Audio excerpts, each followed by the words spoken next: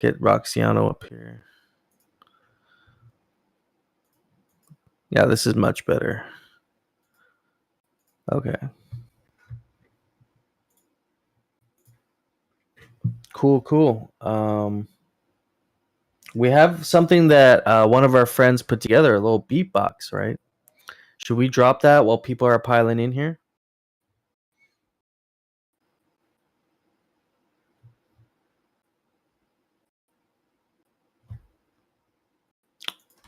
Zombie, can you hear me?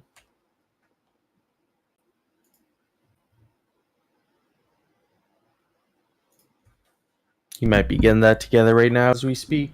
I'm sorry if you were talking to me. I couldn't hear you. I ran across the house to go move my audio. My Get Up Hero is my backup recording.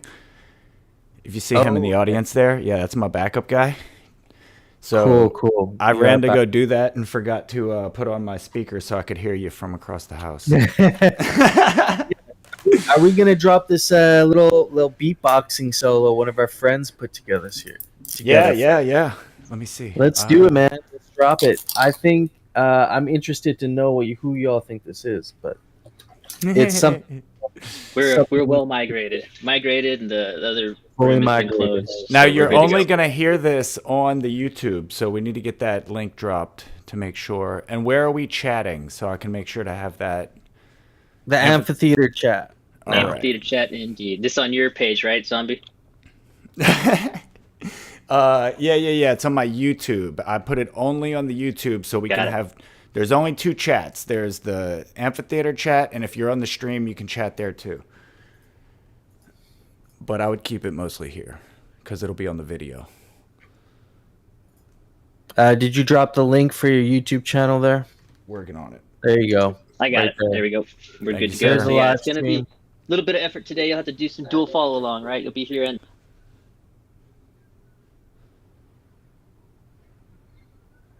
Yeah, so if you head over there, you'll be able to hear that. We'll wait for some more friends to get in the amphitheater here. Yeah. I will also put the word out for GMI here that we're kicking off.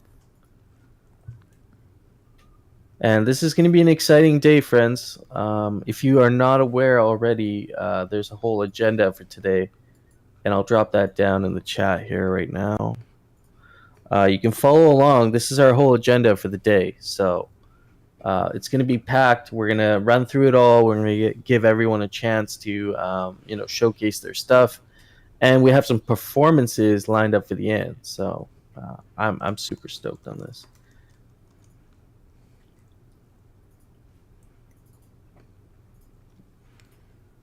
All right. Yeah, I think all I have to do is let it rip. Now, this is going to be cool. I'm not saying this is impressive or anything, but I felt like it needed a little kind of accompaniment, a little bit of a music video to go with it. So there's some visual elements for this opening.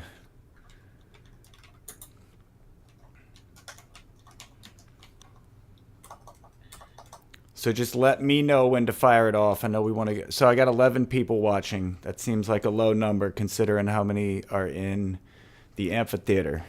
Yeah, head over and watch. Head over and check out that link. It will be another resource as we go through the day. Also follow ZombieShepherd's channel. It's dope.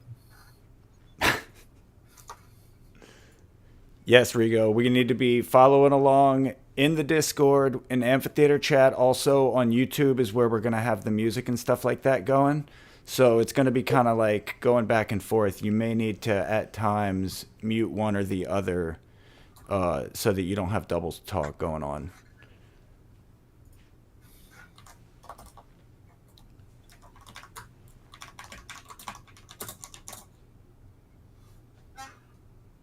Let's hear this beatboxing. Hardcore, the link to the parcel should be when you go in, right? Is that set up yet? Yeah, it's on the spawn page. You should have an event portal drop, sir.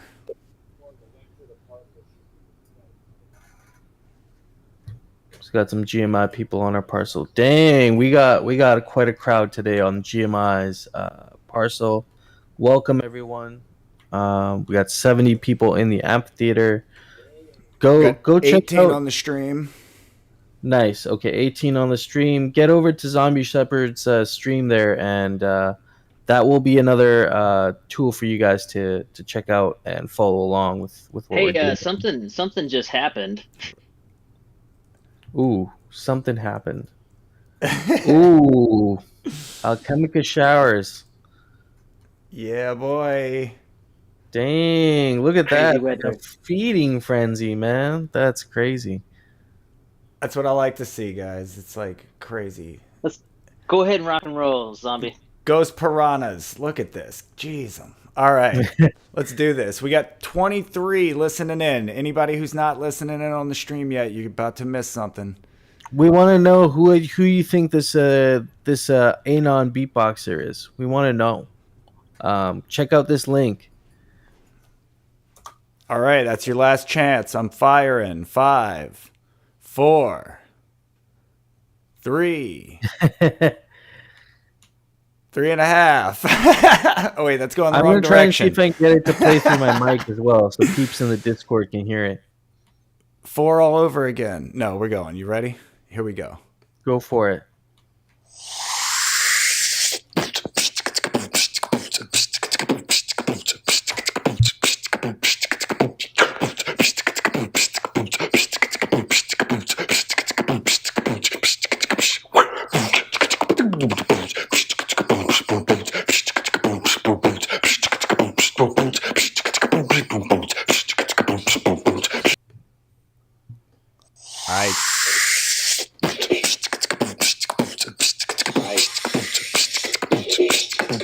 Stream crashed. I just started over. Crap.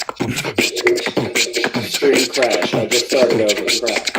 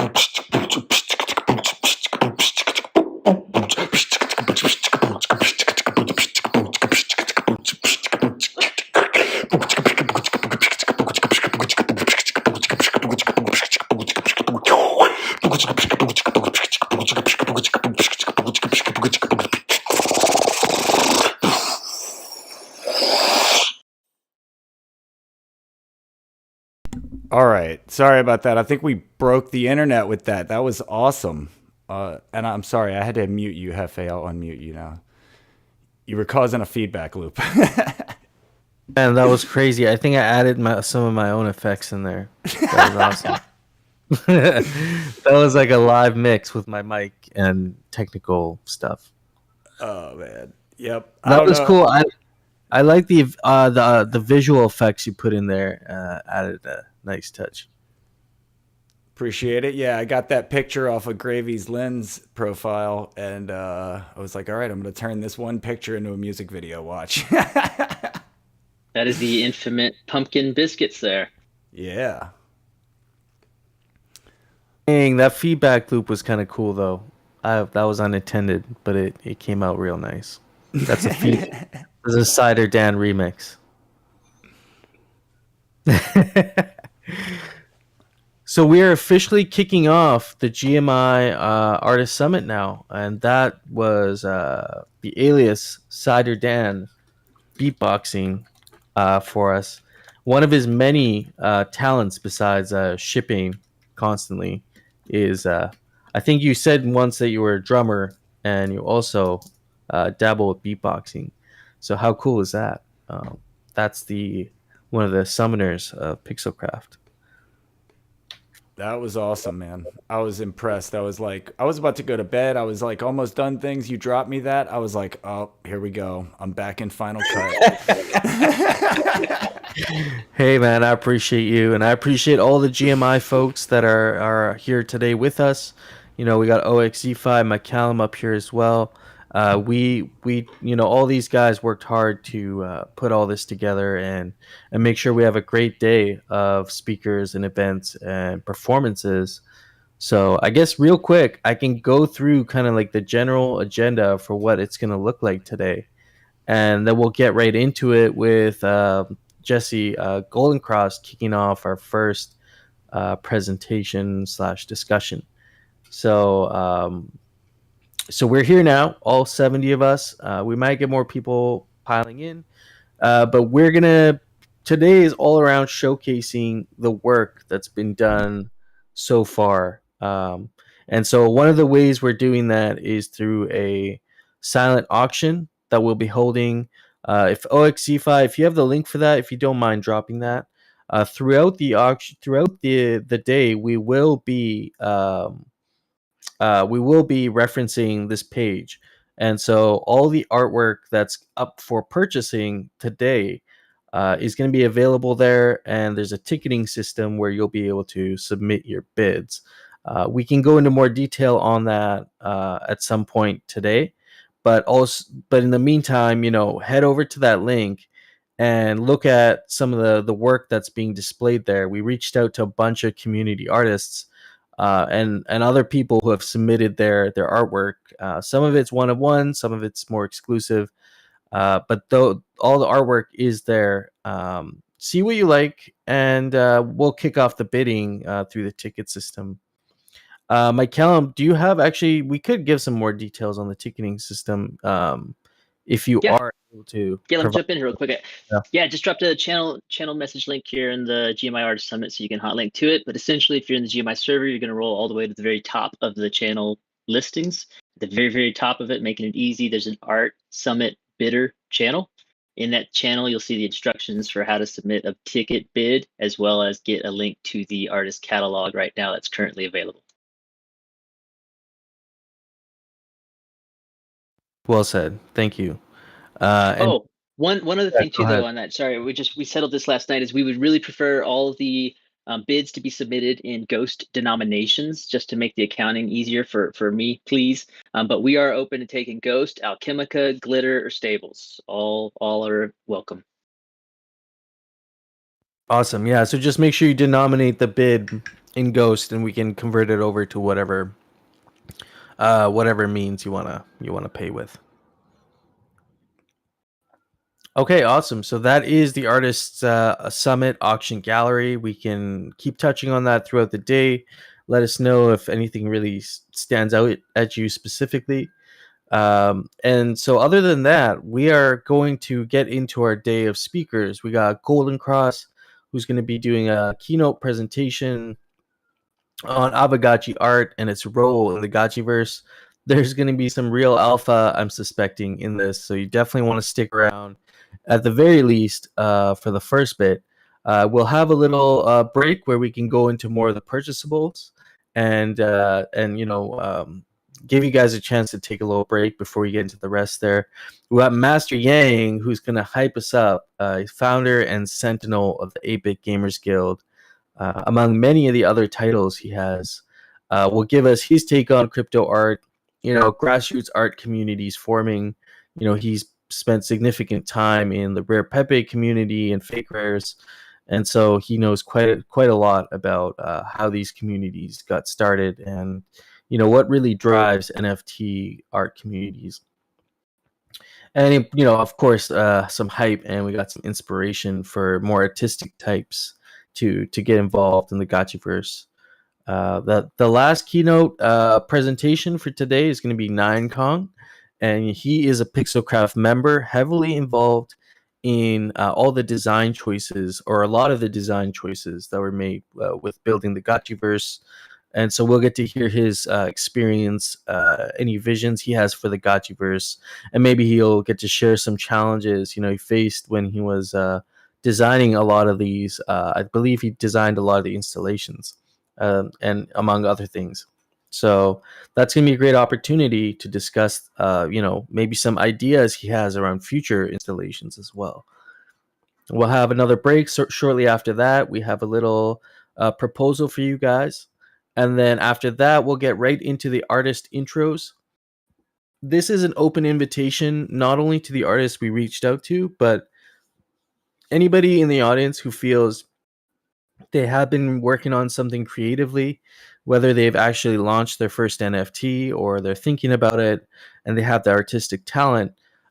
This is going to be a good time to get to know you. And so if we can get 3 to 5 minutes of your time, we can get you up on stage. Alongside some of our other speakers, we got Roxiano. I know Zbot's going to be up there. We got a few other, I think Rigo, J Mortis, got Bin Lagan. I got a couple questions for those guys. And so we'll be going through that and giving you guys a chance to get your names out there as artistic types in the Gotchiverse. And so that'll be really cool. Also, meme lords. We have the meme lords of the Gotchiverse. I think you guys are in here. If you do want to talk about anything regarding memes that you've created, or what you would like to see in terms of more memes and fun animations, or anything really in terms of like Aavegotchi art culture, you're welcome to come up there as well. And so after that, shortly after that, I got a few other roundtable questions if you guys want to take them. I think they are kind of interesting questions. And then we'll get right into a little summary and closing for the day. And then we'll do our performance and showcase reel, where we have a multiple audio artists. We have ZombieShepherd, No Futuristic, got Phase, we got DJ Super Paul, who've all put together their own sets, live, not live, some recorded, some live. Put those together for this evening, and so, well, not this evening, later today, near the end of the day, end of our day.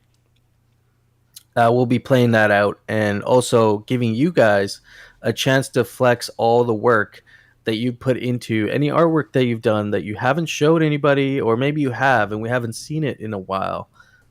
This will be a great chance for you to flex some of your work. So what I should say is I encourage y'all to hold back on anything that you want to show off. Wait for the drop and the performance, the showcase reel at the end, where you'll have 30 to 60 minutes to show off all the work that you've done. And we'll have an epic thread of all the Aavegotchi artwork that exists out there, including memes too. So that's a whole kind of summary for our day. You can also look at this link here if you do need to reference anything I just said to see where we're at. Here's the link for you. That's on our GMI Notion page. But right now, we will kick off with Jesse Goldencross. We'll get him on stage. We all know Jesse. Most of us know him. And he recently dropped the alpha of fake gotchis. So I'd really like to hear from him and maybe get into more details around that. I see him on stage. Is someone able to pull him up? I don't think I have I do actually have the permissions to do that. But for some reason I don't see any of the requests to speak. I can see the hands up. Yeah, this is the same problem in the other servers. So I think is anybody with permissions in the crowd that can do it? It looks like it's working. I'm zapping. Okay. Yeah, cool. he just invited me up, so I could jump off and bring him up. I don't know if I have those permissions here though. I can do it. Yeah, it's just I'll see weird for me. Oh, unless Michaela, you said you have it or what? Are you good? Yeah, I got it. Okay. Sweet. Then I'm not going anywhere.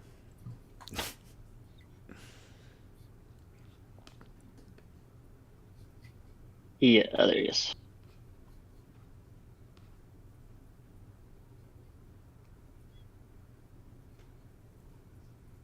Yeah, Discord's been real weird with me lately. I get all kinds of issues like this. So Yeah, it's just having an issue right now with the audience coming live. I can't interact with the audience right now. I just pulled No Future and Roxy up here, so I know it's working. Just got to get Jesse up here. Cool, cool. Hey, there we go. GM. GM. Oh man. Awesome. Yeah, I don't know what's going on with Discord today, but I'm glad you guys were able to get me up. Had the hand raised there, and I was like, should I put it down and raise it again? And here we are.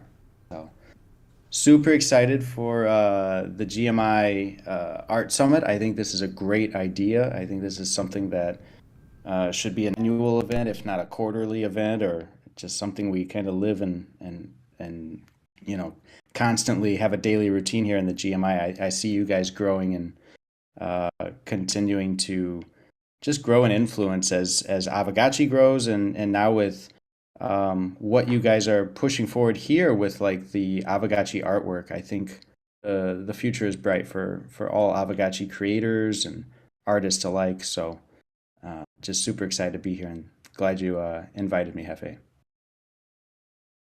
Yeah, this is a really special event because it happened to line up so perfectly with your guys' announcement of Fake Gotchis and the whole art curation program that's gonna be getting implemented now. It's really exciting. I think the art summit will always be a great place to showcase that sort of work. Yeah, absolutely. And so, for my role tonight, it's tonight where I'm at. I just want to kind of give a background on the Fake Gotchis announcement and maybe some backstory on that and what it means for anyone listening in who's like, what the heck is Fake Gotchis? I guess it is very fresh, so it's worth kind of running through what Fake Gotchis is and why we want to have this as a platform.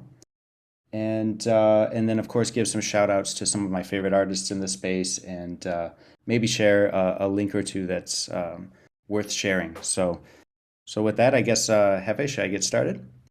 That all sounds great to me. Yeah. Sounds awesome.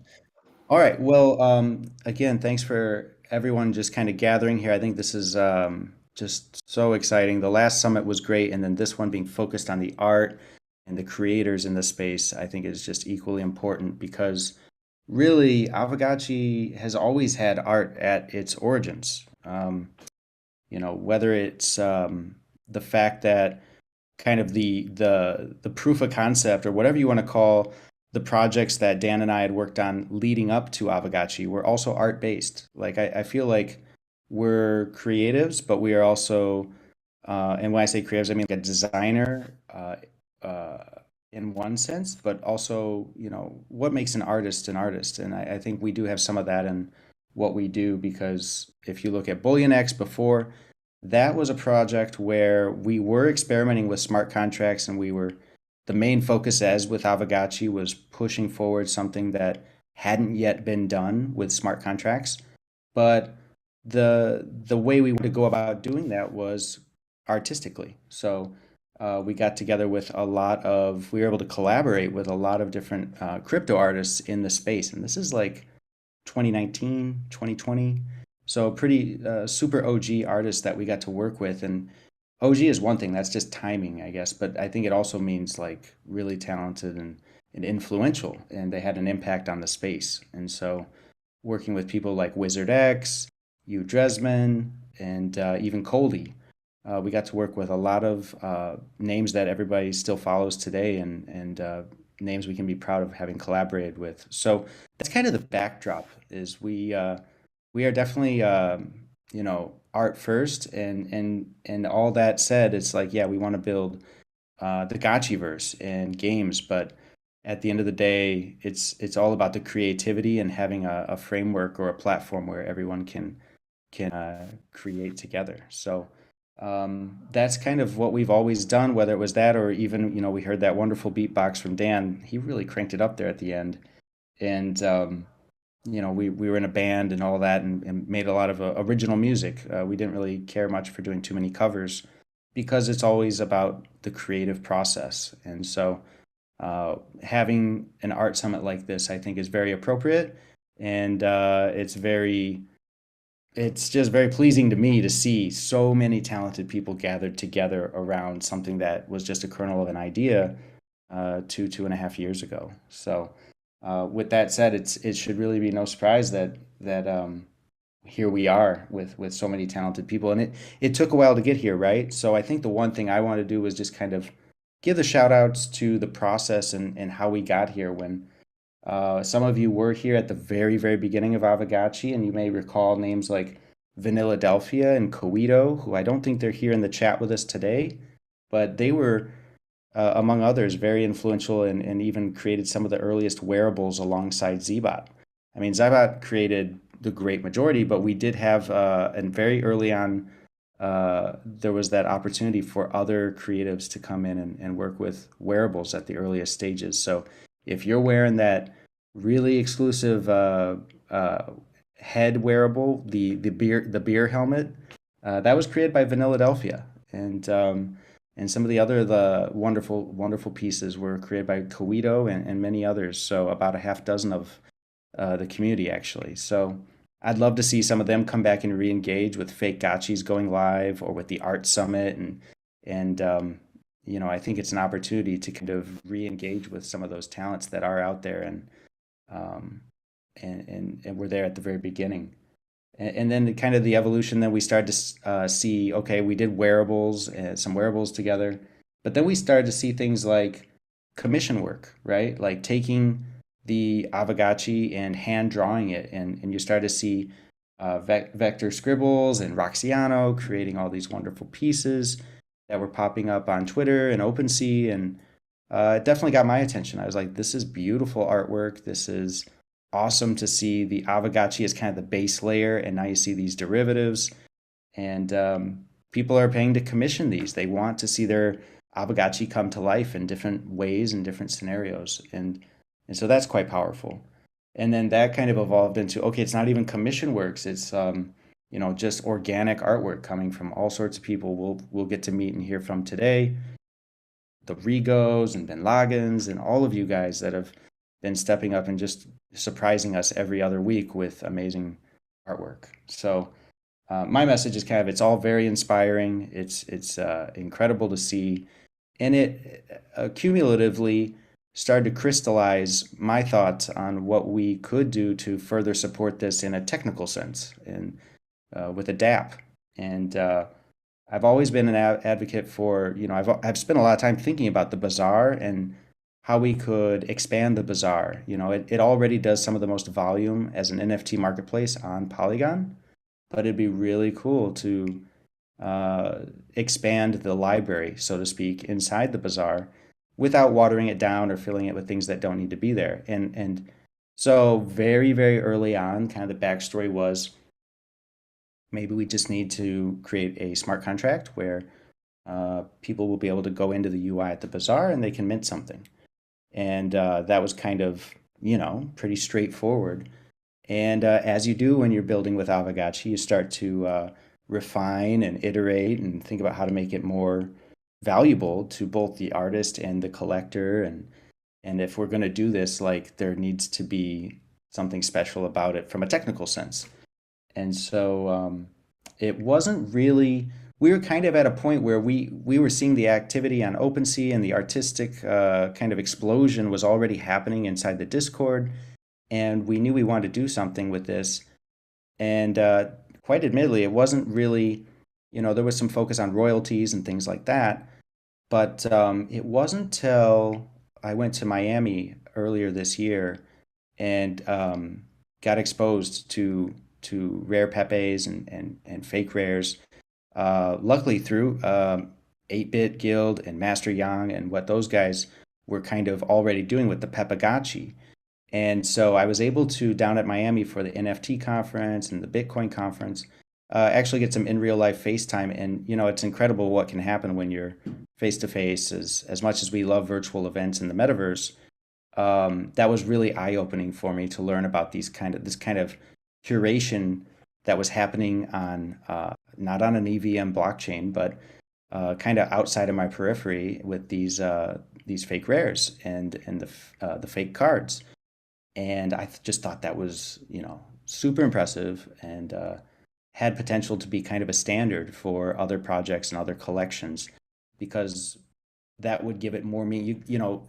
When I think of art, like all things, if you're an artist and you go in a room and you have all the tools and you have everything at your disposal, you're not going to make inspired art 9 out of 10 times. Like usually, it's a head game at that point. You have to put constraints either on yourself or the tools that are available to you.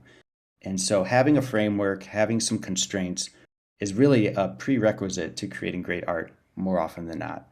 And so that whole idea of an open-ended, just press the mint button in the bazaar thing, that really wasn't, I knew there was something wrong with that. And then learning about this idea of you can put a cap on it and it can be something that's collaborative and done via this kind of access card. It was just so perfectly crypto and perfectly in line with what I think Aavegotchi already was kind of appealing to. That's why there already was the Pepagotchi in this crossover. We were appealing to that side. And so that was kind of the backstory there on where we started to really seriously consider that kind of model. And to my knowledge, we haven't seen that model on any EVM chains. And there, the cool thing about building it ourselves is we got to even take it a step further and think about, okay, let's think about the royalties again and take a little deeper look at that. And well, we just finished up Gotchi lending.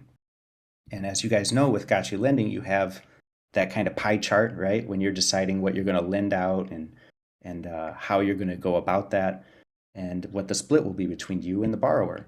And in some way, that kind of just made sense for the royalties and this idea of guilds like perhaps GMI, we'll wait and see, many other guilds, or individuals. They could collect the cards and basically become the curators, because there's this kind of question, this problem to solve with the Gotchi collection, which was who's going to curate it? Who's going to say what goes in and what doesn't? And so the cards do that to a certain extent, but then aligning the incentives where the person who has the card may not be the artist.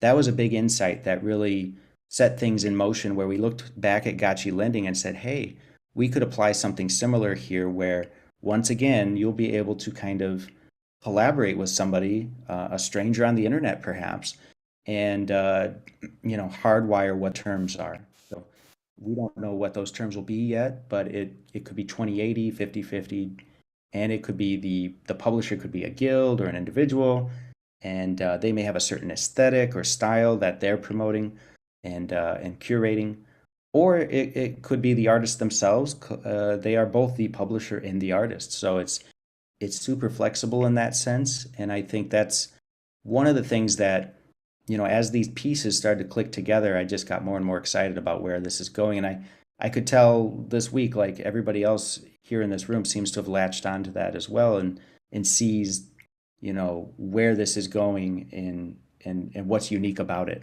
So we're busy reaching out to both Gotchi Gang and at the same time talking to some of our old friends from the OG crypto art space that we came to know even prior to Aavegotchi. And it'll be nice to have, Aavegotchi went in the GameFi direction, so it didn't really appeal to a lot of our friends from BullionX and those early conversations. But I think this kind of brings everything full circle, and that's what's so satisfying about it. Is it's like a second pillar to the Gotchi economy, and yet it can appeal to people that maybe aren't interested in metaverse or aren't interested in the gaming aspects or the Alchemica.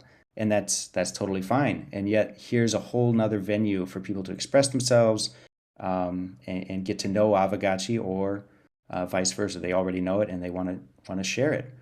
So that's kind of the background loosely on the development of the fake gotchis. And I would be remiss if I didn't mention Zybot, of course, was hugely influential throughout the whole process as well.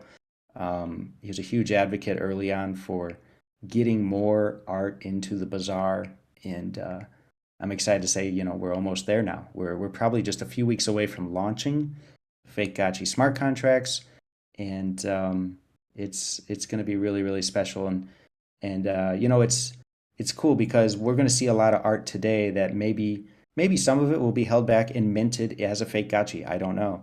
And maybe there's other pieces of work out there that are ready to go or already minted, and that's totally okay too. That's super cool.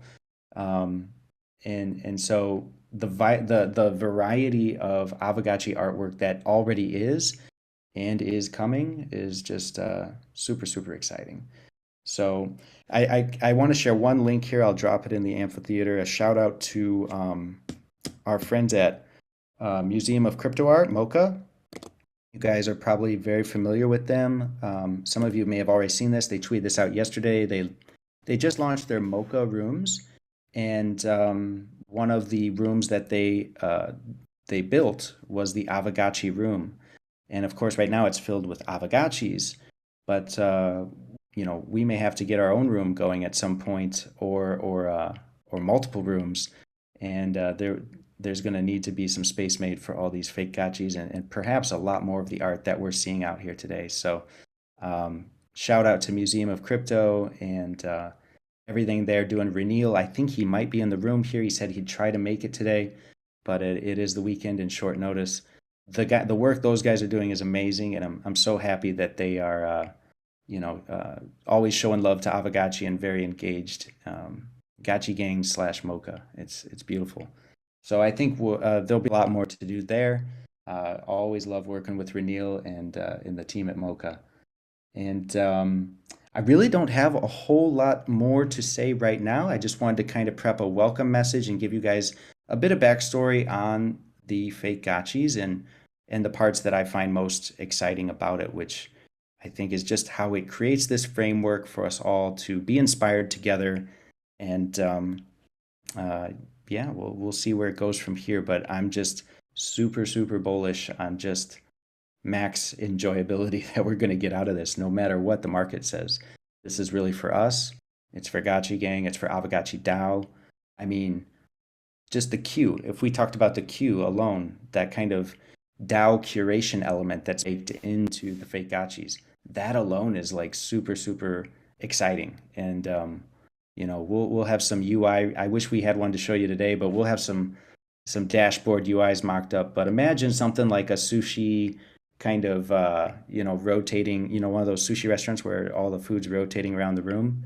Imagine that, but it's your artwork and you can promote it and show that these pieces are confirmed as ready to drop with a 5-day countdown. In the meantime, the whole community gets to look them over and either get A, excited about them, or B, notice and check them for anything like a harmless typo all the way up to some low effort trolling, nice, not safe for work stuff. And that's super powerful. That this will be a truly DAO created collaborative decentralized art collection. And I think it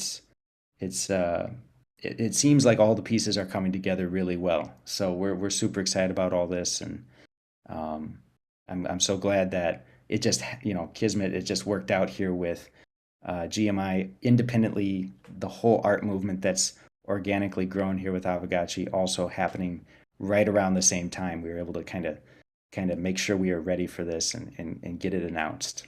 So with that, I will hand the mic back to Hefe, and just nothing but high fives all around for everybody that's here. Thank you for that, so eloquently said, and I share your excitement. We actually, speaking of MoCA, we actually have Renil in the audience.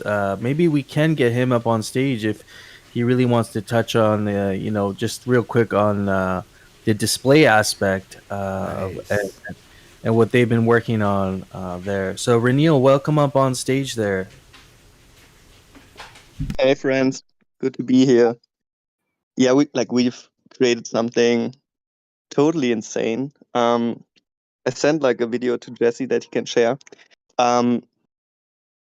We are basically creating that are super inclusive and gasless and Polygon with MoCA, and you can curate your gotchis into what we call MoCA Show. That's basically a depth for the browser where you can curate multiplayer exhibitions for NFTs, and that collection that we are doing there is limited to gotchis, but everybody can bring in their gotchis. So just drop your ETH address maybe in the chat, and I will grant you access so you can bring in your gotchis. So that's one side of what we are building. And then the Mocha Rooms product that we are building, which translates the curations into 3D, into different metaverse or virtual worlds across the metaverse, will allow us to, or also the Gotchi team, as soon as they own their own room, but we are already curating. So put all the community curated NFTs, all the gotchis into a 3D architecture, and then move them into Webaverse, where we launched our first own 3D exhibition world at verse.museumofcryptoart.com. You can access that. It's live. And there's like a huge 32 slots gotchi build with like an impressive architecture by Untitled XYZ. Yeah, that's like the photo in the chat. And we have like curated the gotchis that have been added into the Mocha show so far into this and like translated it into 3D. And like all the owners of the gotchis are basically tagged in the show, and we will integrate a lot of libraries and APIs into the virtual worlds to basically make the metadata and the owner and like more infos about the NFTs available inside the 3D spaces as well. That's what we are working on right now. And like we've been always working very closely with Aavegotchi, and I've been collecting Bullonics for like as one of the earliest people on that dApp. And working with Jesse, Dan, and the rest of the team is always a pleasure, and we want to like tighten this partnership with Mocha moving into the future of Aavegotchi, and I'm super excited about that. It's huge, you guys. You know what he just said, because Mocha, you guys are known in this space for the place to display your artwork for people to interact with it. And I was listening to what you were saying in terms of 3D spaces. That's going to be huge for being able to show off your artwork across metaverses and outside of the Gotchiverse. Also having these places where we can go hang out and appreciate each other's artwork through like fake Gotchi and curating the artwork as well. That's going to be amazing. I can't wait to do like the first like community curated fake Gotchi exhibition and bring that into like all these different worlds. Like we can do something together, maybe for next week or so, that we provide a space where with up to like 50 people can join there in 3D with voice and all of that.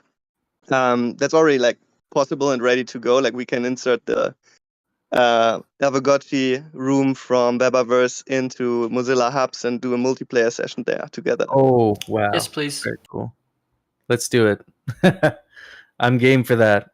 That's awesome. Renil, were you saying that there's a value in people dropping their ETH addresses here? Are you trying to get some access distributed potentially? Yeah, totally. Like I will like drop a link how you join the curation into the chat soon. And I will like add all the addresses that are dropped as collaborators so you can bring in your gotchis.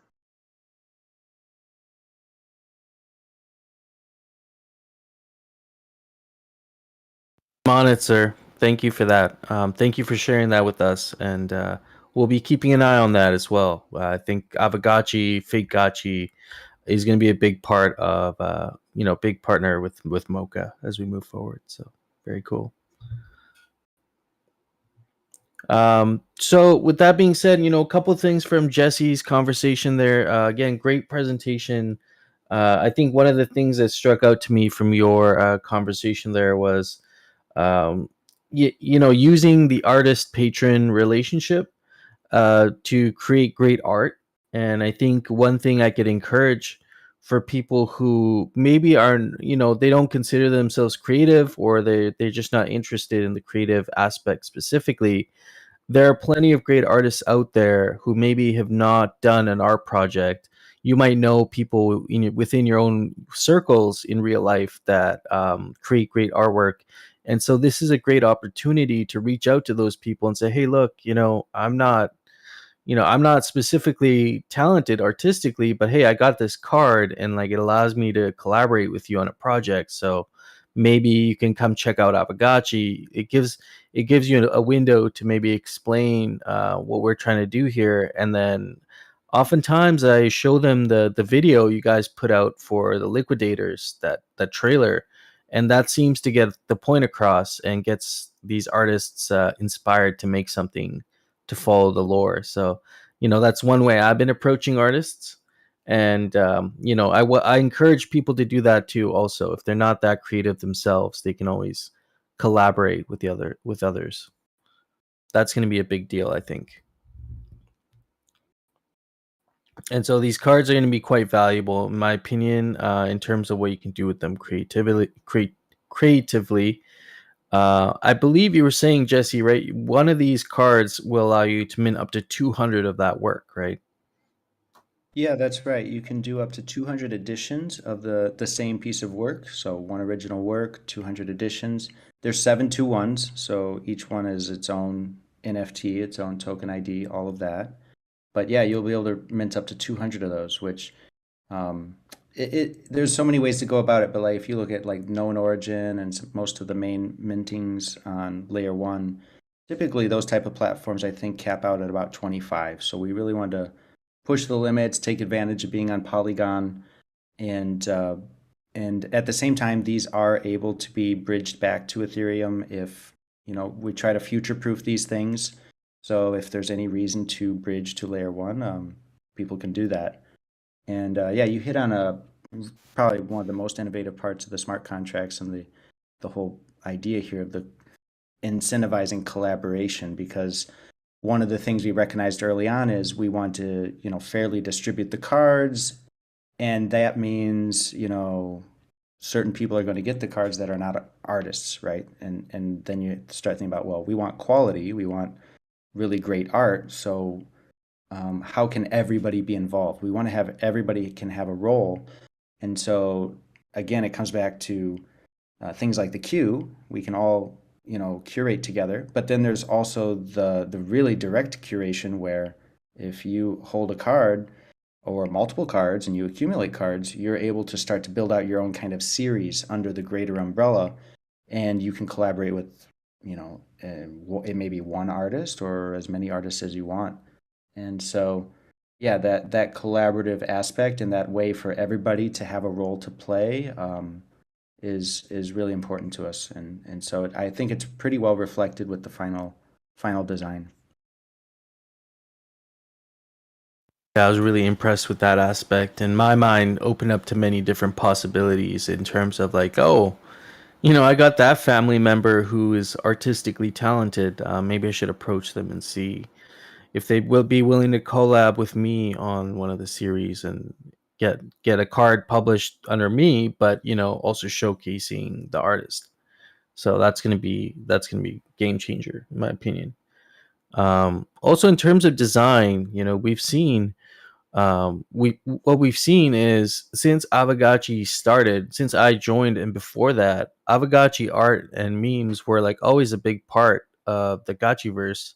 So there has to be something to that, right? If an Aavegotchi is getting remade in all these different art forms, there has to be something to that. And I think, Master Yang will probably touch on this, but I think one of the reasons that makes Aavegotchi so special in terms of how flexible it is with what you can do with it is its simplicity in the design. It's very much like Pepe in that sense, where Pepe is a very very simple design. It's a frog, very simple drawing of a frog. But how many times has Pepe shown in pop culture and everywhere that we see, right? It's because it can be easily drawn to form a certain context. And Aavegotchi can kind of do the same thing. It can be redrawn many different ways in many different contexts. So I think that's what gives it that special, like the secret sauce to make it, so memeable and so versatile artistically, So that was definitely one of the things that stood out with me, just things I was thinking about while he was talking there. And so, yeah, that great conversation there. I know you had said that there would be possible hints at some artists you're working with. Um, if that's the case, I'd be curious to know what we could be looking out for if you have links, or some alpha in that sense. I think we'd definitely be open to that. But it's your call, sir.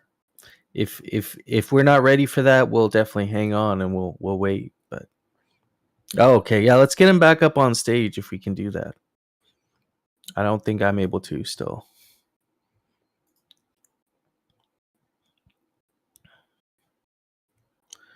Welcome back.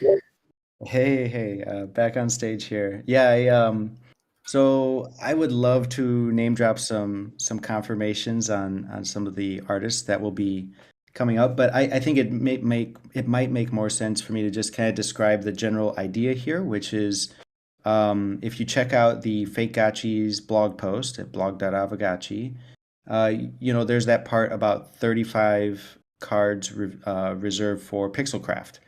And so we're going to use those to reach out to some of our favorite artists. And basically, when the project goes live, the idea is that there'll be like X amount of pieces that will be ready to mint right away.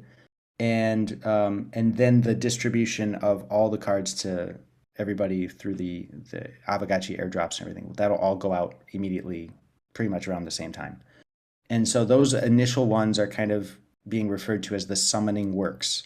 And so the idea there is to split those summoning works in half, where we have basically Gotchi Gang represented, and then we also have people that have made a name for themselves, made an impact in the space, OGs in the crypto art movement that we all think highly of and are super excited to even grace our collection from day one. And so what we're trying to do is fill out the most epic possible kind of summoning works to summon this collection and kind of kickstart it.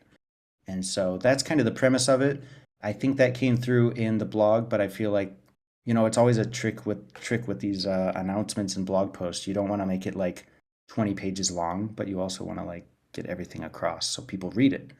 So maybe that's worth kind of, that's good to know and kind of explain more. Because I kind of reread it and felt like that didn't come across. I don't think we actually said the term summoning works. So we're really excited about that, and I wish I could drop a name right now. I can tell you that we're just being very, very purposeful about who we reach out to, and it's a lot of our personal favorites and people that we know align with Aavegotchi. They're already into Aavegotchi to a limited extent, and they're also fantastic artists. So that's kind of the angle we're going with. You could also, Zybot knows what we're talking about here. So, Ooh, yeah. I see you mentioned Wizard X. Wizard X would be awesome. So I hope Wizard X would join. That would be amazing. The last time I worked with Wizard X, he actually built our Bullion X CryptoVoxels parcel. So if you ever go to CryptoVoxels and you find the Bullion X parcel, that was our gallery, and Wizard X actually built that for us. So we go way back. I wouldn't be surprised to see Wizard X in the mix, but I cannot confirm nor deny at this moment. But lots of love for Wizard X. But yeah, Hefe, does that help? Do you think that probably didn't come across? Oh, yeah. Yeah. That definitely clears it up. So it's 35. Those cards are going to be allocated to 35 releases, right? Yeah, and we might use all 35 for the summoning works. It might be a lot less than that. It might just be 35. We'll either spend them all at once, or we'll save a few for another day. But we want to get, internally we're kind of like looking at it. Looks like about somewhere between 18 and 35 makes sense. So got to have room for what if we were at like I don't know, if we pegged it at 18 and we're at 18, and then like somebody like Wizard X comes through and we're like, oh yeah, we definitely got to include them, then we got to include them. So we got a little breathing room there, a little wiggle room. Final number not quite confirmed for the summoning works. Nice. No, that gives us a lot of context there. I'm excited. And these are all going to be denominated in Ghost in the bazaar, right? Once these things drop. Yeah, yeah. I mean, that's the other part. I feel like this is a great time for the bazaar, like a whole nother aspect, like I say, a second pillar. And yeah, it's gonna be very, very exciting. And it'll all be ghost denominated. That's not changing in the bazaar. Oh man, I'm so stoked. And I'm sure there'll be more pillars in the future, but this is like the next big thing that's really gonna add more. I don't know. This a special vibe to the Gotchiverse and add to the lore. And what a great way to do some storytelling than through some artwork. Yeah, absolutely. I could see so many of these fake gotchis take on a life of their own. So it opens up a lot. And that's the whole thing is we feel kind of like with the Gotchiverse, there's a limit to how much input, everybody can have. Like we can debate gameplay design and all sorts of like different traits and, all that kind of important work. But it's very obvious there's so much more creativity brimming from the DAO. And it's like we have to it's a good thing to give more areas for everybody to have a direct impact. And I think this opens up a lot. So super excited to see what comes of the Fake Gotchis collection. Yeah, I can imagine artists curating their first fake gotchi and then buying a real gotchi and doing the cycle backwards. That's all right too. Totally. Yeah, awesome. Okay, well, I really appreciate you going through that this morning and, giving us a rundown on what to expect. I think a lot of us are pretty excited about this, especially artistic and creative types. So right now, what I would like to do is maybe take a couple minutes to give you guys just a quick little break. I know we had the hangout this morning. Been going on for about an hour now. So if you do need to take a quick bathroom break, grab some water, grab a bite, maybe take 5. And in the meantime, what I would like to do is quickly just go over the NFT gallery that we have for purchases. And also, if Mike Callum, if we could just run through the purchasing or the bidding process for that for friends that are interested. Yeah, my pleasure. So just drop the link again there in the amphitheater chat. So that's up. So what you're going to do is you're going to go to that link. That's our Notion page, and this is our Artists Summit catalog. So this is where everything's enumerated. So we got lot numbers, and you can see if the reserve has been met on a piece, and you can see what the current high bid is on a piece. You also got the artist name and then the artwork title. When you find something that you like, you're going to come back to the GMI server. You're going to go all the way to the very top of our channel bar on the left, and you're going to find a channel called Art Summit Bidor. You're going to go to that Art Summit Bidor, and there's a ticket panel in there. It's got all this in an explanation as well to help you see what's going on, but you'll just read through that. You're going to hit Ready to Bid, big green button right there at the bottom of it, and then that's going to open up a very private ticket between, essentially right now, me and you. And so it's just a one-on-one conversation, and you're going to let me know what lot you're interested in and how much you would like to throw down on it. We're going to update all those submitted bids live on the catalog, and so you'll be able to see if the reserves have been met and then what the current high bid is on any particular piece.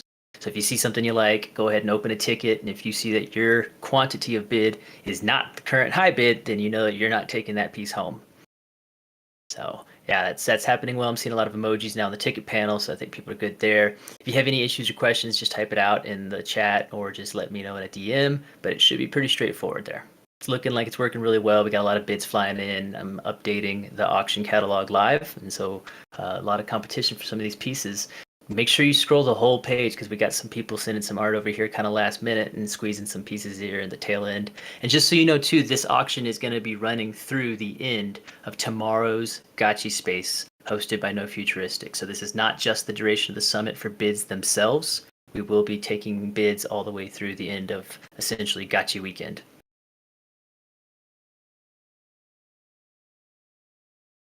And let's also mention that a lot of those pieces are not multiple mints. Some of them are exclusive small numbers. Like I think Lagan's piece is a 5-piece, 5 quantity. But then there are other ones there that are just one and one of one exclusive. So you Yeah, just gotta and keep an eye out. any multi-piece, any pieces that are multi editions, you will see it there in the lot title. It'll say like lot 12A through 12E, and that'll be like 5 pieces in that collection. And then we do have that also texted out there, 5 identical pieces.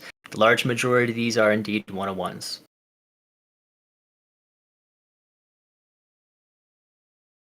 Bid What a Lang's got great- that question. He's got the question on what about the reserve and the current bid. So the reserves are secret, so you won't know what the reserve is per piece. Those are set by the artists themselves. For the current bid, you would want to check the art catalog, and we'll be updating the high bid on those actual catalog piece pages as we go along. Yeah, good point, Choina. You know where your ghost stimmies are going. And so the bids, again, just to reiterate, all the bids are denominated in ghost, but you don't necessarily have to pay in ghost at the time of paying if you do win the bid. So you will you can specify whether you want to pay in Alchemica or ETH or whatever you want to pay in, but just make sure your bids are denominated in ghost for accounting purposes. And so, yeah. Hefe, just you Go ahead. scanning through the catalog. What jumps out at you, man? What are you liking? I'm the ticket interest is all over the board, which is fantastic. I'm seeing a lot of interest in everyone's contributed works here so far. But which ones are you kind of? Maybe you don't want to play your hand, but which ones do you think you're maybe trying to attack? My favorite one is mine. So go bid on that. I'll bid on it too. No, but seriously, there is a lot of great work in here. I like what Rigo's put up here. Love his style of work, and then also some of those sus butterflies are looking real appealing to me. So without going into a specific piece, um, there's plenty to choose from. I think the sus butterflies to me are interesting, and I'm looking at some of the new work that I didn't get to see last night. Actually, there's some work that's come in after, like, I haven't looked, so there's some really incredible stuff here, man. Dang, wow, we got some really cool submissions there last minute that I wasn't even aware of. So yeah, that plaid samurai, ooh, that's very cool. Some of these pieces are also right behind the title. It lifts that they're the GIFs, and so like Smokescreen's just listed one that he's looking at right here with the Alone and Afraid by Dead Polaroid. And so if you see one that's listed as a GIF and you're not seeing it animated, just mention it here in the chat, and I'll drop the animated version of it for you too, so you can kind of see the whole scope. Oh man, there's gonna be some great deals today. I can tell you that. I gotta probably get some bids in myself here on some of this stuff. But yeah, I don't think you're gonna get a chance like this to get something really cool and exclusive like this probably between now and Fake Gotchi, right? Because Fake Gotchi is probably gonna be the next thing. So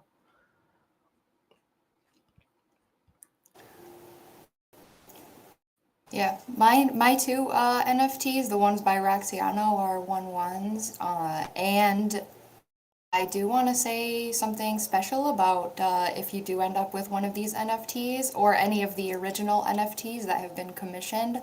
I will be doing a Fake Gotchi card set, and I will be distributing one to each of the holders who already have a piece from me for free as kind of like a drop later on. I do want to show that piece now.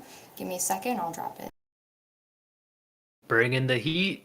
ooh, okay, things are getting interesting. Oh man. Smoke screens, I dig yours too. That's real cool. That has a vibe. Post burn, Gotchi post burn. Awesome. Oh, So yeah, this art piece is modeled after my Aavegotchi wish fish, and yeah, it's basically showing dang. that you're an OG. So if you end up with one of my pieces, you will get this. It will be a fake. It will be with the part of the fake Gotchi Fake collections. Yeah, Gotchi. Dang. Well That's gonna be executed, fire. Roxana. You're showing people how it should be done. thanks.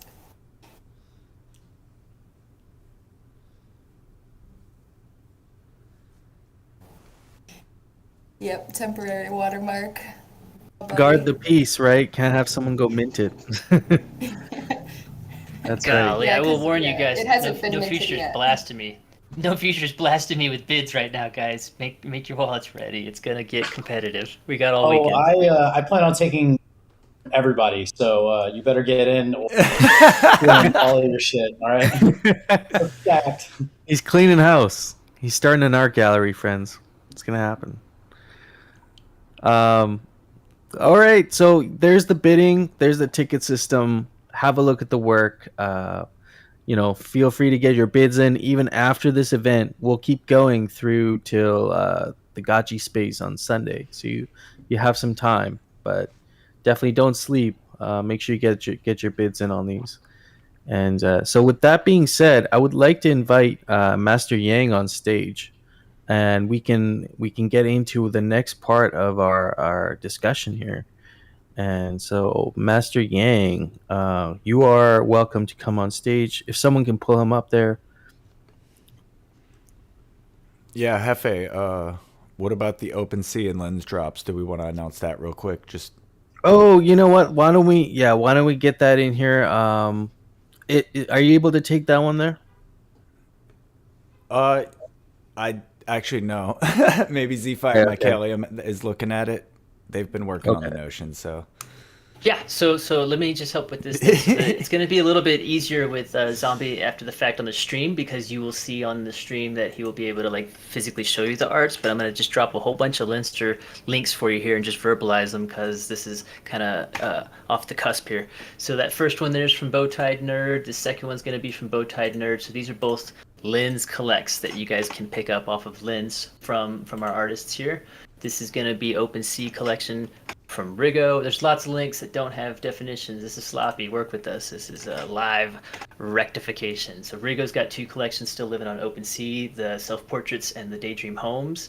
Aim Pixels has got a collection over on OpenSea as well. That was her collaboration with the Portal Mages. Shout out Portal Mages for the happy birthday. They've definitely set the tone for what a gaming guild can look like, and they're doing good stuff. This is from Avid. He's got a Polaroid project that's currently live on OpenSea as well. He's got a lot of material there. Same thing with Dead Polaroid. He's also dropping a lot of good stuff as well. Let me grab these. He did some collaborations with, I think it was Pranksy and NFT boxes. If I'm getting those wrong, someone will correct me there. But these are two pieces that he did with those. This one here that just drops actually on Near Chain, so good on him. That's hyper exploratory to be over there these days. And then Gravy just dropped these on us, these last three Lens posts right here. If you've been following Gravy at all on Lens, he is dropping the Gotchi cans. So he's up to, I think, his 5th, 6th, and 7th pieces are these three Lens posts right here that are in and chat. he said that was gonna be it. So Okay. So he's keeping his best pieces close to heart. He's waiting for fake Gotchis too. And then these are just links out to Roxiano's Gamer Gotchi and her Wrangler Gotchi, but these are indeed being supported through the today's auction system, so you don't have to do anything on OpenSea specifically for these pieces, but here's the location of where those are at. Past that, everything else that there's one more here at the very bottom. Let me hop on mine and grab this one because it's a goodie. He's being humble here. Dun, dun, dun. Let me grab this one. Get this up. This is something I'll definitely be grabbing a copy of today. This last Lenster post is actually Cosmic Spaghetti from ZombieShepherd, and so this is his feature length. It's the full version of the trailer that you may have seen him drop on Lenster here recently for Cosmic Spaghetti. And so he's actually got a lot of interest on an individual level from the Lens Protocol team. They've kind of been eyeballing his work and paying attention to the fact that he's doing some cool stuff. And so this Cosmic Spaghetti is his first big asset drop on Lens, but I do not think it will be the last. So there's a waterfall right there for you of referral assets. We got great artists in here that have existing bodies of work. We got people that are giving us work for today, and we got people holding stuff back for fake gotchis too. So make sure you guys are definitely just paying attention to everything. yeah, for sure. I just want to shout out Gerline Zimtimo in the crowd there. She is the animator of Cosmic Spaghetti and the director. We're a team. And yeah, I just wanted to let everybody say hi to her. She's the artist. So it's a team effort. Very And cool work you also, put together there, and I'll definitely be grabbing one of those. that's going to end tomorrow before the Dow call, so you only have 24 hours to collect that. And Ooh, okay. those gravy cans are running out too, so there's lots of FOMO on Lens. So that's why I just wanted to make sure we shouted that out before we moved on, because those gravy cans might be gone by the time these keynotes are over.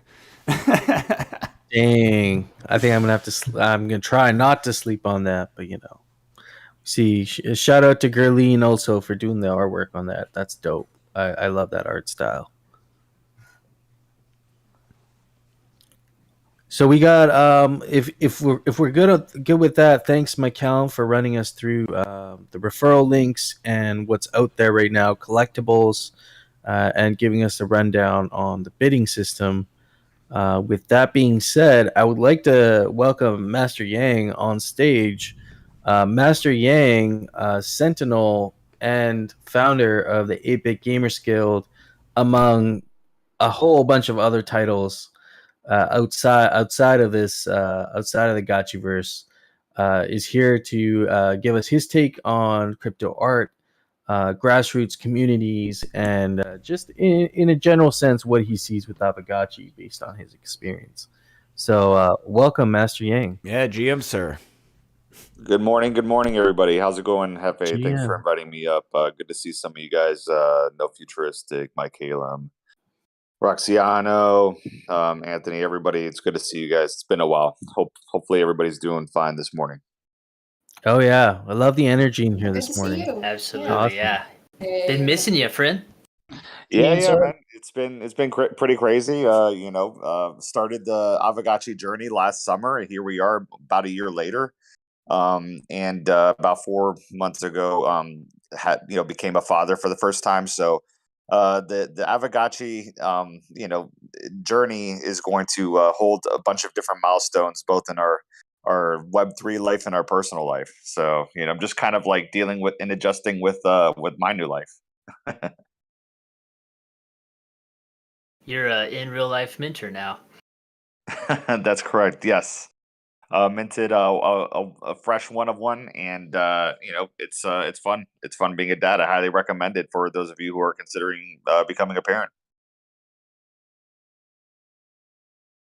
Yeah, congrats.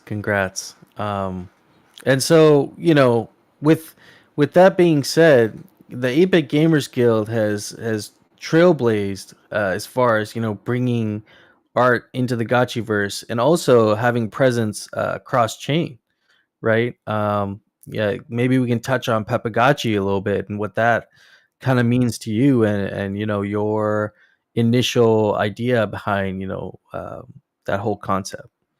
Sure, absolutely. So I guess in the beginning, kind of early days of my foray into Aavegotchi, it was a lot of really again, the game hadn't been launched officially. We were working up towards that over time, and we had to pass the time somehow. So a lot of us, again, Hefe, No Futuristic, and many others here, we would hang out on Twitter Spaces, Discord channel, kind of just speculate as to what the game is going to become and what features. And every week it was just nonstop speculative kind of. What will the future hold for Aavegotchi? Because that's all you could kind of really do. You could speculate on the assets, the drops, etc. There was a ton of kind of those days were really a lot of fun. I kind of miss them to a certain extent. Although, kind of one thing that we, and both Master Yin and myself kind of we're thinking about, we were kind of getting into rare Pepes, and I come from early times in Bitcoin going back to 2013, and the Rare Pepe project started in 2016. I had a bunch of friends that kind of got into that, and my first NFT that I ever bought was from the Spells of Genesis project, and this was the first tradable, or the first card, or tradable card game on a blockchain ever. So Ever Dreamsoft, this company, basically came up with this game called Spells of Genesis, and it was basically company created artwork similar to like Magic the Gathering. For those of you who are familiar with Magic cards, um, there was no like community created cards. It was all created by a company hired artist, and what they basically did was like, hey, we're going to create this token, attach a JPEG to it, and we're going to put it on a blockchain, and it'll be the first tradable card game ever on a blockchain. And I thought that was pretty cool. Back in this is 2015, and they did a crowd sale. They raised a bunch of Bitcoin, and those who participated were rewarded with early cards. And I remember uh, participating. I think in I was like a gold member of the crowd sale. I think I paid a few Bitcoin at the time. Bitcoin was around 180 bucks or something like that. And I think I got a Satoshi card, and then I got a bunch of other cards like I think like a Genesis block card, and all of the art was representative of what was going on at the time in the Bitcoin space. So it was Bitcoin inspired culture fused with fantasy, kind of like you know um medieval type of Game of Thrones slash Magic the Gathering esque like kind of mashup. So Satoshi card was kind of like this, for those of you who aren't familiar with that card, it was the quote unquote like the first card of the game. Arguably the FD card was, but the first official card was the Satoshi card. And there was 1,000 of them created, but ultimately there were only 200 that were actually like minted from the crowd sale, and then the other 800 were burned.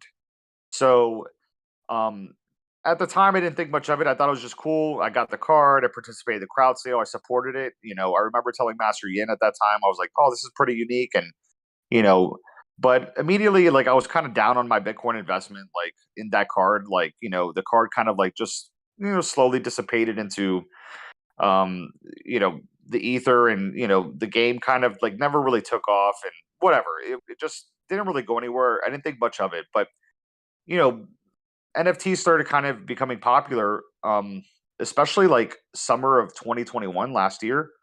And that's kind of when I like revisited the card, and like I was like, oh crap, like, I think at the height of August, I was like looking at it and I was like, oh, it's worth like, in the I think like end of July, I was like, oh wow, it's like worth like 50 grand. And then like, a week later I looked at it and I'm like, oh wow, this card just traded for 100 grand. And then next thing you know, like I think the card shot up to at one point $500,000 or more, maybe like, $650,000. I think it traded at the peak of the NFT bubble in August of 2021.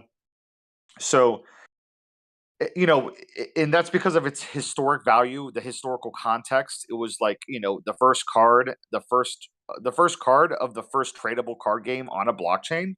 And I was like blown away that like the amount of demand for that card, and like what people were willing to pay for that kind of first historical kind of value of that card. So I'm still holding that card today. I have never sold it. I guess you could say that's, pretty museum handed of me, or diamond handed of me. Like it's been 7 years now. I've been holding on to that card, and actually I bought another one like this year, so I have two of them now. But ultimately, like I kind of give that anecdote, and the reason why I'm even talking about this story is, guys, we're at the beginning of like the Aavegotchi, like fake Aavegotchis or fake Gotchi card game that's starting up now. These first cards that are coming out are naturally going to be the shelling point of this entire project, whatever comes of it. When this art project, the fake gotchis. So it's probably like a good move strategically to really, try to acquire these firsts. For those of you who are considering like either creating cards or, um, you know, uh, you know, collecting some of these cards, this is going to be a little bit of a historical moment. And I say that with all seriousness. I believe in this project, and I talked with Jesse about some of the ways to go about it and so forth. And I was pushing heavily early on for a kind of a community art project of this sort, because I think that it's healthy and overall going to bring a lot of new people into the Aavegotchi, the game, that are going to come for the right reasons. And going back to like Spells of Genesis in 2015, what was cool about that was that, wow, it's the first card on a blockchain, or first tradable card on a blockchain. That was the cool like part of it. But there were many people that wanted to participate in the minting of the cards. And what I mean by that is that like there was one artist or a few artists that were hired by the company to create the artwork to produce the cards. So while you could collect the cards and you could play the game, nobody could really participate as a artist from the community. And there were many artists that wanted to create Spells of Genesis cards, but Dreamsoft was kind of very strict about the curation process. So they didn't really open up the minting or the creation of the cards to the community. Well, about a year later, after the launch of that first card, Satoshi card, there was an organic demand by a community that wanted to create Spells of Genesis cards, saying, you know what, if they're not going to let me create a card, we'll do our own project. And that's actually how Rare Pepes got started. So Rare Pepes kind of switched the model a little bit. And what it was that, okay, we're going to take this very popular kind of counterculture meme, the Pepe the Frog, which really finds its roots from Matt Fury, the artist who started it. And basically it became a meme used on 4chan and kind of blew up over the last, a decade, maybe a decade and a half. And it became a proliferated meme and used from all different communities all over the internet. But then there was an anonymous artist that basically said, you know what, I'm going to take the Pepe the Frog meme and I'm going to tie it to a blockchain, and I'm going to create a card like art. And basically what it was a Nakamoto card. It was the first Rare Pepe ever.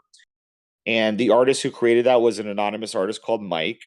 And it was this artwork of Dorian, which was this, for those of you who are not familiar with ancient Bitcoin history, there was just a random average Joe guy named Dorian Nakamoto that was claimed to be the anonymous programmer Satoshi Nakamoto, who invented Bitcoin, in a Newsweek article.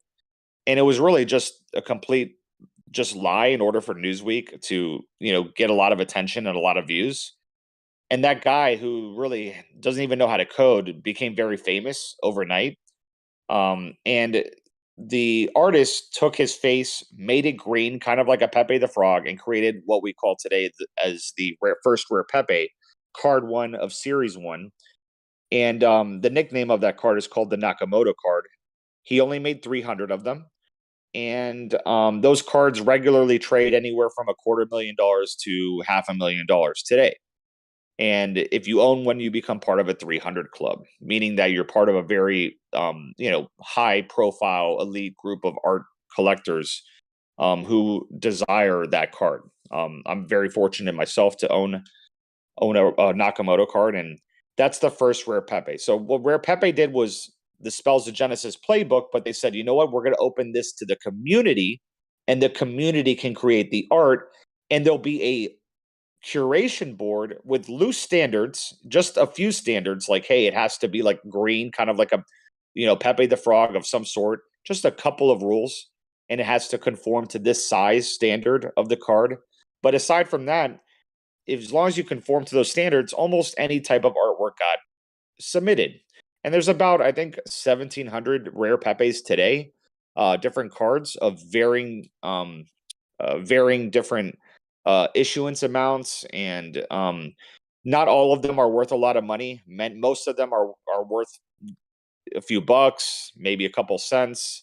But there's a couple, maybe a few hundred that are worth a lot of money, and then maybe even out of those 100, there's like, a couple of them that are like 50 or less that are considered like holy grail, very hard to get Rare Pepes. So again, going back to why I go into these anecdotes about how Spells of Genesis started and how Rare Pepe started. Spells of Genesis created the first tradable card game on a blockchain. Rare Pepe went ahead and said, hey, we'll do the same thing, but we'll allow the community to create the art.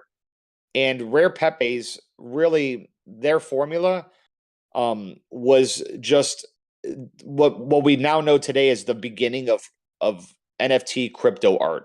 And when I say crypto art, and Rare Pepes were the first example of crypto art because it was art from the community, a community of artists that was organically created, not from a company. And now fast forward to the last year, fake rares. Rare Pepes ended in 2018. For those of you who don't know, that project eventually came to a closure. It was at a point where the ICO bubble of 2017 kind of popped and Bitcoin went into a bear market. And then kind of like the curators, we call them the Rare Pepe scientists, started getting older, had kids. It just kind of reached a conclusion in terms of like, okay, like, this project's gone on long enough. But that doesn't mean that there were not artists that wanted to continue to submit Rare Pepes and continue to, add to the series. However, the project had closed, and for about 2 years, there was a little bit of a dark age of no Rare Pepes. But in 2021 of August, this guy, we call him Rare Skrilla, Fake Skrilla, he kind of revived the series because he was a Rare Pepe artist and there was other Rare Pepe artists he was friends with, and they had a bunch of Rare Pepes that were rejected or never made it into the original project. So the joke was that these were fake rares or fake Rare Pepes. And they're like, okay, well, you know what? We can submit these to a new project. We'll call this the fake rares because, again, these are fake Rare Pepes that never made it into the original project. And then it kind of organically just like attracted a bunch of artists that wanted to, kind of jumpstart this new organic project. And they made a couple of tweaks. It's the same Rare Pepe model. It's almost like a continuation of an unofficial continuation of the Rare Pepe project. But the differences is that it contains a lot more of the modern NFT culture, modern NFT artists from many different communities. And then subsequently, they added some cool little twists on it, which was one of the biggest innovations was a burn card where, there was only 2,000 of these burn cards. The first card that was ever created, it's series one, card one. It's called the fake ASF card or fake as fuck card. And there's 2,000 of these, and they were distributed in the early Telegram chat to a bunch of the artists, and they're tradable on a secondary market. And anybody can submit a fake rare, but there's only a couple people that are selected by the curation board. And if you're selected, in order to actually publish your artwork, you have to burn a fake as fuck card, meaning that there's going to be some sort of finality to the project. There's only 2,000 fake as fuck cards, so when they're all burned, the entire fake rare project comes to a closure. Rare Pepes didn't have that, so it just organically closed down. But fake rares, it's going to be an actual set in stone of finality or closure to the actual project. And fake rares, like I was in the fake rare community from the pretty much day one, and I submitted a couple fake rares. My artwork kind of sucked. I'm not like the best artist, and I never considered myself an artist. But for some reason, I found it cool that like I could collect the artworks in fake rares, and I could also contribute to fake rares as an artist. I thought that was actually pretty interesting. So I was like, you know what? I don't really do a lot of artwork, but like if I can get one accepted, it'd be pretty cool. I can maybe make some money too on top of it. So I submitted a couple. They never got accepted. The first two or three I submitted, and they were kind of low effort, to be honest with you. I tried my best, but they just weren't like knockout, like really good fake rares.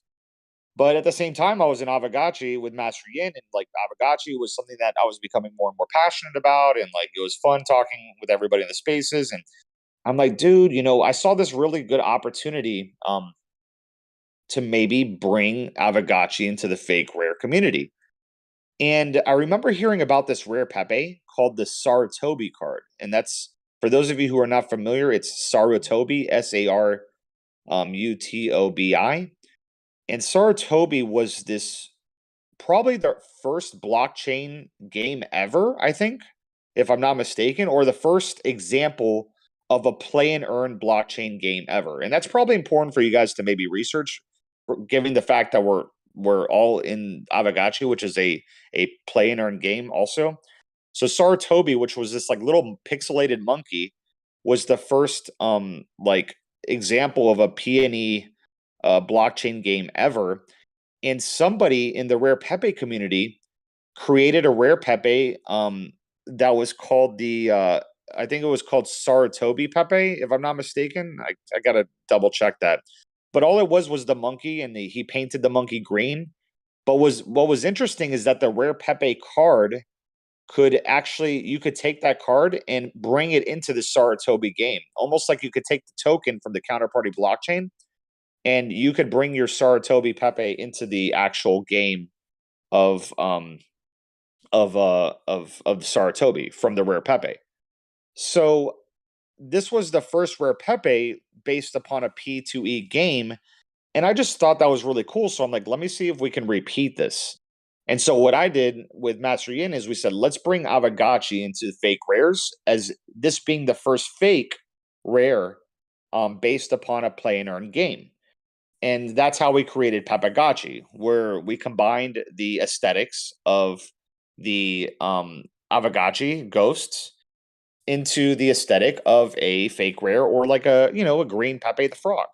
And for those of you who haven't seen the Aavegotchi fake rare card, it is within Series 4 of the fake rares. And what's cool about Series 4 is that that series all had to contain music for each card. So it's a musical series. It's the first series where every card that was accepted into that series had to have a soundtrack embedded into the metadata of the card. So we took one of the theme songs, which happened, like I looked it up on soundtrack I think it was on, I want to say SoundCloud, and it was I think I remember it being royalty free. So I'm like, oh shit, perfect. And it was such a dope track. I remember like like the land raffles of Aavegotchi early on. And I remember like I remember the soundtrack just being so dope. Like while I was like running around and bid to earning on the land raffle, and I would just leave the Aavegotchi soundtrack on all day, like, and it just became ingrained in my mind. So I'm like, okay, let me just take that soundtrack and put it into the card also. And that's how we made Aavegotchi. If you go to Twitter, you can follow Aavegotchi. It's PEPAAGOTCHI on Twitter, and or you can go check it out on the 8-Bit Gamers Guild Twitter handle.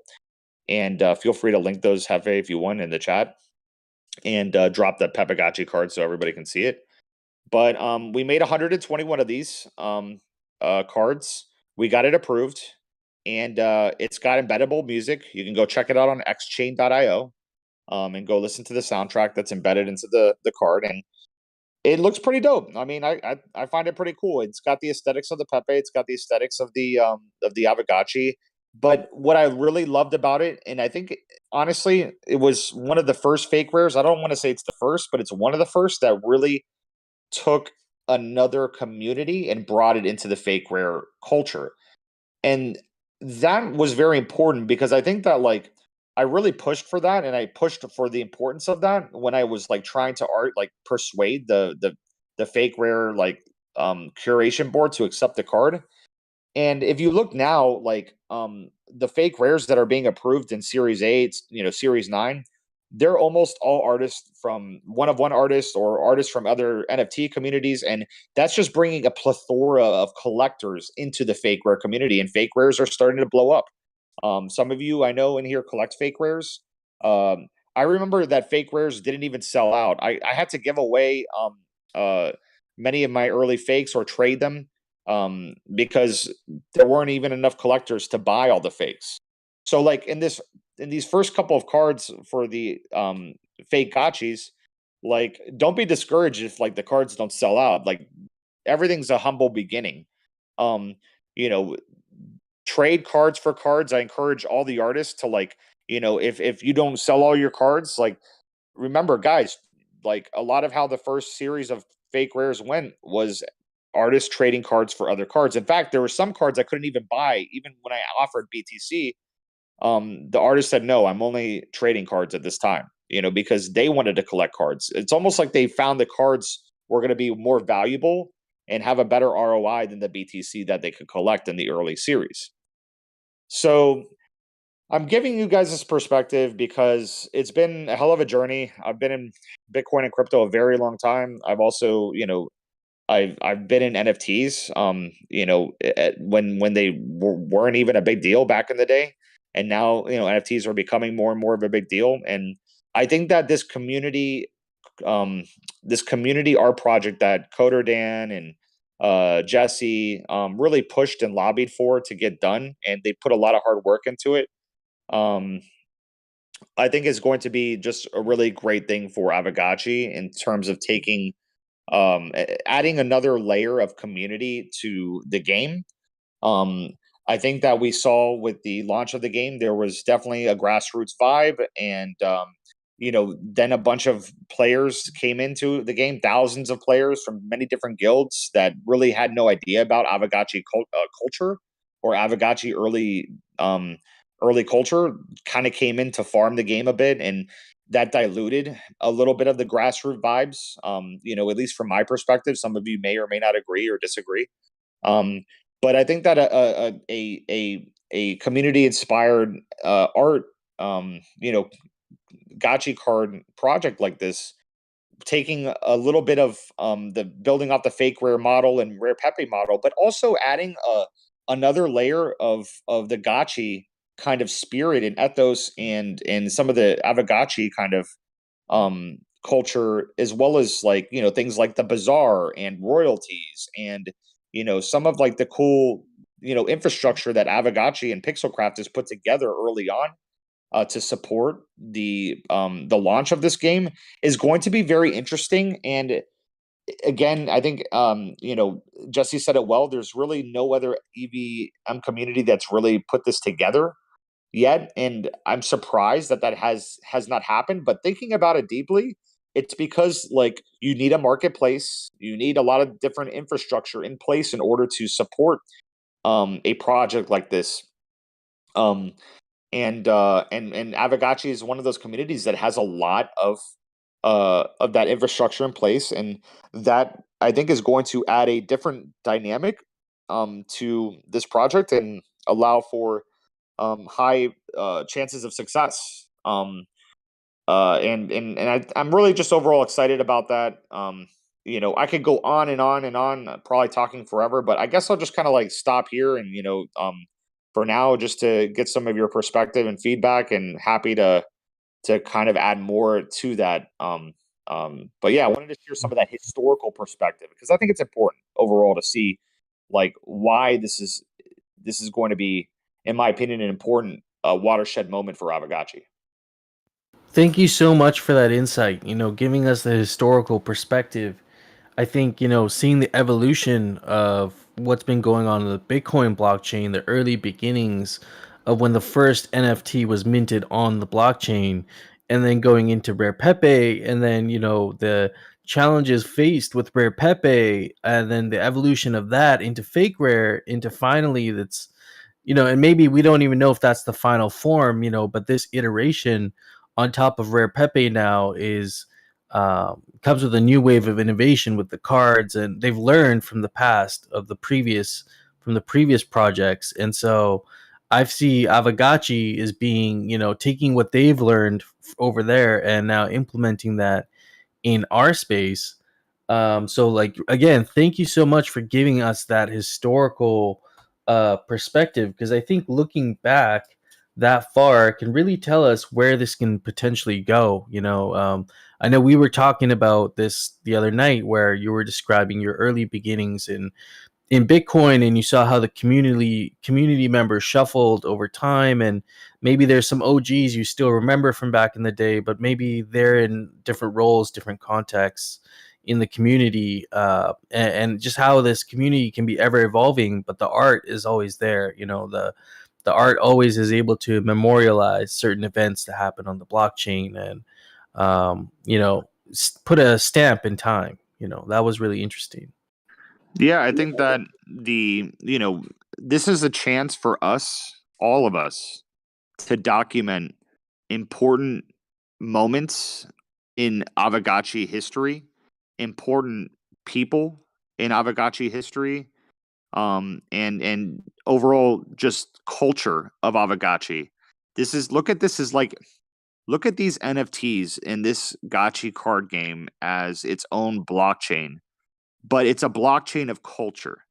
And this blockchain is going to document and timestamp these important people, places, events, etc., that are happening along the way of the Aavegotchi journey, and documented in this culture blockchain. And I, guys, this is going to be a journey. I think that the Pixelcraft and a lot of the people here have really understood that this is going to be even though I'm coming up on my 1 year anniversary. Some of you guys have been here a year and a half or more. This is going to be like a multi-decade journey. Maybe maybe it goes on forever. Blockchains. It's funny. There's a saying in blockchains amongst OGs that blockchains never die. And I have when I got to Bitcoin, it was Bitcoin and you had 10 other coins. Like today there's thousands of them, but I remember being like, okay, here's all the coins for Bitcoin, and I could read all the Bitcoin news in probably about an hour, like on Reddit. There wasn't even a Bitcoin Twitter at the time, and there was 30,000 people in the subreddit of Bitcoin, and the market cap of Bitcoin was about $1 billion or less at the time. And so since then, the market cap of Bitcoin hit $1 trillion plus at its highest point, with crypto combined, around 3 trillion. And it's just been a crazy journey along that kind of like watching that grow to as far as it went.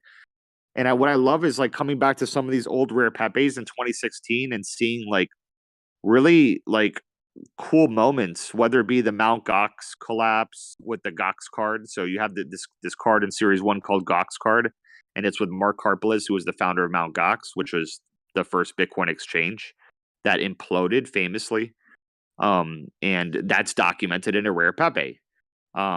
There's a card of Roger Ver, who's like an early proponent of Bitcoin. They used to call him Bitcoin Jesus. And there's cards of Roger Ver in there. There's cards of famous podcasters in there. And, so I mean, there's just so much early Bitcoin history. I can go back to Rare Pepes and see it. And it may not mean much to some of the new people that are here today, but those Rare Pepes are traded for lots of money, especially the rare, hard to get ones, because a lot of the people that covet those rare Pepes are very rich today from the Bitcoin and crypto investments they made at a time when they were worth nothing, and the rare Pepes themselves were worth nothing. But to own a piece of 1 out of 300 of the Nakamoto cards, for instance, that first rare Pepe ever, that card, in my opinion, is going to be such a high performer that I wouldn't even sell it for Bitcoin today. It wouldn't make any sense. I think that card will be, trades for like whatever 6.5 Bitcoin today to maybe 6 to 8 Bitcoin. But selling it for that it makes no sense to me. Like I think in 10 years that card would be worth anywhere from 50 to 100 Bitcoin easily, even if Bitcoin goes to $250,000.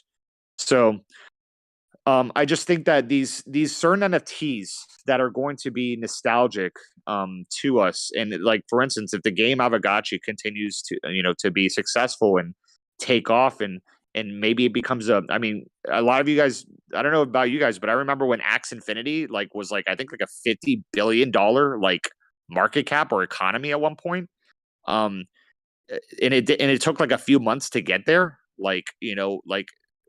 really get there. It was definitely 1 or 2 years of building, but like it really took off like tens of billions of dollars, like leaps within months. So Aavegotchi can find that type of success in the next bull market easily as we continue to keep our heads down and build.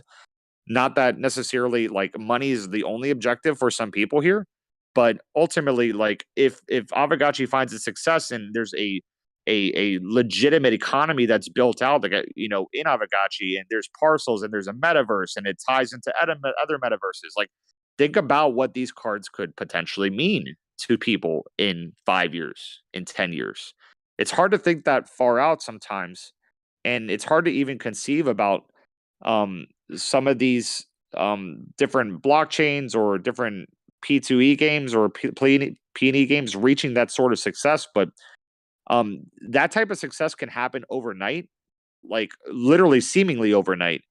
And I mean, I literally saw this with the Solana NFTs. I remember like collecting Solana NFTs a year ago, and everybody used to laugh at Solana NFTs. And I remember when like, Solana Art had just launched, and there was like one or two marketplaces, and Solana NFTs were kind of like always laughed at as being copycats and jokes.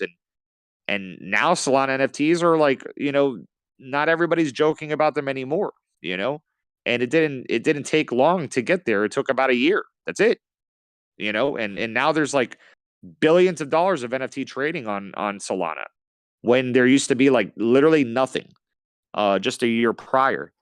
So it kind of shows you just how exponential things can get. And then in that exponential growth, like the early art that like really becomes a focal point or a shelling point for kind of that culture that really bootstrapped the beginnings of that success. And that's why like I wouldn't fade this project if I were you. I don't think many people here are, but I'm just saying I really wouldn't fade this project much at all. And I implore everybody to really, when you're making these cards, think about the culture. Think about like if this card or this piece of art that you're creating today, like is this what you want somebody to come back 5 years from now and remember?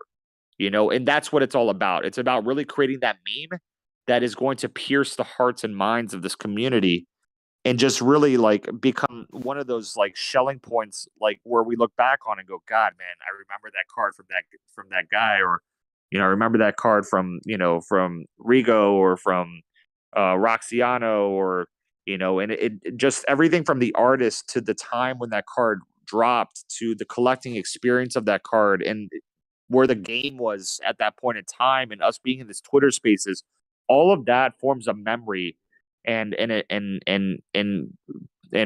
creates this cultural vibe around that particular piece of artwork and that meme. And then that meme becomes a meme of production, and becomes a cultural priceless culturally in our in Aavegotchi, in what we're doing and what's happening here today. And I kind of really want you guys to really think about that, like while we're in these early times, because not many people get to start from a project from day one, from the ground, from getting off the ground. And I just think that it's just so cool to be here at this moment in time. So yeah, sorry to kind of like long-winded. Just speaking to history though, it's just this is a very, I don't know, it feels important moment. I'm looking very forward to it. I've been I recently became a father, so I've been not as involved in Aavegotchi the last couple of months as I've wanted to be.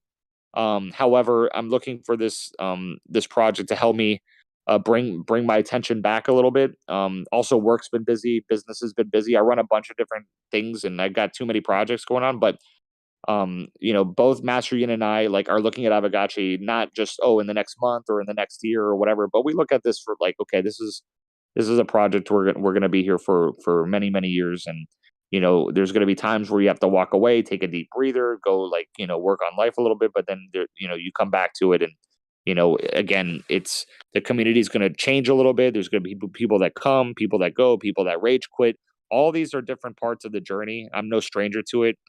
And I'm here for it. I'm here for the journey. There's no destination particularly that I'm thinking about. I'm just thinking about the journey at all times. So yeah.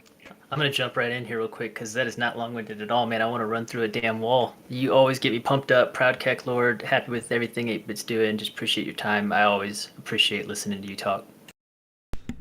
I appreciate that. And yeah, I mean, it's been super fun. Dropping that Pepegotchi fake rare. I think that card is going to be a legendary fake rare over time. We don't even need to do much with it right now. I have aspirations for it. I want to build out the Pepegotchi story a bit. I've worked on it. I have some things written down. I have some artwork I've done. I keep coming back to it and picking it back up and moving the ball a little bit. It's not something that I need to do overnight. It's something that I want it to be nice. And I would even love to integrate the Aavegotchi card into the Aavegotchi game in the right way. So I'm in no rush. I want it to be the right thing. But I really appreciate the support from everybody that helped make Aavegotchi a success. It was one of the early fake rares, one of the few early fake rares that sold out. We did reserve 21 cards for the guild that we plan on doing some probably some trading with down the road with other guilds and with Pixelcraft, etc. I would love to get one Aavegotchi into every major guild. But again, not in a rush to do anything. Just sitting on those last 21 right now. The other 100 have been distributed, and they're out there trading actively on the secondary, and they're still pretty affordable. I think they've traded as high as half an ETH at one point, and they're probably maybe like, I don't know, 0.25 give or take at that. So ultimately, I really love how that merged. I wanted to really merge that Pepe culture with the Aavegotchi culture to symbolize how mimetic Aavegotchi is. And I really do think that these ghosts, the Aavegotchi ghost, and I think Hefe said it best, is they're so simple. It has to be simple. It's got to be something that anybody can draw. Anybody can draw an Aavegotchi here today. All of you guys. And if nobody here thinks that they can submit a gotchi card and get it approved, I beg to differ. I don't really give a shit how shitty your drawing is or how shitty your artwork is. Like, everybody here has the potential to create a great meme. It may take a couple of tries, but you're going to have that idea as you're trying eventually come to you and go, oh my God, this is genius. And it doesn't have to be perfect artwork or artistic, like an oil painting or anything like that. It can be just a funny meme overall, like something that's like, oh man, that's so clever, and it'll come to you. If it does come to you, immortalize that meme in a gotchi card and stamp it into the Aavegotchi cultural blockchain. Wow, dude, Giga Brain, always impressed with what you have to say there. And like you said, you could talk for days, but I could also listen to you for days. So we could be here for a while if that happens. I appreciate it, man. It's it's actually really refreshing to be in here today. I told you I'd be here like all super high energy. I had a couple of old buddies come in town last night. I like super hungover today with a bad headache, but I'm glad I could at least make it because I do believe in this project. Jesse believes in this project immensely and deeply, and him and Coder Dan, really care about the culture. We're so fortunate to have just amazing like developers that are working on this game that not only just care about the game mechanics but care about the culture of our community. I don't think that and I don't think many people here take that for granted, but don't forget it for a second how much they do care about like this community. A lot of us are friends with each other, and they are not just here again for a quick cash grab or to raise money for BCs and just dump it on everybody and get this thing farmed out to the T. They do it for their own self satisfaction, their own self pleasure. Many of their friends played this game. They are heavily invested in this game. Like this is something that means so much, and there's so much skin in the game from all around, from so many players and different different stakeholders of this game. That's again why I've invested so deeply in this game and why I still believe into it and why I'm holding. I haven't sold a gotchi till this day. And ultimately at the end of the day, I'm a long-term holder. I really love some of the long-term thinking by some of the guilds in the space. And there's guilds that haven't even woken up yet, that are just kind of like, all right, they're still working through their kinks and so forth, that haven't even really brought like their resources and talent yet. And and they will eventually. They're going to see that like, oh shit, it's time, and there's going to be a wave, and in that wave, this culture is what's going to allow us to tie our roots so it doesn't wash away when that wave comes. And that's the main point, is that this card game is so important, in my opinion, that if it's done right and we all participate and and bring our best memes into this as much as possible, it's going to allow us to maintain our culture throughout the ebb and flows of the people coming in, coming out, and the changes that we're going to face along the journey. And that's what's so important about it to me, and why I'm so glad that it's happening. Man, you have me uber bullish on all this, including the fake gotchi and the collections, and getting my shit together with my iPad and actually creating some stuff myself. Because I think you touched on it. We all have that inner creativity, and even if you have a good sense for memes, you can always make up for it. If you don't have the best artwork, and so there's a lot to unpack there with what you said, and I'm sure a lot of people will be going back and listening to the recordings after this, because that was a lot of context from your experience and where we could possibly be going, where we will be going, as a community while we embrace this project. You touched on a couple points there that I thought were really interesting to kind of tie all this together. Is you did mention this cross chain interaction with Pepagotchi now being on the Bitcoin blockchain, and one of the things that I'm anticipating is hopefully we get some of the talent involved in fake rares and rare Pepes. We get some of that talent to come and showcase some of their best work through Aavegotchi as their next medium. I think that's going to be really exciting from my perspective to see that start happening. And I know the Bitcoin community hasn't over in general up until now, hasn't interacted with Ethereum L1 or art collecting on Ethereum specifically. But I feel like, Aavegotchi, fake gotchis, and also what's going on with the movement with fake rares right now, it's a culmination of all these things that might actually bring some more cross-chain artists, artists cross-chain over to our side here. So that's something I'm really anticipating.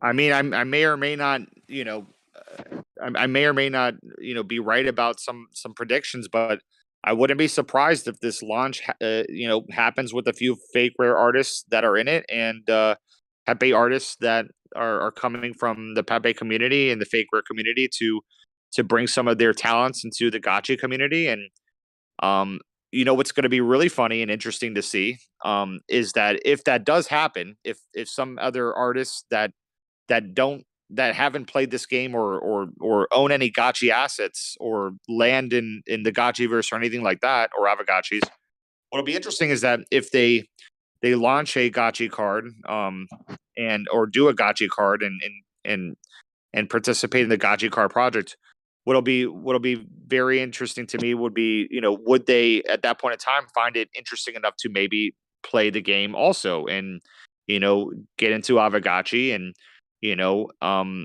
explore the gotchiverse, etc. And it'll be, it'll be to be, to be determined. But I think that I would probably expect some bleed over into the actual game from artists coming into play to make gotchi cards. And the reason, guys, why this is like such a cool model is that um the rare Pepe model is a sustainable art model, and the fact that collectors can become artists and artists can become collectors. And the ultimate bug is when you collect a fake rare or a rare Pepe, you can't create a rare Pepe today, but when you collect a fake rare, you want to like collect usually another fake rare. And then after a while, you're like, damn, it would be sick if I can submit a fake rare. I would love to be part of this culture and be part of the history of this project, knowing that one day it'll eventually come to a conclusion. And I would love to bring my talents and bring my a little bit of my inputs into this cultural project that's happening. And I think that that will probably even happen with this project. Fake gotchis are probably going to attract fake rare artists that want to make money, but then when they come over to create gotchi cards to hopefully earn for themselves, they're going to find a vibrant community that they may go, wow, I want to be part of this community. And then they're going to see other dope gotchi cards or fake gotchis and say, oh, I'm going to collect some of these.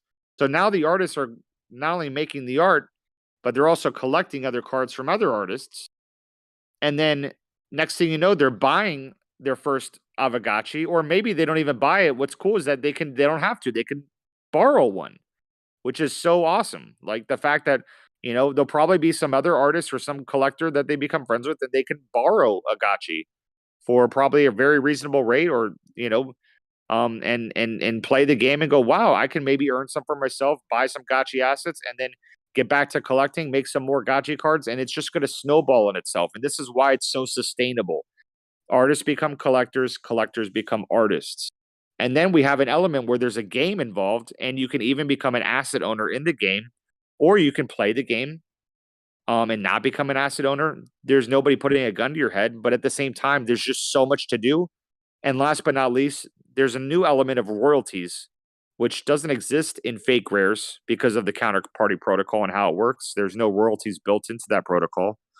But because we have the bazaar and we have such great infrastructure, and we have that amazing diamond contract and that lending contract that Pixelcraft has built out, there's just cool fee arrangements and splits we can do, like to again, like 8-bit is probably going to sponsor some artists to come in and create some gotchi cards, some fake gotchis, and that allows a revenue opportunity for our guild and a revenue opportunity for the artist. And some artists didn't know about Aavegotchi, but I'll be happy to inform them that, hey, you can make some money here, and I'll sponsor you, and come on in and create the artwork, and if people love it, you'll make a perpetuity, and we'll all benefit together. And that'll probably bring that artist in to collect other cards and start learning about the culture. Because if there's one thing I've noticed, it's people think that Aavegotchi is interesting and they hear a lot about it, but not everybody wants to read through a long white paper or take the time to understand the game.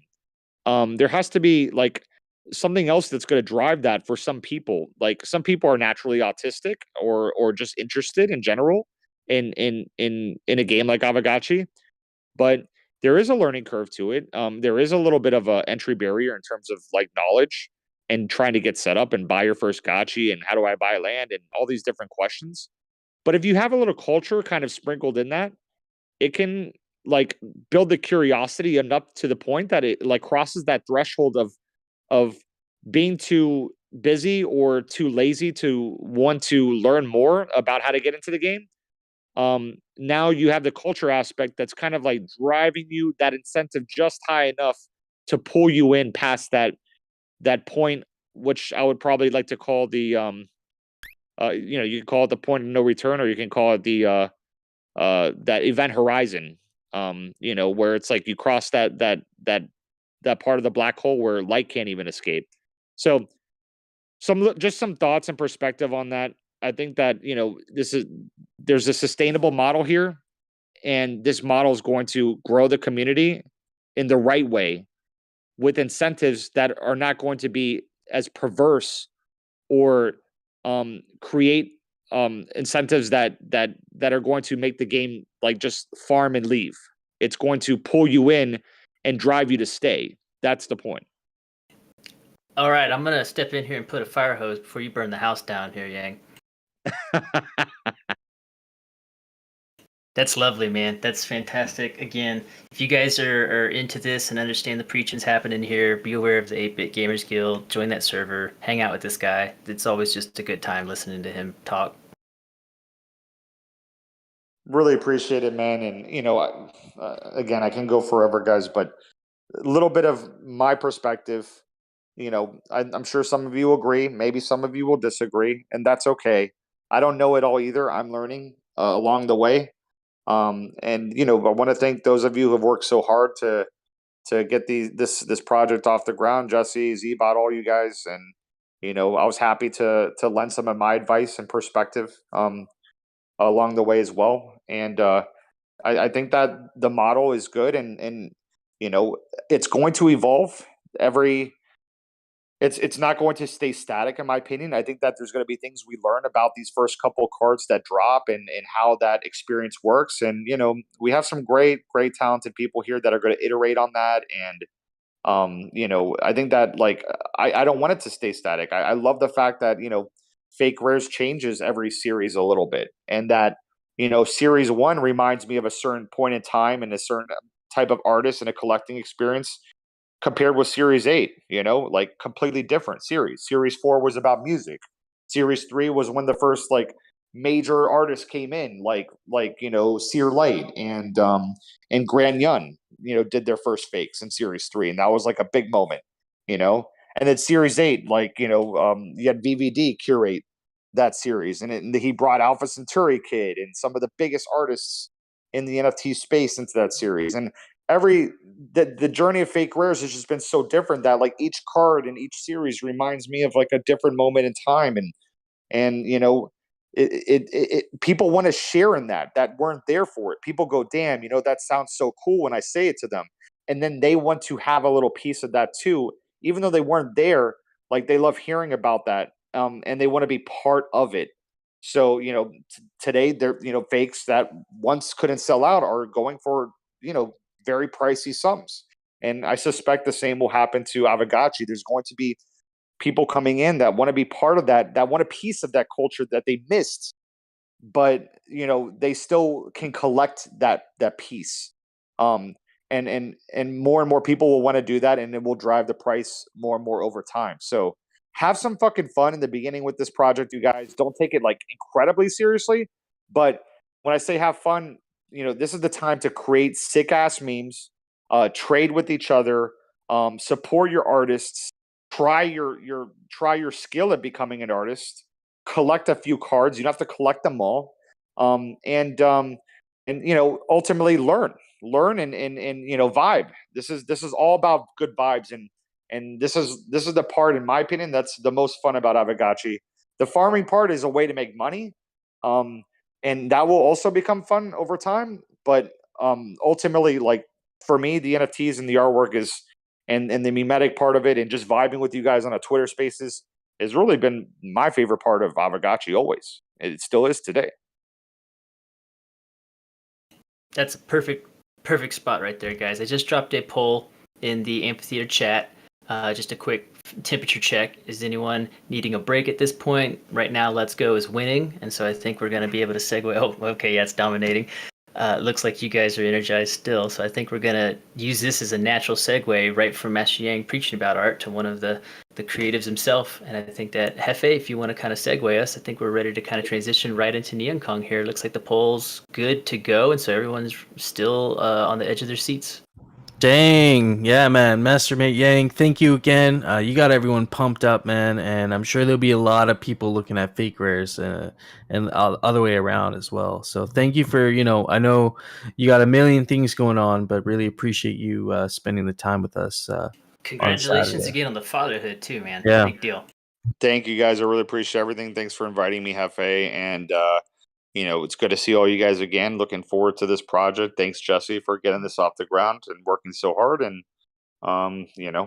looking forward to the artists that are launching some of these cards and some of the dank memes that are going to come out of it.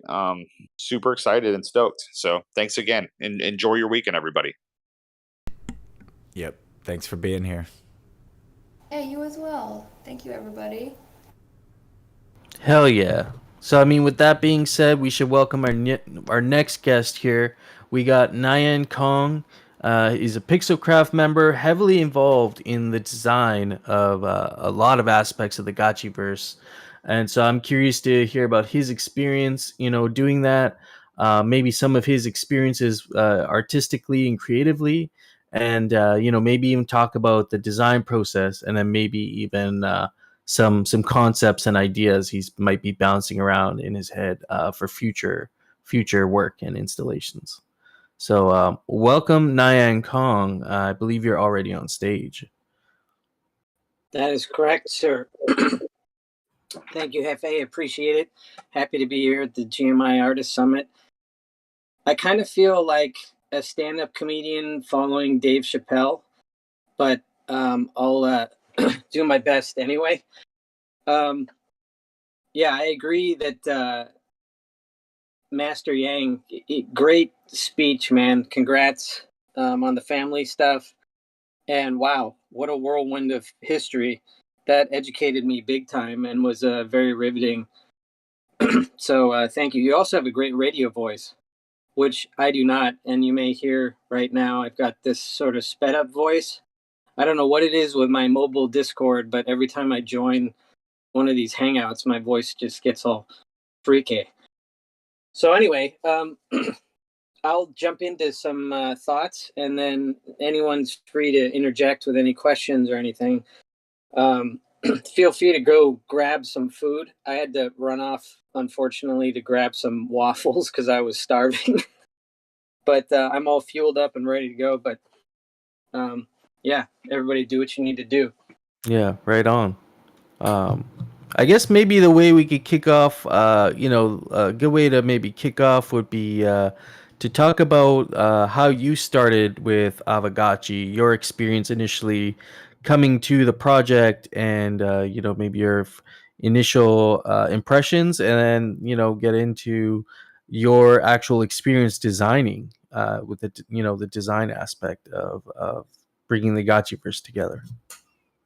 Sure. Well, initially, about a year and change ago, I don't know, year and 3 or 4 months ago, I got in touch through a mutual friend with Jesse and Dan to see if they could help me with my own NFT project. It was a giant robot mech NFT project, serious style of art.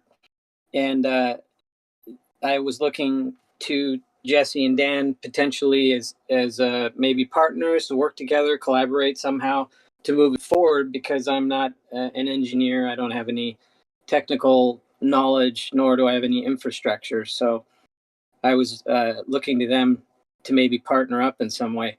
Well, within the first 2 or 3 minutes, it became obvious that they weren't going to be able to help me because they were super excited and passionate and right in the middle of building this thing called Aavegotchi.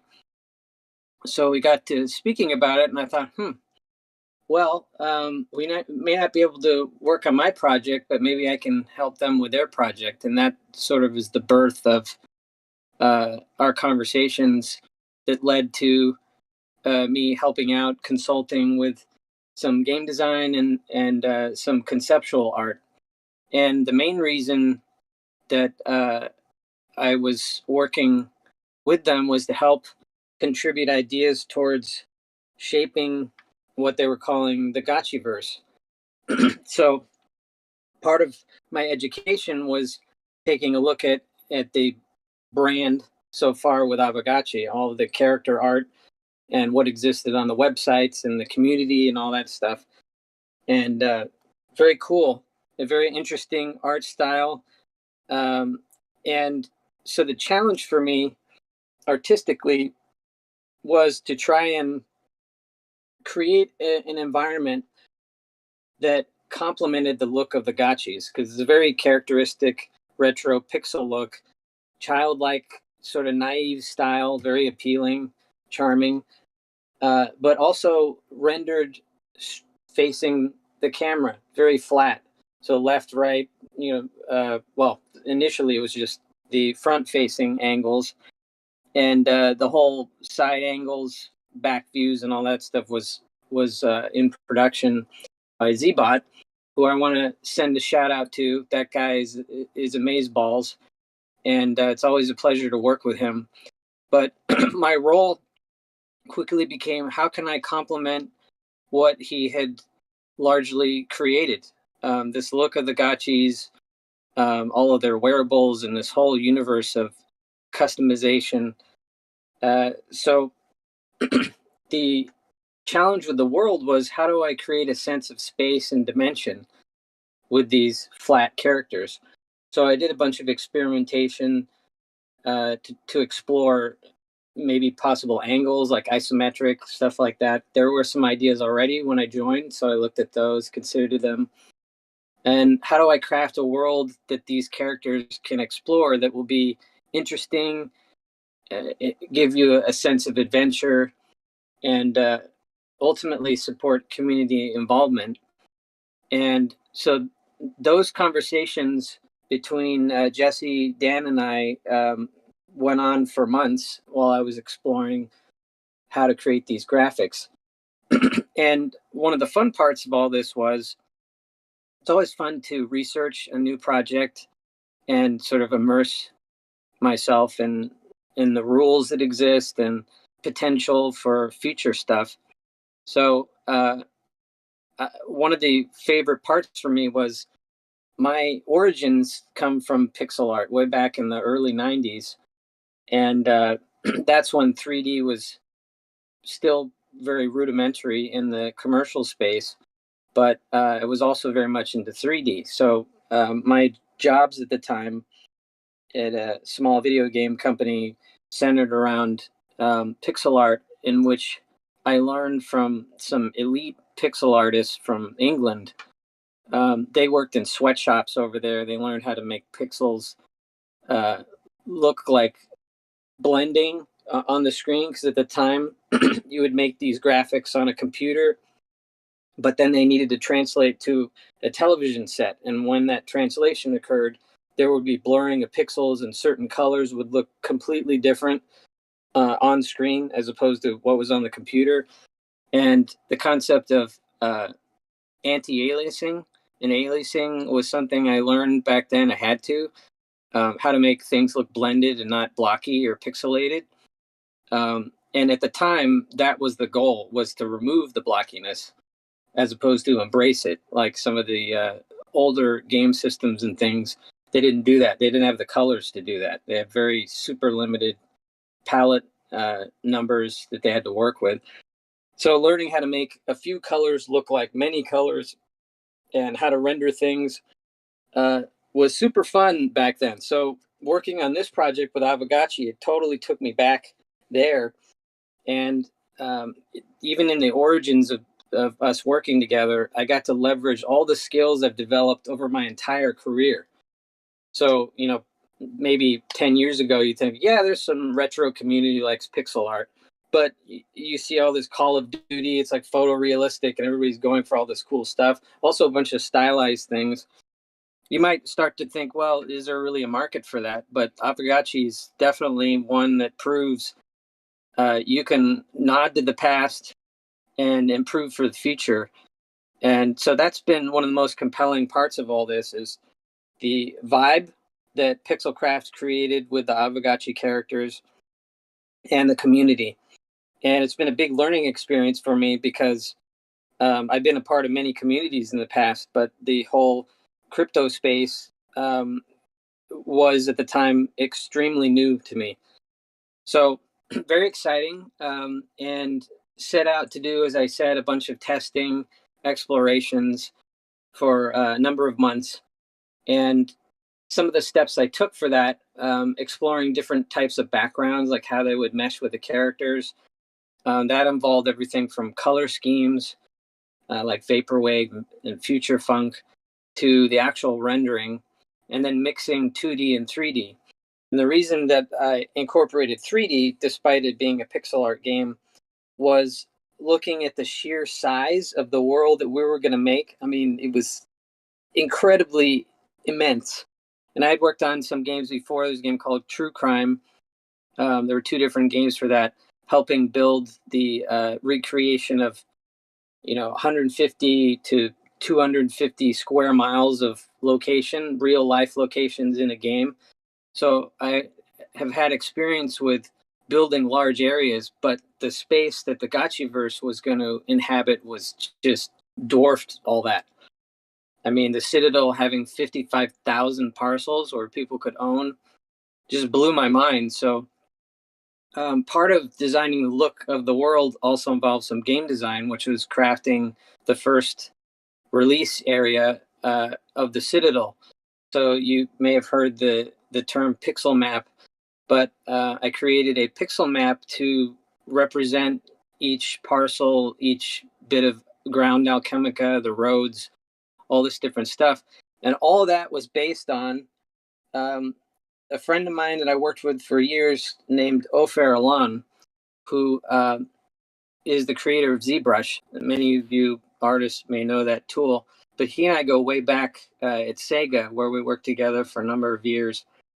And one of the ways we built one of the games we were working on was using a pixel map. and that was his idea, to use pixel IDs. Like each color of a pixel represented a unique ID.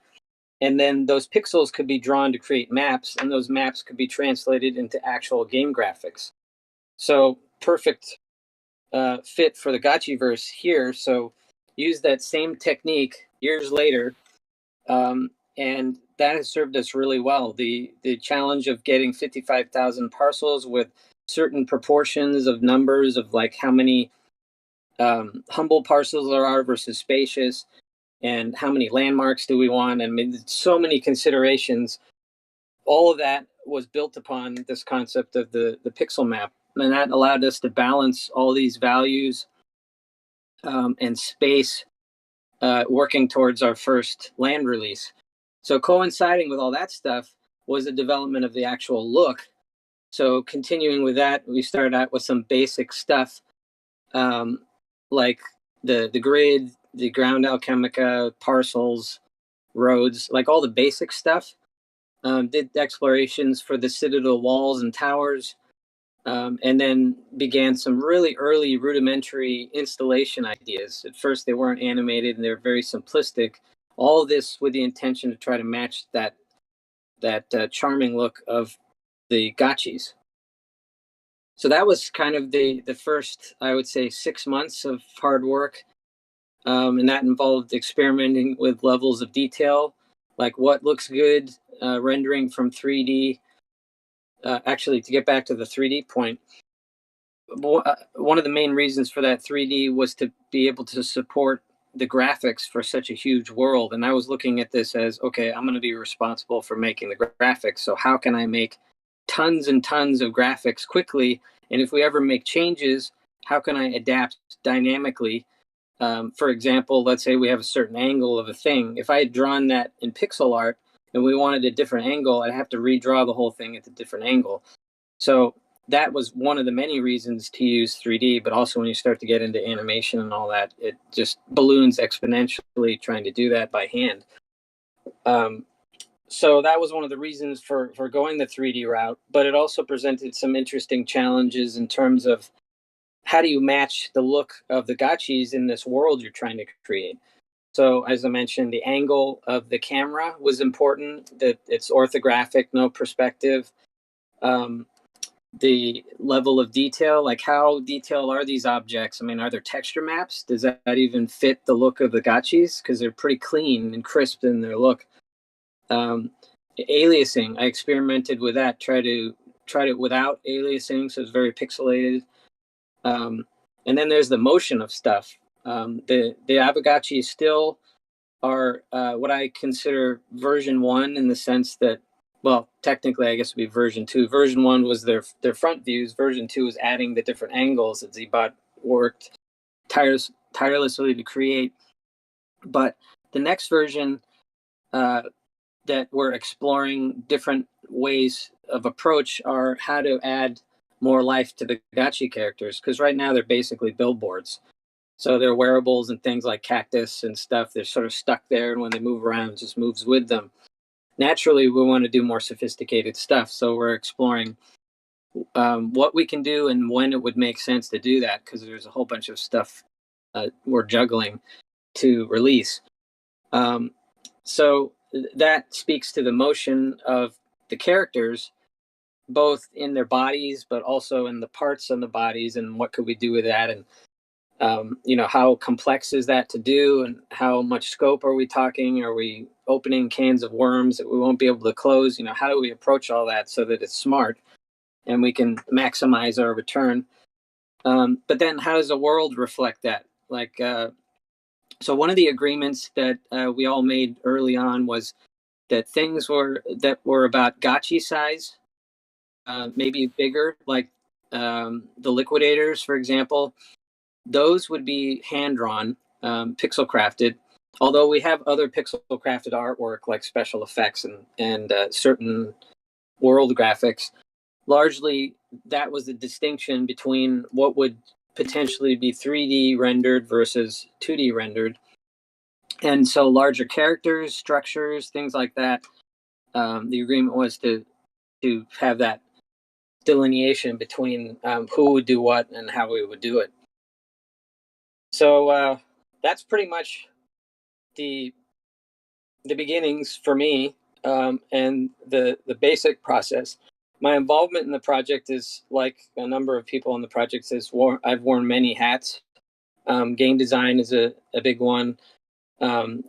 Narrative, we have a narrative team now, and obviously artwork for the Gotchiverse, creating everything from the structures you see to the ground to the installations to the decorations, and so on. Things like the, for instance, Zbot owns those. He keeps them pixel art related, which completely fits and helps blend the world together even more. He's done a fantastic job with creating awesome stuff there.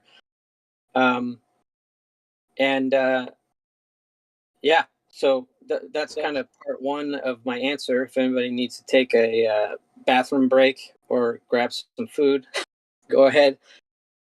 That's so awesome. I mean, I just want to quickly touch on some of the points you made there. One of them was how you kind of come about creating this Gotchiverse, the vibe. It's so interesting that a big influence was actually this previous skill set that you had, through your career, you'd kind of moved away from it, and then you found relevance in our project here with what we're trying to do, and you're able to bring that in. But not only that, you actually had obtained your 3D experience, and so it's bringing the old with the new and creating almost like a new age pixel art. It's like reinventing a genre of like art, like game art. And it parallels basically the crypto space with this retro pixel style. It is a neat texture and contrast between the two. So yeah, it sort of similar in that respect. And then one of the other challenges that you touched on a few times was this, this idea of integrating 2D and 3D together in the same space, and also making 2D look more 3D. Because I think that's something that was, I thought would be pretty challenging, to create the 2D Aavegotchi into a 3D space, and then also be able to flip the movements around and stuff. That must have been taking a lot of work to do that. Yeah, it did take and continues to take exploration because if you remember the last big cinematic drop we did of the Gotchiverse, started out with the little farming scene, had the Tree of Fud animating, and ended with the giant liquidator walkers. That was challenging because we were forced to deal with the fact that we had a 3D world with a moving camera with flat characters. So, of course, in the beginning, we explored the idea, well, what if they were 3D characters? And one of the reasons we didn't do that was scope. That adds a lot of extra time and work, but it also didn't really hold a thread to connecting to the core of all this, which is the 2D characters. So we wanted to keep that, but the challenge was, well, how do you do camera moves without the characters feeling too flat? And you'll notice in the video, there's definitely scenes where the characters don't look as dimensional by nature of the angle of the card that we're showing with that texture map of the 2D character on it. And that is kind of always a challenge. And as we move forward, we'll continue to consider that with not only our cinematics, but also stuff in game. There's a lot of stuff we have plans for that we want to do that need to respect the core rules that we've established for the 2D art and the 3D, but we need to blend them in interesting, challenging ways. So that'll be ongoing, but is fascinating. You also mentioned there the evolution of gotchis. These initial gotchis that we bought, the initial Aavegotchi that we summoned from our portals, only had one dimension, and so you're buying whatever you saw there. The one look of the gotchi, we didn't see what they looked from the side. We didn't see what they looked like from the back. Same with all the wearables. There's three dimensions, or I mean, three different other sides that we hadn't really gotten a look at, and it was pretty amazing, honestly, to get the full kind of all four-side view of the Aavegotchi, some of the wearables had Easter eggs that were almost revealed, which is really interesting to see what the backside of a jacket looked like. And I was like, oh, dang, like the backside of the gamer jacket isn't just black. There's actually like a symbol on the back there. Or Yeah. some of the other ones, I know Zbot probably designed some of a lot of these ones, but like the astronaut suit. And I thought that was really cool. We saw another dimension of it. And so I guess my question would be, moving forward, we're going to be a game that's going to be around for a long time. How do you see the next iterations of gotchis? Like, how, in your mind, how does that play out? Do you think they're going to become more 3D? Do you think that they're always going to retain that 2D kind of blockiness to them? Like, how do you see Aavegotchis evolving over time? Or do you see them staying the same and maybe the game around them evolves? I think a combination of all that stuff. I kind of look at it as we have a culture now with this prevailing style, so we'll definitely continue with that. I mean, who knows the future, but I foresee there being other styles like Spider-Man and the multiverse and all that. So there could definitely be 3D characters in the future. Not in the short term, at least through Pixelcraft that I see, because that's a huge effort. And we've got so much we're focused on to build out the Gotchiverse as it currently is evolving. So, yeah, I think the future is open. I think this is a good segue into the community, because I think there's going to be more and more community involvement and creation of inspiring things that may be 3D or 2D or some hybrid of the two. Or who knows, maybe it'll be like 5D by that point. I don't know. But I think, I definitely think we should respect what we've created. I don't see us throwing away I know that you're not suggesting this, but I don't see us, as an extreme example, throwing away the 2D art that we've created. That will always be the foundation and the heart of all of this. When I create anything in the Gotchiverse, I always try to look towards that as the source of truth. That makes sense. Keeping that classic look that we all first really spoke to us, I think is important, and preserving that. And then also the way you guys designed the Gotchiverse in 3D still doesn't look too far, like it doesn't look far off from what the Aavegotchis kind of represent. So they blend in really well, in my opinion. And so when you're designing installations, that must be another sort of a challenge that you have to take on, is making the installation kind of look like the other ones, but not look like the other ones. You know what I mean? Make it like the fountain kind of surprised me. That looked really, even though it looks like an Aavegotchi installation, it looks so different from all the other ones. So I kind of want to know more about what's your thought process when you're designing an installation and you're looking at the rest of the Gotchiverse, saying like, how does this kind of, fit in with everything? Yeah, how do you maintain consistency? That's a really good point. It's challenging because we as people are always evolving. We're never the same, and the same goes true for artistically as you develop things. At least for me, I find that my styles, even if I have rules established, can deviate. They can evolve. They can change, and so it is a consideration always to try to look at different parts to determine whether it doesn't fit anymore. Like this diverges too much. And I will say that there are some instances, for example, the Maker bot with the Maker installation. I went to another level of detail with them. I could go way more detailed, but it was hard because I was getting into the electronic and the mechanical part of stuff. And that's kind of one of the differentiators in the world is it more naturally based? I mean, it could be created by gotchis of old, for instance, the castle walls and the towers, or is it technology based?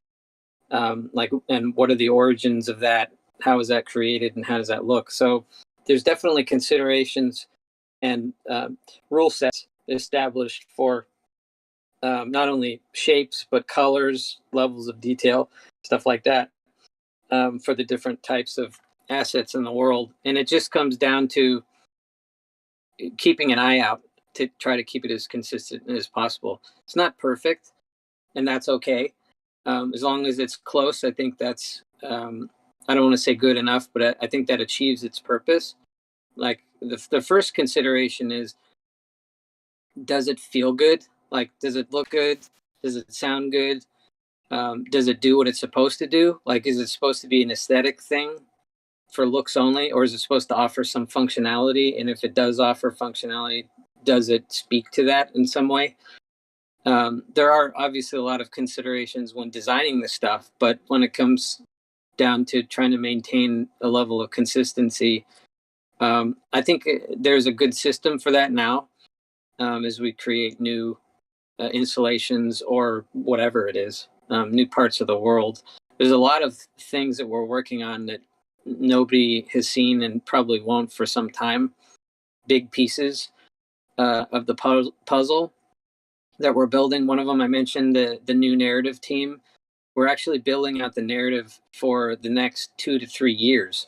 So we're building like, a series here with story arcs and character arcs and all that stuff. A lot of meat that we as developers can leverage, but also the community can also leverage, and through discussions can evolve. So that alone helps shape stories, and that affects everything. Like the graphics that I'll create for the world may speak to the storyline. Is it lore based about some history in the Gotchiverse? And if so, does that relate to, some sect of characters or a particular character? And was that character worshipped as a god or some high level character, whatever it is? And then all the drama that you can create through interweaving storylines and interesting characters and groups and stuff like that, all the while trying to consider the fact that we have a community of people who have generated their own characters and their own identities as guilds and just groups of players who congregate together, got to get to know each other, and part of this family. So there's a lot we have to leverage whenever we create graphics.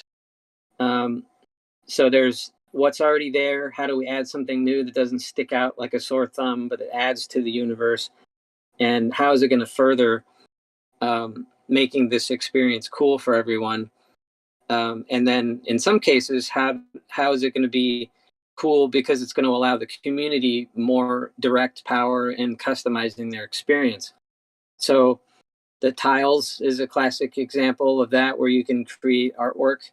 The GMI artwork that was posted before and that I'm sitting at in the Gotchiverse now, super cool, like writing words and stuff. But there's going to be more of that, because to allow people to feel a part of this universe, it can't be just a company created series of products, which it hasn't. So that will only continue and expand and get more complex as we move forward.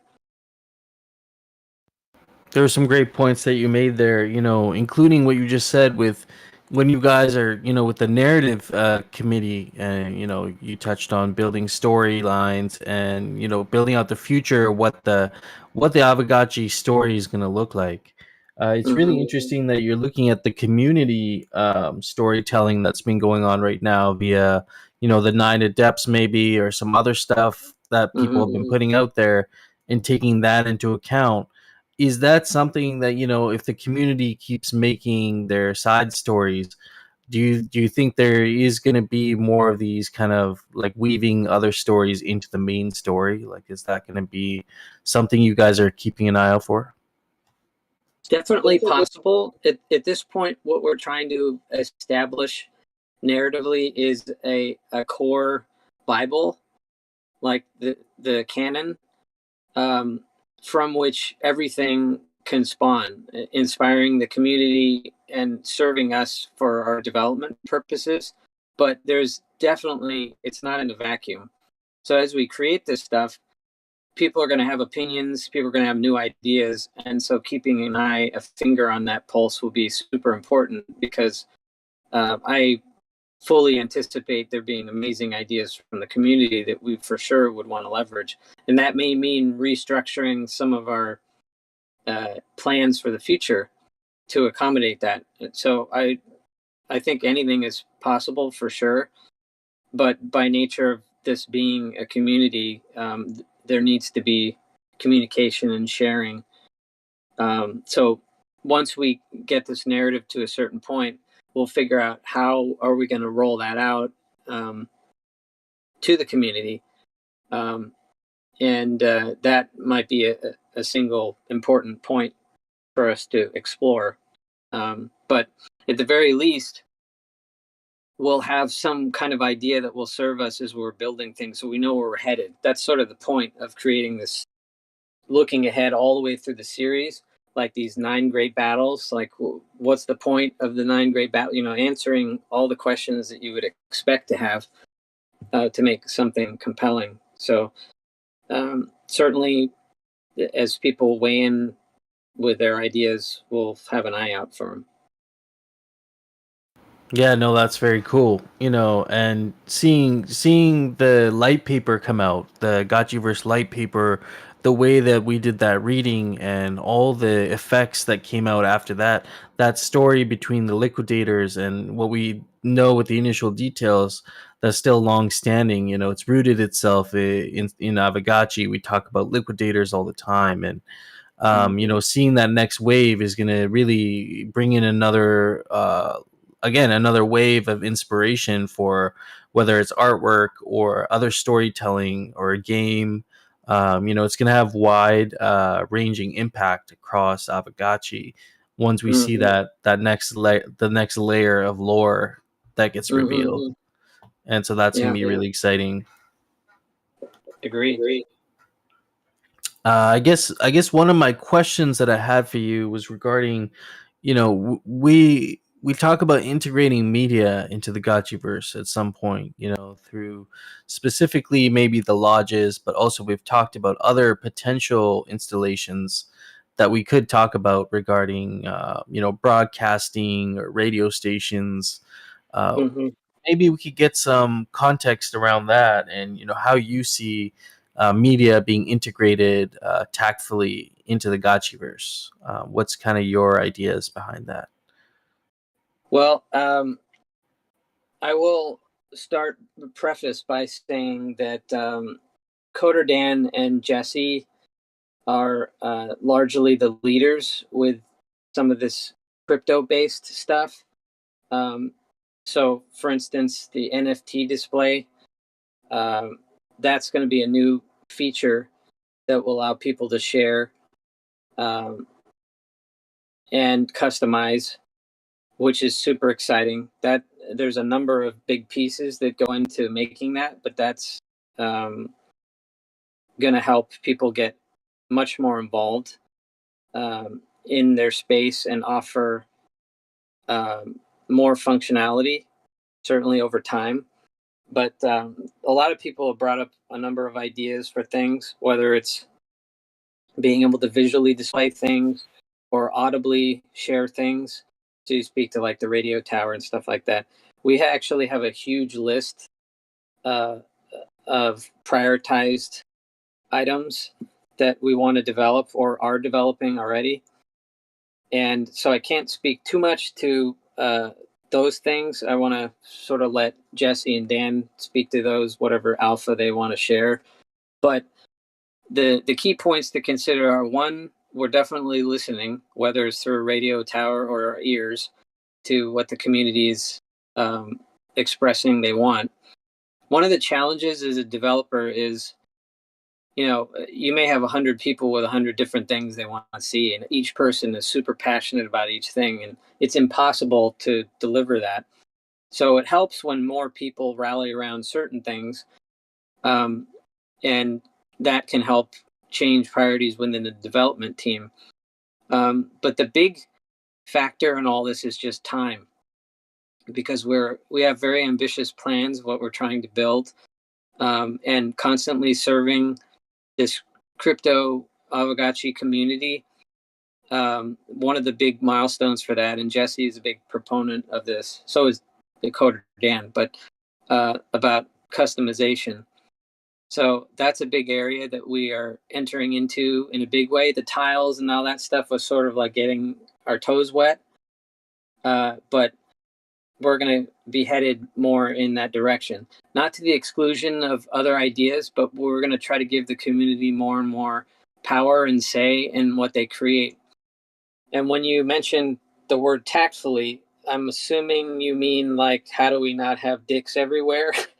Or Yeah. people, Yeah. like obscene stuff. I think we're going to leverage the community to help us police that kind of stuff initially, because creating an infrastructure that's smart enough to really prevent the stuff that shouldn't be there, but also allow the stuff that should. You know, you don't want to get censored when what you wrote was innocent or what you shared was innocent. But that will be a road of development for all of us together. But the goal is to allow people to express themselves. So how we do that, how we allow for that, so people can enjoy themselves and they can get what they're after through that sharing, whether it's to advertise themselves or just to share their music, or as today, their beatboxing, whatever it is. That's definitely, we've got plans in place for keeping that in mind and delivering that sort of thing, because we'll always be making stuff as a company, but it as Master Yang so succinctly put throughout his history lesson. By the way, there's a test on that after this. But he mentioned a lot of really good points where this is about the community, and getting in at this point is key. So all the plans we have, we've got our ear to the train tracks, and I think we'll be okay. When we release some of this stuff, there are going to be some speed bumps for sure. There's going to be instances where somebody's feelings get hurt, or somebody shares something wildly inappropriate and whatever. But we'll be progressively adding more mechanisms in place to try to keep that as free an expression vehicle as possible. But at the same time, allow us to continue to create the other big pieces that we need to introduce along the way. I can really appreciate that. I can really appreciate that you're taking into account user-generated content, giving free reign and creative control over what you want to design on your parcel. But at the same time, having some sort of community-driven curation, kind of like what Golden Cross had said at the start with fake gotchis, and how there'll be some sort of a queue where people will be able to vet these, do a last vetting of the art before it hits the bazaar. There could be some sort of a mechanism there to flag maybe things that are actually, seriously offensive, or just, maybe aren't really fitting without censoring, but maybe are just blatantly offensive, I guess. Yeah, would be a way to put it. So but at the same time, not censoring people's freedom of expression. So that's Yeah, and fine that's balance. a very complicated topic, which exists outside the crypto space just as much as in it. So yeah, it'll be a process for sure. But I'm very confident in not only the community's vibe, working with each other and having people's best interests in mind, but also us as developers. I definitely feel that Jesse and Dan and the other leaders on the project have that interest in mind as well. So I'm don't know exactly how in certain instances, don't have the exact answers, but I'm super confident and have faith that will work. Likewise, So, sir. Likewise. yeah. So I don't want to talk people's ears off. But are there any other questions? I don't have to go, but at the same time, I know what it's like to sit there for hours and hours. You get flat butt, and you're like, dude, I was supposed to be at the wedding 3 hours ago. You know what I mean? So I don't want to people out. And I know there's other things in this presentation, other people who need to speak. So I don't want to dominate that. But I do have one little piece of alpha I want to drop. But before I do that, I want to see if you have any other questions, or if anybody on the panel now has any questions. I think you said alpha, and then Yeah, everyone. you just put everyone on the edge of their seat, man. But no, I think if the everyone's next good for question is, question- what's the Okay. alpha? Yeah. Everyone's question is now defaulted to what's the alpha. Yeah. So what I wanted to share was, so we talked a lot about, the world and the challenges and the installations and how do we, or how do I, or we arrive at decisions and certain things and all that stuff, which is all super relevant and cool. And that's basically my everyday. But another part of my everyday is, and one of the other reasons why I love working for Pixelcraft Studios with the whole fam, is I have the freedom to explore ideas. That's, as an artist, whether it's, you're a musician or a painter or a poet or whatever, you stack rocks, it doesn't matter. Having the personal freedom and space to be able to explore ideas is super important. Helps keep me, rejuvenated, keeps me fired up about stuff, and it may lead to something super cool. So all the artwork that I saw shared today, super awesome. Like any number of these could inspire other people. The most recent example was Master Yang's speech. I had everybody rearing to go. But the same goes true for beatboxing or visual art and stuff like that. So what I wanted to share was, and here's the answer to the question, the long-winded answer, is something I created for fun. But I do have some ideas centered around this. Whether they'll manifest in the future, who knows? But I still think it's kind of a fun thing. So I'm going to drop it in the same amphitheater chat right now. Just give me a second. There'll be a screenshot and then a link to a short video. This is an example of taking an idea and then running with it. And it was super fun to make. I created the sound to go along with the visuals once I had the visuals done. And this is part of like the kind of energy hardcore. Yeah, no, I think we're all feeling that way right now. That's amazing. Yeah, it's that's a big part of what keeps me going. I mean, all the stuff that we're working on is super exciting, but being able to go out of your parcel, out of the box, is super cool. Whether it's a blow-up balloon or whatever it is. So that's a little taste of just creative expression that can help feed inspiration. But I hope something I've said here resonates with people, so there's some value to it. But it was a pleasure and an honor to be a part of this. Thank you. The pleasure's all ours, friend. Pleasure's all ours. Oh man, thanks for being here. That was great. That was That was another scoop of. It almost felt like another scoop of wisdom and alpha on top of Master Yang's. So, a little cherry to go along with a giant sundae. right. Well, I really appreciate your. I really appreciate your experience, because there's a lot of people listening right now that maybe were unsure of themselves creatively, and listening to your process about how you were able to take something from your past, put it together with something you've learned over your career, and create something amazing, like the Gotchiverse, balancing 2D and 3D. And then the future evolutions is really inspirational for anyone building in this space. So do really appreciate you sharing that. Sure. I do want to end on two notes before I do skedaddle, if I just have a couple of minutes left. Yeah. One of them is to speak towards the team, we have a really neat mix of people all over the world, which can make getting meetings challenging, as you'd expect. But that brings different cultures, mindsets, perspectives, talents, which is super cool because somebody who doesn't consider themselves an artist, for instance, may have an idea that inspires an artist, or any combination of all that stuff. So what I would say to the community is, if you, and this kind of echoes what Master Yang said, if you have any interest, just do it.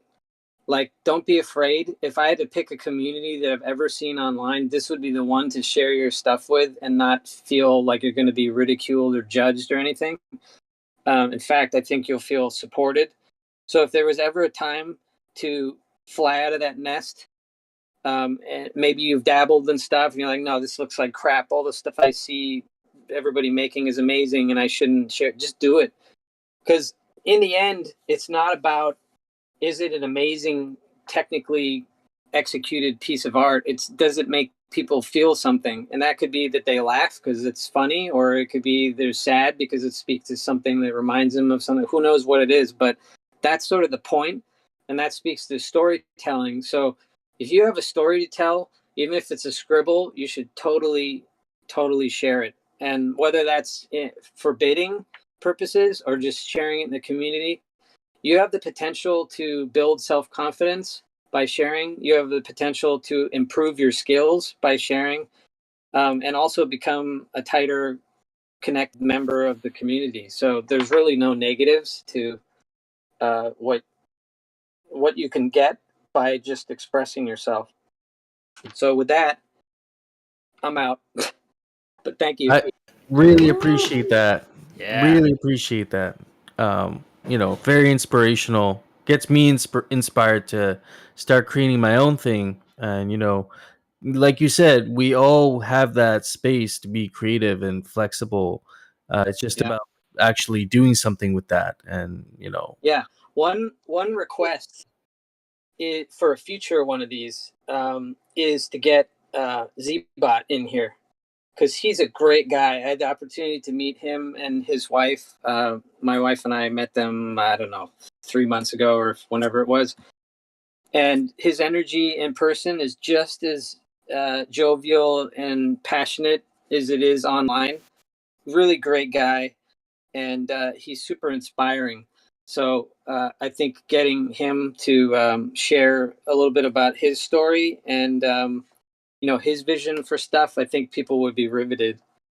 So anyway, just a thought. they will be, because he's actually going to be hopping up on stage with us here after a little break after you. And he's going to be joining us amongst a bunch of Aavegotchi artists that are going to come up and actually speak on their experience.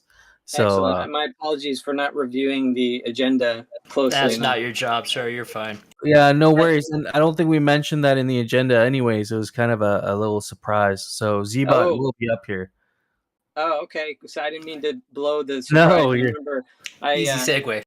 Yeah, I was sitting there on my couch with my family, and my grandfather said, "So, are you ready for your surprise birthday party?" And I was like, "Well, I guess I am now." So I guess I turned into my grandfather. Awesome.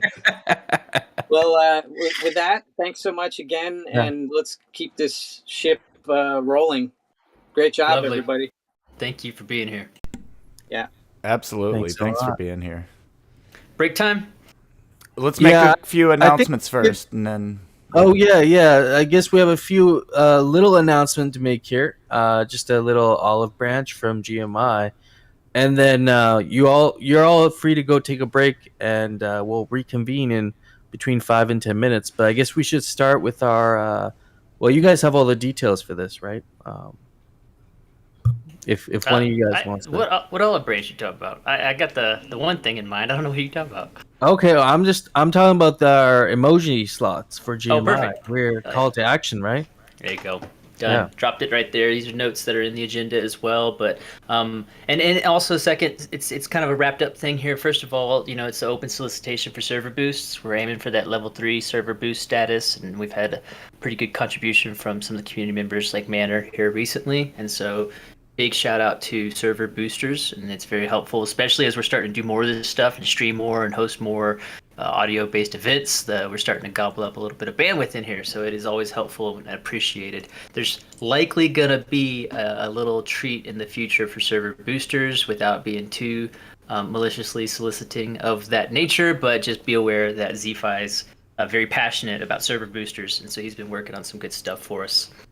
With that also comes more sticker slots and emoji slots, and we are embarrassed at GMI right now for not having taken care of business there. We need some custom server emojis, and so we want to crowdsource that from this creative community that we are cultivating. And so if you have any inkling of desire to fire up some server emojis, you got some cool gotchi stuff, some cool GMI stuff, some cool stuff in general, make sure you let myself know, let Hefe, Zombie, ZFi, anybody here in the GMI server, and we'll start collecting those and getting some powerhouse emojis in here too, so we can really express ourselves correctly.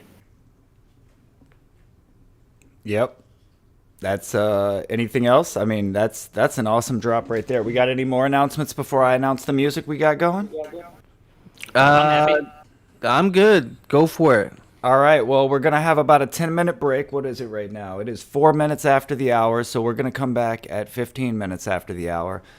But here, I'm going to, on the YouTube stream, if somebody could drop that link, I'm going to play a music video the music is by me, and the video is by Gerline Zemtimo. And then we're going to follow that up with a preview of Phase's playlist, which is going to play out the end, but you're going to get a little preview of that after the music video. So get whatever you got to do, and we'll have some music for you for the next 10 minutes, and we'll be back with artist speeches. So dope. Thanks for that. And yeah, we'll reconvene in 10 then. All right, y'all, break.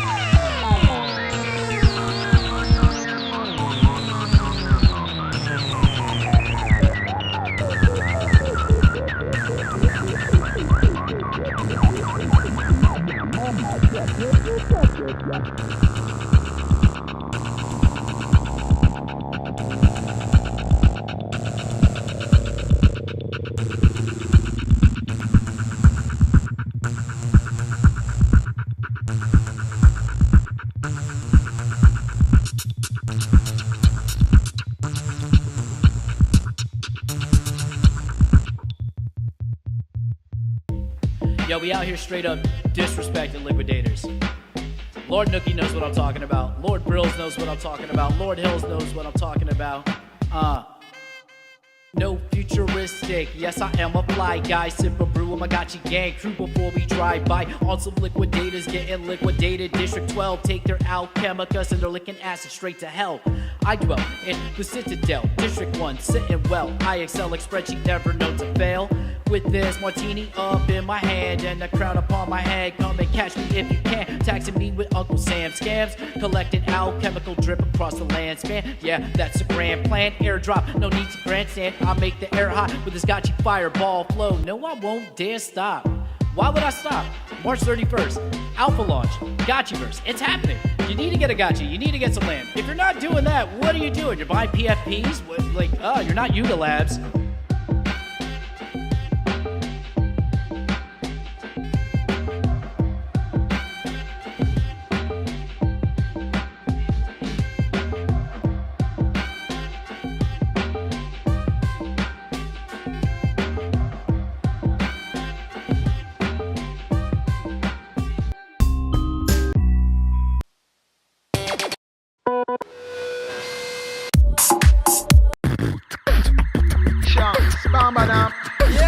Yeah. What up, Gotchi Gang? Shout out Gotchi Gang. Shout out GMI. And welcome to the first Artist Summit. My name is Internet Face. Just gonna play a couple songs for y'all. Hope you have a good time. Let's get into it. Gotchi Gang. This is Ragamuffin from the ghetto youth camp. Anywhere me go, me say me must left me stamp. Marijuana where me smoke them straight too ignorant. Just the other day some papa wall me fi one. Me and my brother Juju and me Aintree named Dan. Bounce to listen to the gang, me mashing up the traffic jam. Police pull me over, talking about him smell cran. From me looking at him face, I know this boy had a plan. Juju touch me from my shoulder, said the boy a demon. First thing he want to know is where that smell coming from. Are you smoking marijuana? And I said yes I am. Show him system and trends, go to cost a couple grants. Him say make me see the license and the registration. And where are you headed? What's your occupation? Don't know Ragamuffin, I got answer question. As it says on the paper, read the information. For me now, go take no street side interrogation.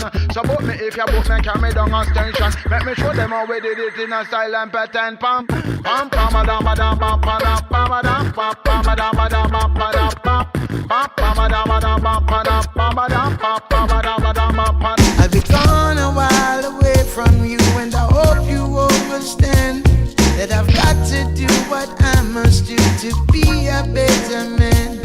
Cause if I was just to act a fool, do nothing with myself, then all my blessings would be cursed, my world would crumble in. It's a joy when I sit down and think of the good times that we have, and what we do to make it through when the good turns to the bad. Well, I hope you'll find it in your heart and know these words are true. And please don't fuss, because I must go do what I must do. Hey baby, don't you worry, even though the road is rocky, I'll be coming home to you again. Cause if you thought that I was lost, I had to bear my cross. Now I'm free from all these chains. Well, and it's not easy. Jah knows how I try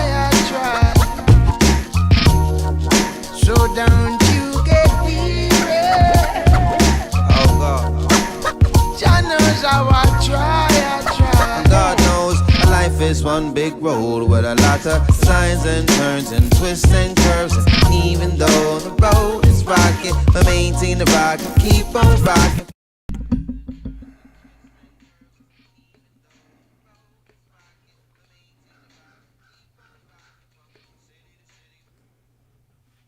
All right, friends, we're back. That was just a little preview. You're going to get the whole thing later. Don't worry about it. Yeah.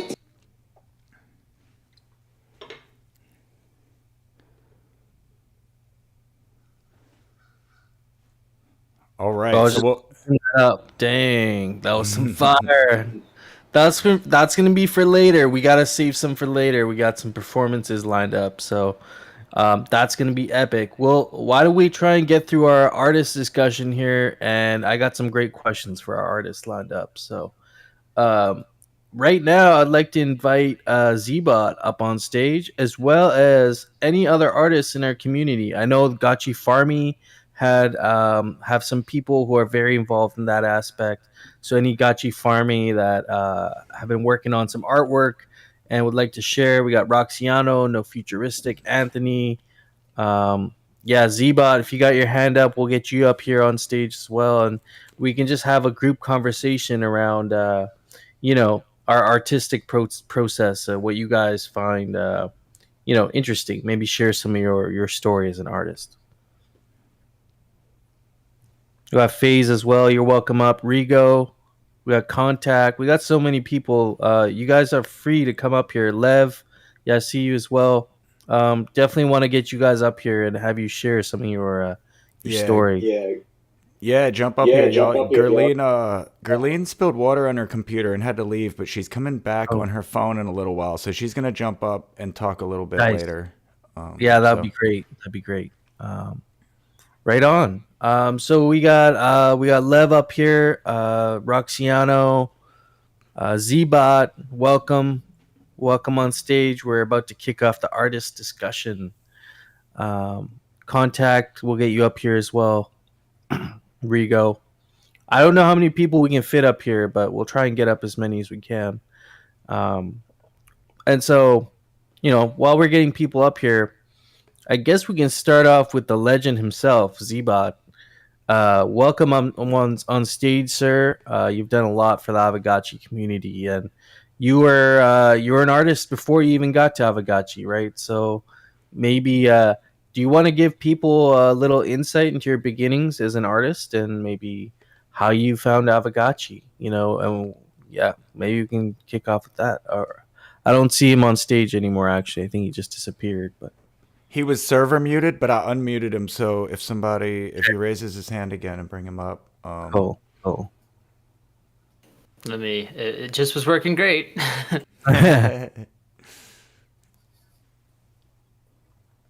It's probably from the last summit. We had to server mute because we were in that other room, and yeah, that's why we're doing this format this time, people, where we got the live stream running separately. Trying to scream in the room was too much. Yeah. Hey there, fam. Welcome. GM. This is crazy, fam. Yeah, man, this is such a great event. Really highlighting, showcasing, appreciating you guys for doing all this, and it's our way as GMI to give back and highlight all the people that have been doing great artwork. I see PG has his hand up there as well. I believe you are a Gotchi Farmy member doing some artwork, so we can get PG up here. But we starting off with Zbot there. Do you want to maybe just give us a little quick intro? I mean, we all know who Zbot is, but you were an artist before you got started with Aavegotchi. So what were your kind of beginnings? Starting with art in the crypto space, and what are maybe some of your favorite mediums to work with? How do you like making art? So you can have a little discussion around that, and also hear from everyone else as well.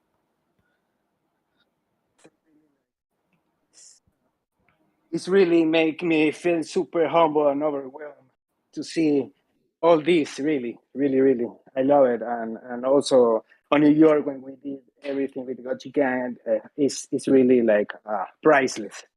In relation with with your question, it's really funny for me, like being called an artist or I don't know. I'm always looking at me more as a creator of whatever I want to manifest into reality in some way. Uh, like really why I enter into crypto space or the art scene. It was basically as a way out of the mainstream and stuff, and inspired basically by my mentors and really friends, close friends here locally, that they are the real artists for me. So I really wanted to bridge this past, present with the present, future between the two verses, so we can be all together playing in our favorite playground. Let's say, like, is to play, to create in some way. So this is like really from the heart.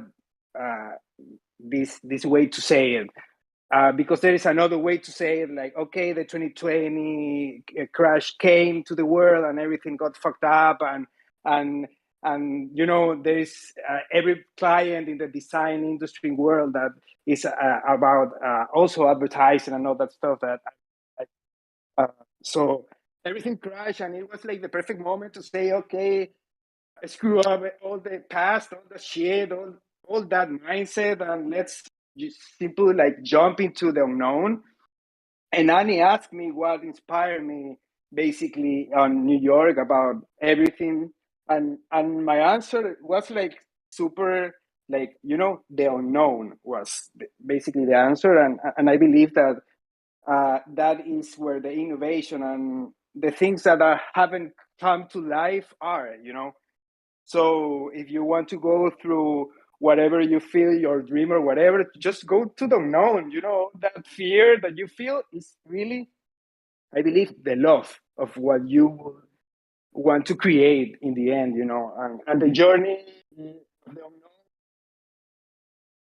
love is basically my few, and of course, family, brothers, the Gochi gang, all the team, the Giga Brains that is Pixel Craft, and you really gotta be there to I feel like nothing around all this genius. I Yeah. love it. Yeah, and you touched on a good point there. Like you were in a moment where there was a lot of fear and panic in the markets and stuff, and you weren't focused on that. Instead, you're like, you know what? I'm going to channel my creativity and build my creative confidence in this unknown, which at the time was, I guess, crypto, right? NFT art. And so, Yeah, and the world in general, I believe, like even having family, kids, and all the stuff, like getting into a moment that what the fuck we are going to do. We are from Latam, Ecuador, everything. You gotta be here to really see this. So it's like, this is crazy. But seeing friends in the crypto space, I came in late 2016. So seeing all the super rare going into the space, all the friends, and being invited at first, and I saying like, I don't know if I want to go in, because all these, the same right click save as.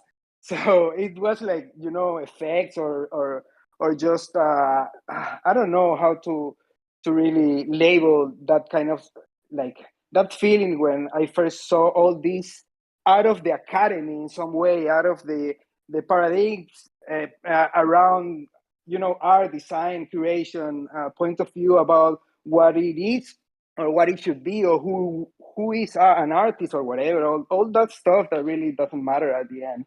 And this playground was like, okay, this is new, this is free, it's like a playground where you can build whatever you want. So it's up to you. So let's fucking go. Like, okay, let's do it. Let's start playing around, take the risks, and start like, researching about the things you love. And then Pixel Chain came out, and start playing there, making on-chain stuff. And then, you also the DM of Older Dan, and we started talking there. And it was, oh, this is pure love. This project is awesome. We have more more of the conversation, and it was from the start like, okay, let's do it. Like this vision has a lot of potential. Everything is unknown. We want to build things that haven't done before, so that's perfect. And it's possible that people may say that it's impossible, so more cool. So let's do it. And That's yeah. basically that. And do you hear me? Oh yeah. Yep. Yeah. And well, after the first season, all the Aavegotchi, looking at all the community, all you started creating like everything around it. It's really like I don't know, like I love it. It's simply like and see how all of you have been doing your stuff you love to do. It's like priceless, really. You touched on a couple important points there. The one of the ones there was, from your perspective as an artist, it doesn't matter if you're an artist or not. What's more important is creating and actually doing it. Building and creating is more important. And so that's important for all the community members to hear that, because I think there's some people that maybe don't have their like creative confidence yet to fully put themselves out there, but just like you did, you just put yourself out there and go into the unknown is probably like the best way. So I totally Just do it. That's Yeah. basically do it. Grind it, because in time you will see. It's like basically it's an algo. I put everything like in algorithm basically. Like, if you do this and this and this, eventually, if you do it with love, if you are following what you want to do, really, just find what you really want to do, and you see. If you do it every day, like really doing it with love, in time it will become reality, one way or another. It's crazy, really. I have a lot of stuff that I use for myself in this realm of, I don't know, maybe call it Gotchiverse already, the nether, or this unknown space, quantum realm, or whatever. I really live basically like that. Like, if you really want to do it, you will do it. That's basically it. And take the risk and all and everything. Of course, not immediately. It takes time sometimes for somebody is faster than others. So that doesn't matter. The journey is life. So yeah, do it. We are all in this together, and you can feel the energy between everybody, like pushing further to go beyond our own boundaries. So it's beautiful. I 100% agree with that sentiment, and so speaking towards your kind of specific style, you came into Aavegotchi and started creating a lot of the amazing like pixel work for the Aavegotchis. Is pixel art always something that appealed to you, or were there other types of art forms, like maybe you were like sketching before and then you went to pixel art, or was it just always the pixel art that was really appealing to you? I've seen some of your other work, and it's really incredible. Like outside of Aavegotchi, all the other work that you've created too. So I just wonder, with your art style, have you always been a pixel artist, or before that, was there some other type of art that you were also? Never before. Ah. It was basically around the same idea of let's do it all again from scratch, from the pixel. So I start from the pixel. I created the pixel with Roll, the social currency pixel. I have it there like a store hodl. I don't move it, but I start there along with Pixel Chain, along with the crypto art, and with a new reality, let's say, right? Like, okay, the old verse is no more. So let's do it everything from scratch, literally, and let's put it on chain. So it was perfect. Let's do pixel chain, on chain, and everything around it. So I just started doing one a day, pixel chain, and doing all the stuff, and I start making like my own lore around Cbot, that creator. So doing all this pixel art, of course, in the idea to take it in time, evolving, to see all the, let's say, all the ways you can see stuff, like from pixel art to 3D as well, or whatever the aesthetics you want. So that's basically, of course, pixel art is on our hearts since, let's say, Nintendo, or those early video games, when we start to see in the screens, like in user interface, these games, they were all like pixel art. So that's basically, I believe, some things that got into my heart from early days, but never experienced really as a pixel artist.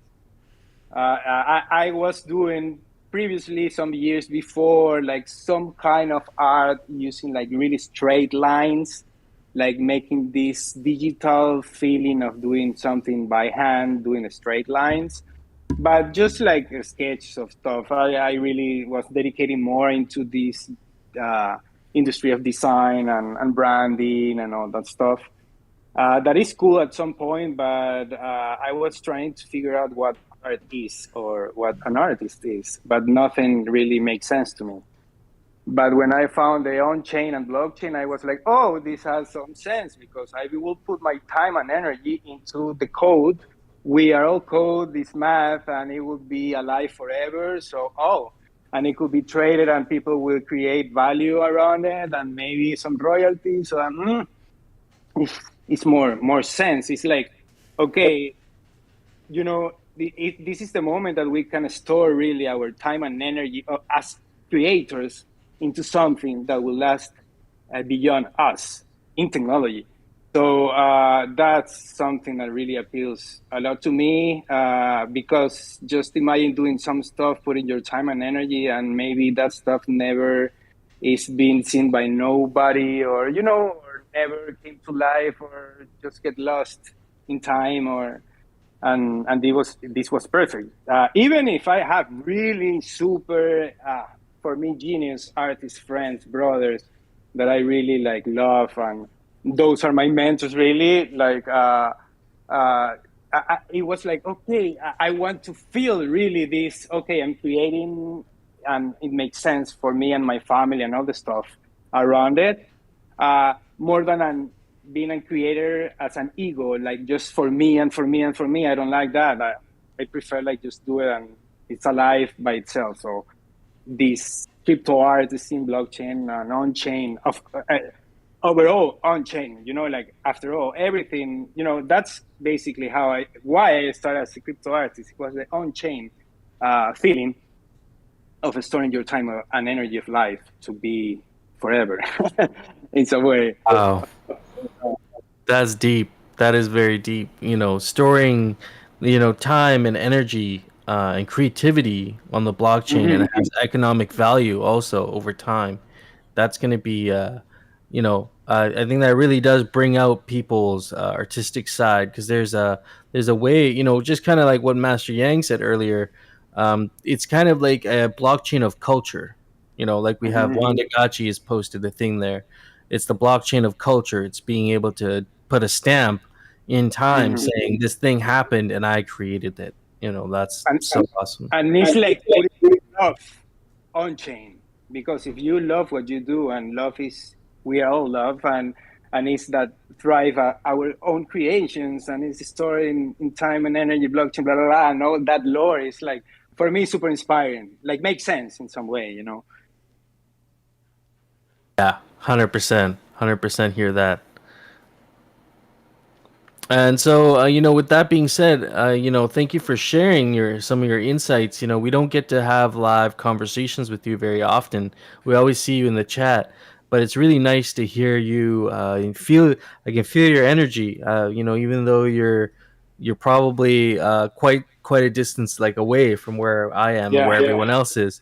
I can feel your energy when you're speaking, and the way you talk about it. It's like you're very passionate about this. And using pixels as a medium to convey a message also seems like it's really important. So, yeah, thank you for sharing that. And I'm sorry for my French in some way. Oh yeah, I can. It's fine. I think that's the beauty of Aavegotchi also, is it's so multicultural, and we all come from different walks of life, but we're coming through and expressing ourselves through this one platform, Aavegotchi. So it's beautiful. Yeah, beautiful. And just to say to Master Yang that, oh wow, that was legendary, godlike talk, really beautiful. And also to Nyan Kong, it's beautiful to meet him when we were there in Los Angeles. It was beautiful, super. Oof, and another genius, Giga Brain, and so fucking cheaper as well. Yeah, beautiful. And well, New York, everybody we all together. It was. I've never felt so much love together in a community and family. So, thank you very much. Oh, it will be a day when we get to meet, my friend. I'm sure it'll be a special day. So hopefully that happens. Yeah, we should all together. Gotchi Con. Yeah, exactly. Gachi Khan. We gotta go color down to go anywhere. He's stuck there in China. Yeah. Gachi Khan. Well, we have a few other speakers here on stage also, tying in with everything Zbot has been saying. I see PG in the audience. Can we get him up here as well? I believe he's Gachi Farmy member who has created some significant work. So I'd like to hear from him as well. Um, we have a few other peeps here on stage with us, and I'd like to ask you guys to maybe give us a maybe 5 minute or around that. Give us a little piece of your personality, what you do with in regarding Aavegotchi art. You can share some of your experience as an artist, and I'd love to hear from you guys. Maybe we can start out with, I know, Roxiano, you've been up on stage here with us for a while, so maybe you can share some of your experience, not only getting into art, but also taking that art and, getting into Aavegotchi and then getting some of your first pieces on chain. Maybe you can share some of your experience around all that.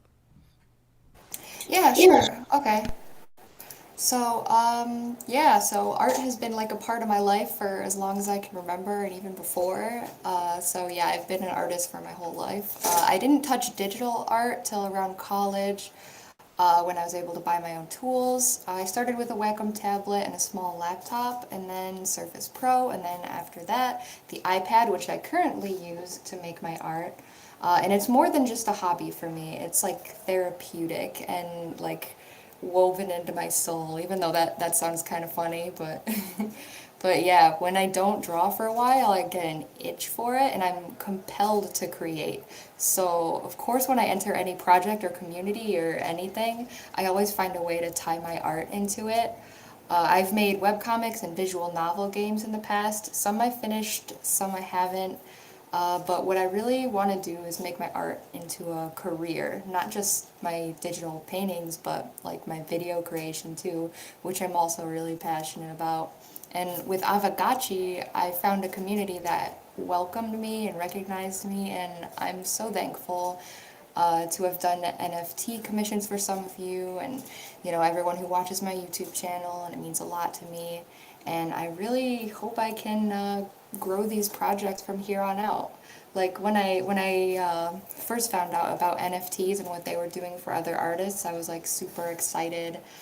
And then I found Aavegotchi. My dream is to like play games, to like build up, investments and stuff. So it was kind of like a dream, and then I enter and I'm making art because that's what I do. I love art. So that's basically it. That's so awesome, and kind of ties in with what Zbot was saying is, doing it from the heart, giving it all with love. And it seems like this has been something that always played a part in your life. So it's naturally now manifesting through Aavegotchi, which is really interesting to see.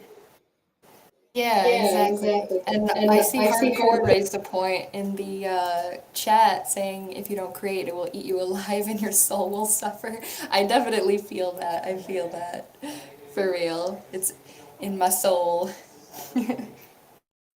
That's so cool. That's so awesome to hear. I mean, Also, what's your take on fake gotchis then? I'm curious to know, does that fire you up? It must be, it must be really promising to see that get rolled out. Yeah, for sure. I'm definitely gonna get my hands on a few of those fake gotchi cards. It's so exciting. I get to, I really want to contribute, and it's definitely what I've been waiting for. Yeah, I think we're all kind of waiting for something a little bit more formal that would allow us to, stamp our name in the Aavegotchi culture, and so the fake gotchi cards are going to be a great way to do that. Yeah, thanks for sharing a little bit of your journey. I guess naturally I'll reach out to one of the other stage members here. We have Rigo, who has also done an incredible amount of work for Aavegotchi regarding your starting with your Aavegotchi self portraits, which were a huge success on OpenSea. I think it was, well, you can give me the details on the collection, but it was a number of one of ones. I think some are still available, but I think almost all of the main Gotchi Gang members we all know and love, they all have one, and that just speaks to your fan base, your growing fan base. But maybe you want to touch on your journey as an artist. I know it was interesting. Kind of you actually are a case for Aavegotchi because you came into Aavegotchi without a gotchi. And what you did is, Aavegotchi self portraits was your way of contributing to Aavegotchi. And then what happened is everyone went nuts over the ASPs, and that money was used to fund your first Aavegotchi, right? Yeah, that's exactly it. I got into this community and I started and I was like, man, I got to figure out how I'm going to do this. I was able to get a humble parcel. And as soon as I pulled that off, I was like, this is not going to be enough. I gotta figure out how I'm going to do more. And I couldn't, I just couldn't manage it, without getting some additional income. So I spent some time looking around, and I'm not an artist by trade. I'm trying to figure out what I'm going to do when I grow up. I've been a teacher. I've been a pilot. I've been I studied to be a lawyer for a little while. I've done a lot of different things, and I still don't exactly know what I want to do when I grow up. And lately, I've been really getting into writing, and I've been really getting into to making art. And when I saw the opportunity here, there are a lot of people who are really, really passionate about, about Aavegotchi. And I saw a really good niche here, a really good opportunity to create some very, very cool art. Somebody said it earlier, like Aavegotchis are, they're essentially like a blank canvas. You can really project yourself and a lot of personality onto this, this ghost. And of course, they've got a little bit of personality built in, but they are, they're more or less a blank canvas for your personality. It's really, really cool. So I saw this opportunity, and there are 200 self-portraits in the collection that I ended up creating. And I think there are about 50 of those left. So it's sold out by three quarters of that are sold out. And I was overwhelmed with the community's response to that. And I did end up being able to use the proceeds from that to buy a gotchi and a parcel, which I've been really, really just feeling very blessed and, very lucky to be able to do that. Not everybody has the ability to, to make something and turn around and accomplish their goals. And that's exactly what happened to me. Like, I set out with the intention of getting a gotchi, and because this community is so passionate about Aavegotchi, and because they love the way that the aesthetic of Aavegotchi and everything, that made it possible for me to acquire one, which I was just so thrilled about. And I think you represent another way into our ecosystem with the new fake gotchi cards. Like, these fake gotchi cards, we talk about the artist and the patron. The artist might not be the card holder. It might be partnering with one of the card holders to mint a collection, and then maybe the profits from the collection are enough to bankroll buying some assets in the game. Like that's what a cool like loop that is. You know, starting out with creating something and then getting your asset in the game. I thought that was really interesting when I heard your story. Yeah, yeah, absolutely. I think that's a really good insight. And so like that's one of the things I see, that's one of the roles I see art playing in the metaverse is almost like this uh, like another store of value. Like we'll maybe hopefully see, and maybe this is something I was going to bring up with Yang, but we went through so many other things. You know, I think that was more than enough. But one of the things I was going to talk about is the idea of having the art as a store of value. And so we already have other stores of value in our ecosystem. There's wearables, gotchis, land.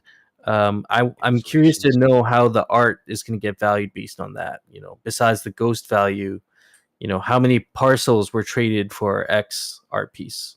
Yeah, You you know know? what I mean. That's absolutely something I've done. I don't want to name any names, but one of the parcels that I acquired, I've got three now actually, which I'm really happy about. I've got a humble, reasonable, and a spacious. And the reasonable that I have, I actually traded it with someone in GMI for. I traded a number of Aavegotchi self portraits. No, wait. Anyway, I traded some art for the actual parcel, which was just a great way to get into that. Yeah, art holds a significant value, and then so, you know, with getting into this style of art, without giving away your style, what sort of mediums of art? Because it looks very interesting when you first look at it. You're like, how was this like created? And then you made 200 of them, so I'm like, each one has its own little personality. Do you want to touch on like your kind of art style? Like are you like hand drawing these, or is this like all done through computer work?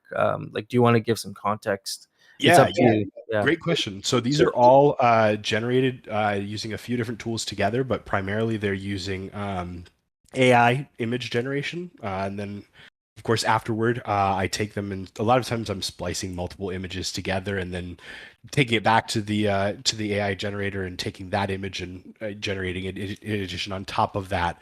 So it's usually multiple iterations between an AI image generator and then Photoshop, and then going back and forth with that. But yeah, there are a number of really really cool image generation tools that are out there, and as I've been doing this, my sort of arsenal of tools has been growing. Definitely, if this is something you are interested in, it's definitely worth looking into. I'm not going to name all the tools here, but hit me up if you're interested in learning more about that. I know I already have a few of these out here that I have to follow up on, but if anybody wants to know more about image generation, send me a DM. And yes, Mike Helliam, I could definitely make that work. Dang, yeah. I mean, I find the way you describe your process, it's very methodical, and it's there's due diligence you have to do with like each work. But there's also like this randomness aspect that comes from the AI. Don't you find it's kind of interesting sometimes with the outputs that you get, or sometimes something you would totally not expect, right? 100%. A lot of times, I mean, one of the reasons I got into image generation like this is because it all starts with text. And I am not great with pen and paper, but I think, not to toot my own horn, I feel like I'm pretty good with, with a keyboard. I'm fairly good at wordsmithing. And a lot of times I will put together, a fairly complicated prompt to come up with this, to come up with these images, get them generating, that kind of thing. And I'll have something very, very specific in mind. And I'll hit the button, generate it, and then, come back in 15 minutes or whatever and take a look. And it's, the output is completely different than what I had in mind, but also really, really cool. And just a very different direction from what I had in mind originally. And so I will often take that and either tweak the image that came out or tweak the prompt. And that's how a lot of the original Aavegotchi self-portraits I made came out. they started out with prompts that were not intended to come out that way, and they sort of took on a life of their own just because the AI interpreted my prompt a little bit differently than I intended it to. It's really cool. And I'm gonna look forward to seeing more of your like work, because each release that you do has its own kind of its own vibe. Like I can't remember what they're called. The houses, the Gotchi. The Daydream Homes. Yeah, exactly. The Daydream Homes. Those are incredible. Like, the way they came out.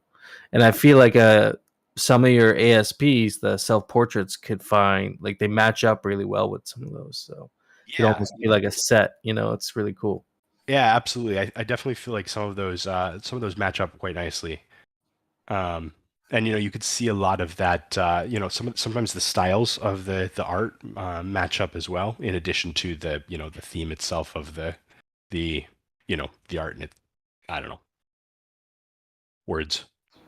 Yeah, no, I mean, I have an appreciation for your style, and it comes down to your eyeballs, right? What you're seeing has to look like your style, and the AI is going to serve up things, and a lot of the time that's probably not what you're looking for, but then you're curating from that and then modifying it. It's really interesting hearing about your process.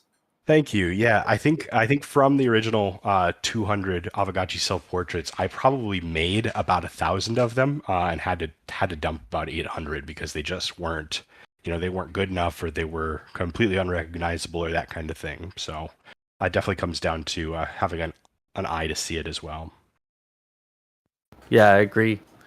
Yeah, I mean, thanks for sharing that with us. Is there anything else that you'd like to touch on regarding your journey as an artist? Maybe some aspirations, if you have any. Moving forward with fake gotchis. What's your reaction with the whole fake gotchi release now? Excited to see what Fake Yeah. Gotchi has. I feel like I have to figure out how to get more cards like now. Even though there aren't any out yet, because I don't. One card is going to make one NFT. Up to 200 times, and I don't feel like that's enough for my my creative expression. So we'll see how that goes. But I mean, honestly, like, I wouldn't be here if it weren't for GMI. I'm so excited about this community, and GMI and the Aavegotchi community as a whole is just fantastic. There's so much support and so much excitement. It's really just, if there are any artists out there that are not already part of GMI, like, you should get in here now. And even if you're not creating anything, just DM somebody and we will figure something out. Like, if you have any sort of artistic inkling at all, like, send us a message and we'll figure something out. That's a great shout out, sir. I really do appreciate that. Yeah, that's the truth. No, I agree with you there too. It's like, you're right. There is definitely a rarity with the fake gotchis, and it's going to be interesting to see how GMI plays into that, as, having our own contract and being kind of the OGs pre-fake gotchi art, Yeah, that's going to be real interesting. Yeah, for sure. And I'm excited to give back, sort of. I've been waiting for some sort of utility, whether it's through trade, to give back to those who believe in my OpenSea project and who've supported me and commissioned my artwork and stuff. So that's another thing that the fake gotchi thing will help me do.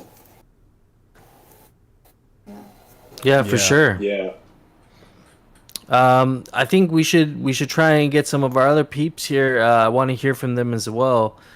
We got Contact up here. Contact, you've made some POAPs for GMI. You've also did the badge for the Guild Summit, and in addition to that, I'm sure you've shown us your creative side, your artistic side, and so I kind of want to know a little bit more about you in terms of your art, as an artist, and maybe your aspirations for fake gotchi.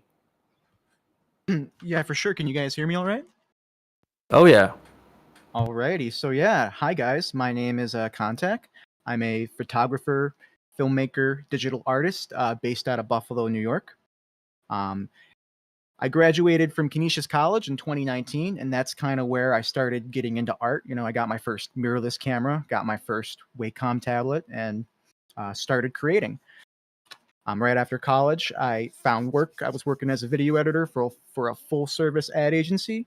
And now I've been minting my own artwork, digital art and photography on my own smart contract. I will drop a link. Give me 1 second. Ooh, very cool. But yeah, at my smart contract, I mint my photography and digital art. I've also got ideas for some GIFs and videos, but beyond that, I've made some Aavegotchi art for GMI. I've made some of the POAPs. We're making some for this one, so definitely be sure to fill out that type form. Got some cool stuff for you guys. And yeah, my art is on chain, OpenSea, looks rare, Coinbase NFT, and it's just a collection of my creations, and I'll continue adding more as I grow, make more and evolve as an artist. One more thing I wanted to shout out. Back when I was in college, I also made a documentary film. It is called Love Conquers Fear, and it's about a local youth boxing program here in Buffalo, New York. The gym is called Casey's Fitness, and it weaves life lessons into the boxing program. And very cool, the film actually aired on local PBS here in Buffalo, New York a couple times. So I also have a link to that if you're interested. Definitely check that out. Drop it. Yeah, for sure. So you said in terms of photography, that's going to be another thing I've been wondering. I know New Future, you do some photography, and we have some other folks that do photography. It's going to be interesting to see what your guys' renditions of an Aavegotchi with photography, like what does that look like in your mind? I'm curious to know. What does like Aavegotchi and photography maybe look like? Well, for me, my plan was, because I have a healthy dose of awesome stickers you see here on the mic that I have. So placing them in cool places and then taking, dope like pictures with really cool depth to kind of make them pop. So that's been my thought. The only reason I haven't done it yet is these stickers are very shiny. So I want to get something that's not shiny so I can like angle. Sometimes I'll set up the perfect angle, but the shininess sticker throws it off. So unless I bring flags and make this a whole production, it's better to just make some not shiny stickers and then put gotchis in weird places, like on telephone poles at the top, or like, on the railroad crossing, or, stuff like that. Sticker tagging is cool. I've definitely wanted to get into stuff like that. And for Aavegotchi, I'm thinking kind of more abstract things for photography. Maybe not, hyper realistic portraits or what you might call it, but even maybe like just aspect pictures of some gotchi grass or green or purple grass, or even maybe like little macro shots where you maybe make your own little Aavegotchi figurines or something like that. Set something up and then do some cool macro work. That would be fun. Oh yeah, that would be really interesting. And doing the sticker shots kind of reminds me of Drifter Shoots, if you guys know who that is. Like Where My Vans Go and stuff. Yes. That's what that kind of reminds me of. And so like that would be really cool to see, like Where my stickers gotchis up. go. Yeah, where my That's a good gotchas go. idea. That's so cool. Yeah, I mean, lots of ideas around that. And so I'm not a photographer. I don't have any experience in that. But looking at what you guys are doing it gets me curious, man. I definitely think about that. Yeah, hoping to get my hands on some of those fake gotchi cards for sure. Yeah, 100%. Very cool. Thanks for sharing that. Thanks for sharing your page. I'm going to be checking out some of those works that you've done with photography, and looking forward to more of your badges and other like Aavegotchi contributions. Yeah, absolutely. I'm always going to be making new stuff at my smart contract. Stuff will be there constantly updating, and same with, GMI and POAPs. I'll be making more Aavegotchi themed stuff too. So I'm looking forward to it. Man, that's awesome. Thanks.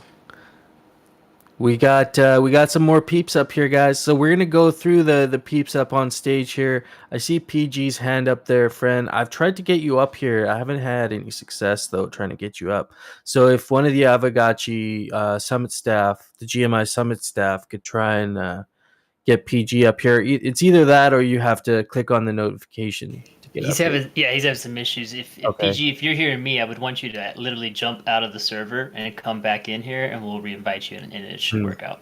Perfect. So we got Anthony. We also got Gerline, who are both part of the Tim Zemo camp. So I'd like to hear from you guys because you both collabed. We both know Anthony, but we've heard about Gerline. Now we got to see work, and so it's kind of nice to hear from both of y'all and kind of hear about artistically, with Tim Zemo and what you guys are working on, and the vision extending to like Aavegotchi and the Gotchiverse. Tim Zemo is our Wario. I'm just messing with you. It's actually Zim Timo. But man, that gets me sometimes. Yep. All That's all right. good. I'm just playing. Yeah, I mean, everybody kind of knows me from streaming and stuff, and like, I actually before I was into Aavegotchi, I had started doing like crypto tutorials, and we had a late night talk show called Midnight Cuddle Club. We had Roxiano and 3D Slaps, do episodes with us. So we were talking about Aavegotchi on that show. And then, I started doing the community calls and hanging out with you guys at GMI, which I already knew a lot of people from Friend Zone.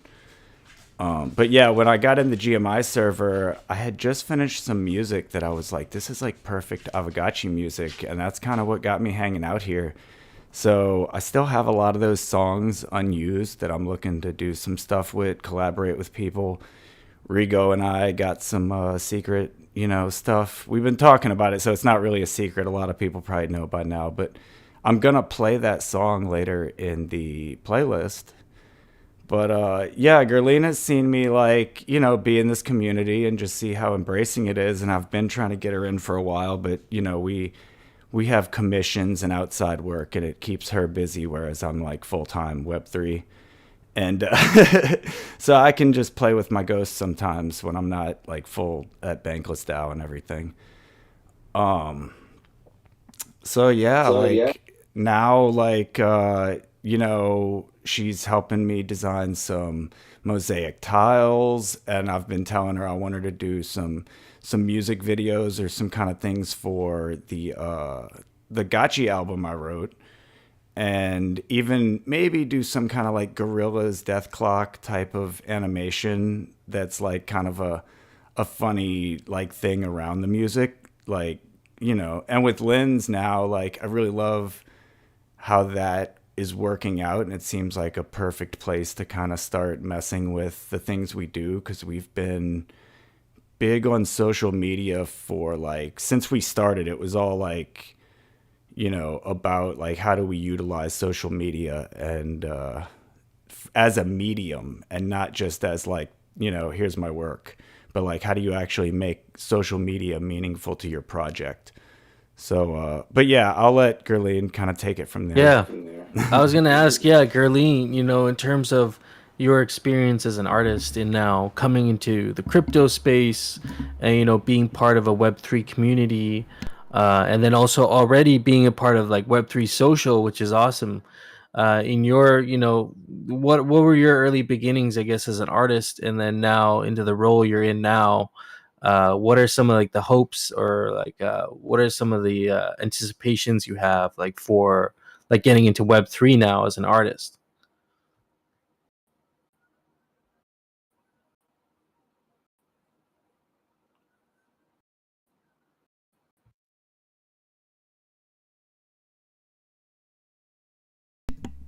I'm not able to hear her. Yeah, I see you unmuted, but I can't hear you. It's probably not your fault. Discord has just been real nasty lately with people, including me. So sometimes leaving and joining back can help. I think you were trying. I thought I heard you at the start, but yeah, I haven't. I don't have you muted or anything. Oh, we'll get her back up on stage here. Yeah, I'll invite her back up. But yeah, like we're working on a feature film right now. Like, we're not doing the whole film. It's part of a collaboration with other filmmakers. So we're actually just doing the interstitials. I just invited her. If you can let her up, Mycelium. There we go.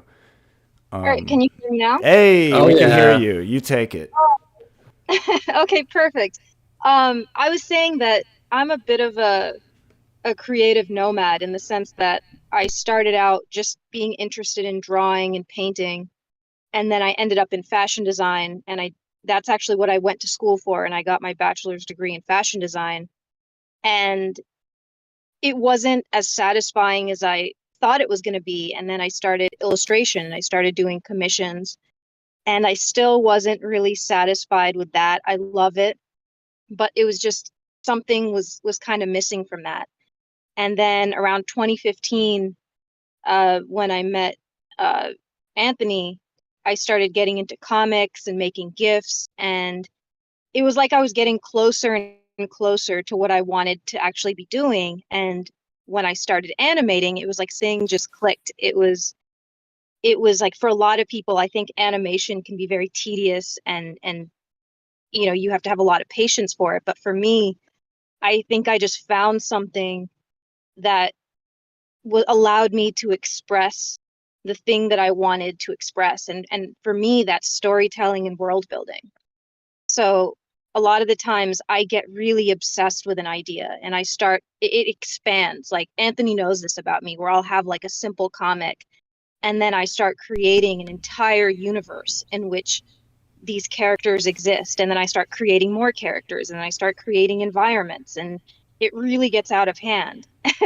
It almost becomes overwhelming, but animation really gave me a medium to channel that into better than anything else. Because like, we've done comics, we've done illustration, we've done all different types of comics too, like graphic novels, and we've even experimented with animation in the sense that we had Get Up Puro, which was a choose your adventure on Instagram, and this was Anthony's idea to utilize poll questions on the stories, because that was kind of new at the time, to get responses from the audience, and then based off those responses to create the next episode. So we've been kind of in this headspace of how do we create like a whole universe, and how do we get people to engage with it, and how far can we take a platform.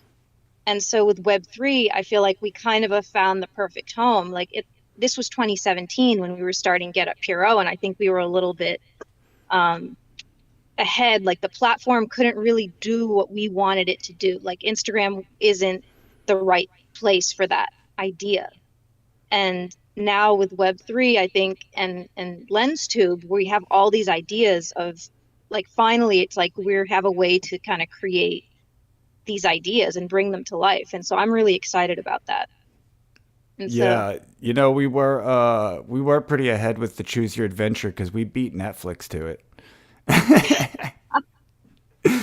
We did. I never even watched that too. I heard it wasn't that good, so I watched it, and it was a loop, because if you weren't paying attention, it would just make a choice for you, and I was just like, what the hell's going on? Like, because I would like miss things, you don't and even like, know them.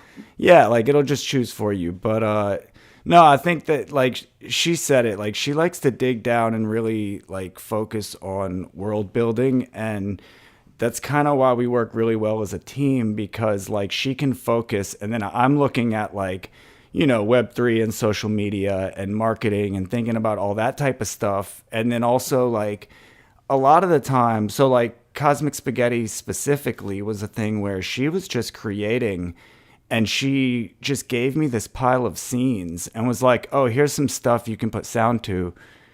And I also am an editor, I want to correct that.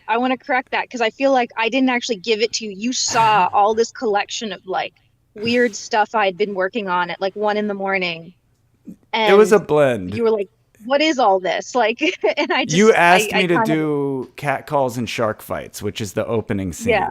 And then after Yeah. the rest, I was, give me the rest of it. I'm not done with this. But it was never meant to be anything, because those were a part of my like daily animation exercise. You know how some people have like a daily drawing or a daily writing session exercise. For me, it was like devoting 1 hour a day to any kind of animation, and I did that every single night. And I like I got this collection of like scenes, and it just didn't make any sense. Like I thought it was just total like this is what was on my brain at the moment, and I just put it onto a screen, and he decided it was a film. Yeah. And it's actually one of my favorite films. Like funny thing is, it's actually one of my like every time I watch it, I'm very happy. Like it just makes me happy to look at it. Yeah. It, like she said, I kind of took all the scenes, I put it in an order, I edited it, and I was like, all right, I think this is a film. And then I did all of the audio for it. So even all the actors in that are just her and I. Like I'm basically probably 80% of the voices, except for the one that's obviously her. You'll see, because it's the main character. She played the main character, I guess. I played everything And then else. we have one of the dogs too. We have one of the dogs that's also. Oh yeah, y'all know Bob from my live streams. He's actually the dog in the movie. No way. He is. Very cool. Yeah. Yeah. So everything was done in-house, which is another reason why I love animation, is because you can really create the world you want to create your characters, and then have a lot of fun with like voice acting or just collecting audio. I mean, that's one of the benefits of having like animals. You can use them, you can exploit them a little bit. So Yeah, that was a project that we did. anytime you hear like a cat in our films, it's either really a cat or it's me. Yeah, I'm not very happy with cats right now, because about like an hour and a half ago, these two kittens that I'm looking after, fostering, knocked over a vase of water onto my computer and shorted it. So I'm waiting on seeing if it's still good or if I need to get a new computer. And so that's kind of like a not so great scenario for someone who works exclusively off of her computer. So, you know, fingers crossed. I don't need a new computer. Yeah, fingers crossed. I mean, you know, it's really nice to meet someone who's been mentioned many times. I know Anthony's talked about the work that you do, but it's nice to see that now. And, you know, I'm curious to know if you have plans, you know, with fake gotchis and implementing something creative in that aspect, you know. And the other thing that I really thought about when you first said you went to school about fashion design, I could see that coming full circle also in terms of designing the outfits for the gotchis themselves. I feel like there's going to be a future need for that at some I have point. totally mentioned that to her. Yeah. Yeah. I mean, I'm excited about that. Like, I would love to be like a gotchi fashion designer. It would be crazy to like be known for something like that. Like, oh, she does the best outfits. Yeah, So she's doing definitely. these the mosaic tile designs together, and she's doing all the designs, and I'm going to do the installation. Z-Fi is going to let us borrow a couple of empty parcels so we can work on. And, you know, I was like, after this, we ought to open an interior design business. We were talking about that, I think, on D420 a few weeks back. Like, you know, you design things. I'll do like the more like technical part of it. I'll, you know, tell them where to put their harvesters and their reservoirs. She can make it look pretty. You know, hire us. Yeah. I mean, I really love that. Like sometimes I think in life you collect different skills and you collect interests, and at some point I believe for everybody there comes a point where you're going, okay, well now I understand. Like now I know why I learned all those skills. Like it's all coming full circle. And so this could be that kind of opportunity where all of these weird little things that we've done over the years can be utilized in this space. And that's really exciting to me, because I would love to be able to do that. There's so many times where I felt kind of like I was underutilizing my fashion design background or just my design background in general. And So I'm totally open to all the possibilities that exist, because I mean that just makes things so much more interesting as a creative, is when you're doing different things, when you're working on different kinds of projects. And for me, that's really important. I don't like the idea of monotony and like doing the same thing every day. And that's why I love being a creative, because it never gets boring. Like there's always another project, there's always some idea that comes to mind, and you can create that. So yeah. Well said. Well said. I totally agree with that sentiment. I just got to step in and give a shout out too. I'm feeling the same way as you, Go ahead. Hefe. It's really nice to just hear from Gerline and hear the enthusiasm. You know, the Renaissance shall not be televised. It will be happening here. We're happy to have you here. Thank you. Yep. We're happy to be here with GMI too. Thanks. Yeah, and yeah, 100%. I mean, you know, going just real quick, the multidisciplinary thing, she's so right. Like, that's actually why I love Web3 and crypto so much, is because I have all these like used to be useless skills. Like, why do I do all this stuff? And now it's like everything makes sense to me here. Like, I can use anything that I used to do in some novel way. And, you know, so it's also that like what she does takes a lot of time, and what I do, you know, music and video and a lot of the things I do, I can do very quickly. So it leaves me open to collaborate with more people. And before Web3 and crypto, it was so hard to find people to work with. And now I've got a whole Discord server full of friends that will work with me on things. Yeah, that highlights maybe one of the core objectives of GMI, is to be a resource for each other and for resource for everyone. So if you, again, echoing what someone said before, if you are an artist or even 1% creative, join GMI and just you don't know what's going to come of it. You just have to, like Zbot says, you just have to do it. You just go, just get involved, and things will come out, manifest as a result of that. So I totally hear that. I echo that. Yeah. I appreciate you guys sharing, everything up here today. We still have 2 more people, but after that, we got a whole jam session we want to get into. But I'd really like to hear from, Lev, whose work I just got acquainted with these auctions. You have some pretty cool stuff there that you've made, and I'd like to hear from you as your experience, as an artist. Maybe a little intro about yourself, and yeah, we can hear from you in your experience. Yeah. Good. Nobody hear me. I can hear you. Yeah, you were kind of cutting in and out a bit. I can hear you, but it's a little ruggy. That there. It sounds like it might be your, like, maybe you just need to talk louder, or you need to turn down like your voice activity meter, because it sounds like it's rugging half of everything you say. All right, how about now? Hey, it sounds great. Better? Yeah, good. Pretty cool? Everything good? All right, guys. My name is... Quite sure where to start, but I might as well... with how I got into Aavegotchi. Yeah, for sure. Well, I was a very early investor in QuickSwap. I think I second or third week. I had a very little amount of savings that was in crypto, and I had invested in.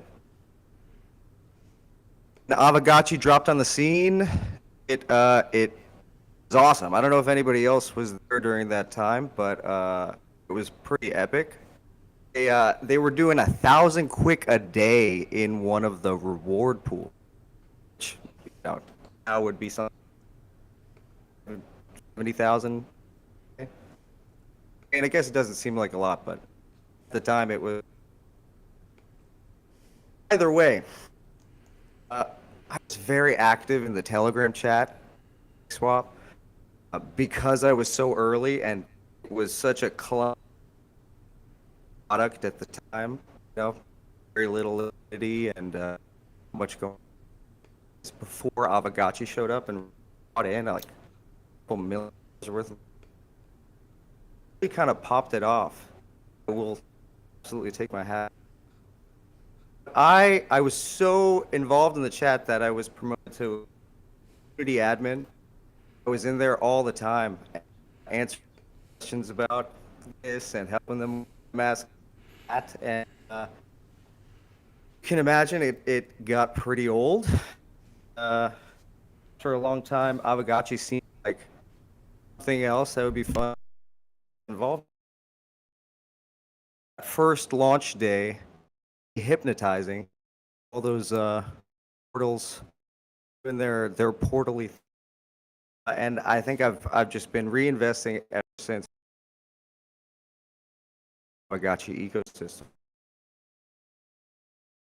So, in the height of the bull run, I bought a house, and I kind of dropped off of crypto in general. A little dis with admin position, having a lot of new construction issues that were a little more like of me that I had to address. I now am proud to say that I am in setting up my office studio to accommodate essentially anything creative. Actually, really looking forward to bringing a lot of that to Aavegotchi. And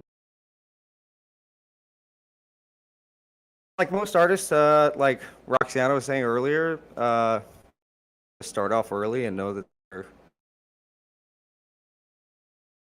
always colored, and just it up and get more creative. And it's what's in your toolbox as you grow up.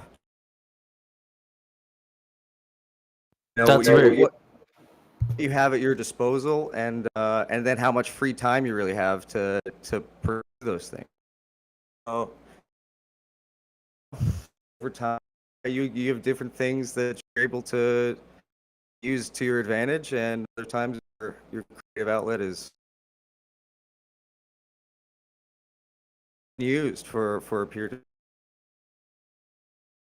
Either way, I mean, I've dabbled in a lot of visual art,